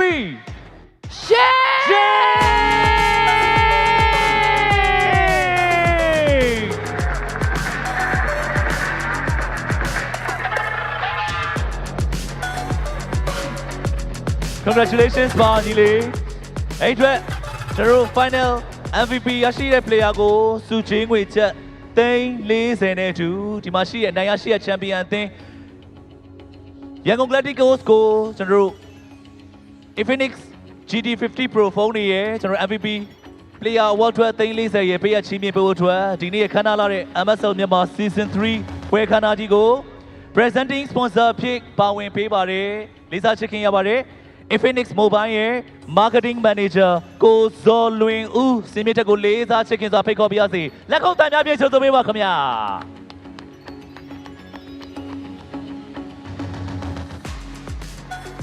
Final MVP Award winner, Shane!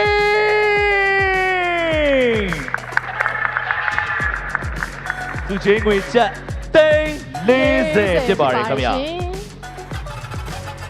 Okay တမန်ပြီးတော့ကျွန်တော်တို့ဒီမှာရှိတဲ့ player တွေကိုကျွန်တော်တို့ရဲ့ presenting sponsor ဖြစ်ပါဝင်ပေးပါတယ် Infinix Mobile မှာ Infinix GT50 Pro ဖုန်းများကိုလက်ဆောင်ပေးသွားမှာဖြစ်ပါတယ်ခင်ဗျာလက်ခုပ်တန်တွေချက်ပြီးတော့အားပေးပေးပါအောင်လားခင်ဗျာ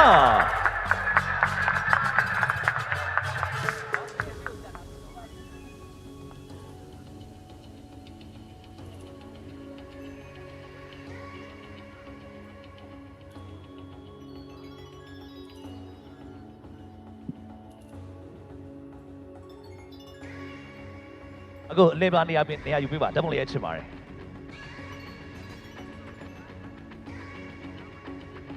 ခဏလေးပါ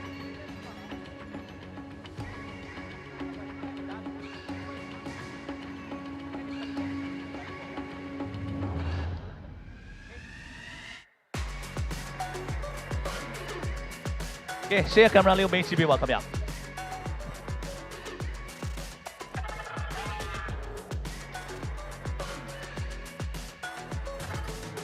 โอเคပါကျွန်တော်တို့ရဲ့ MSL မြန်မာ Season 3နိုင်ပွဲကြီးထွား Presenting Sponsor ဖြစ်ပါဝင်ပေးပါတယ် Infinix Mobile လိုက်လဲစွာကျေးဇူးထူးပဲတင်ရှိပါတယ်ခင်ဗျာ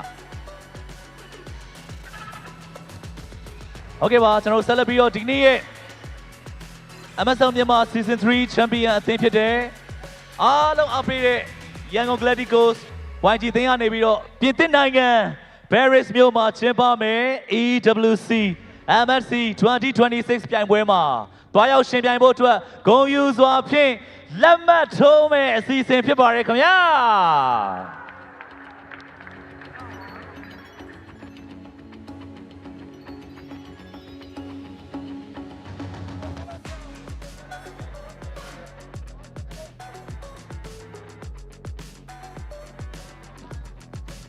โอเคအဲ့တော့ကျွန်တော်တို့ပြည်သစ်နိုင်ငံ Paris မြို့မှာကျင်းပပြုလုပ်မဲ့ AWC MSC 2026 ပြိုင်ပွဲမှာတောက်ရှင်ပြိုင်ဖို့အတွက်ကျွန်တော်ရဲ့ Yangon Galacticos အသင်းသားများဂုဏ်ယူစွာဖြင့်မှတ်တရလက်မှတ်ထိုးမှာဖြစ်ပါတယ်ကျွန်တော်ဘယ်နေရာမှာထိုးပေးရမလဲခင်ဗျာโอเคကျွန်တော်ဒီနေရာလေးမှာပြင်ဆင်ပေးပါလား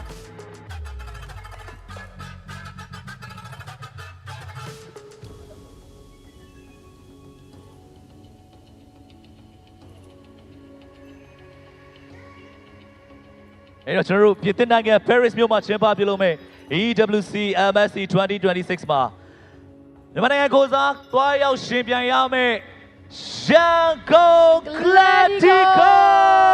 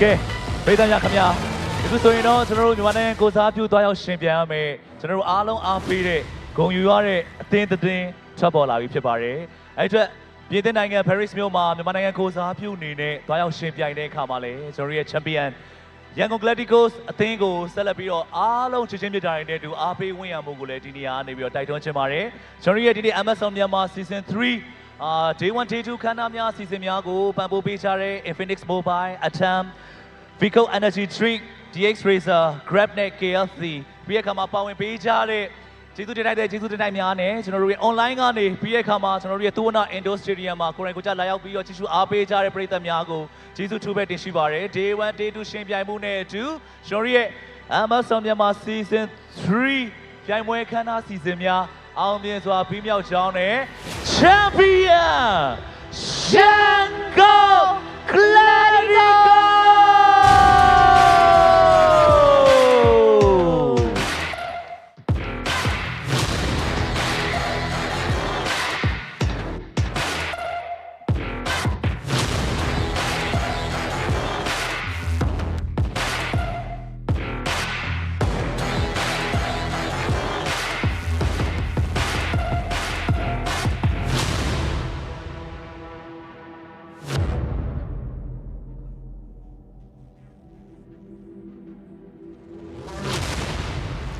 ကဲလက်ခုပ်တန်တွေကအားဖြစ်စေဆိုတာတတ်သိပြရအောင်ချမ်း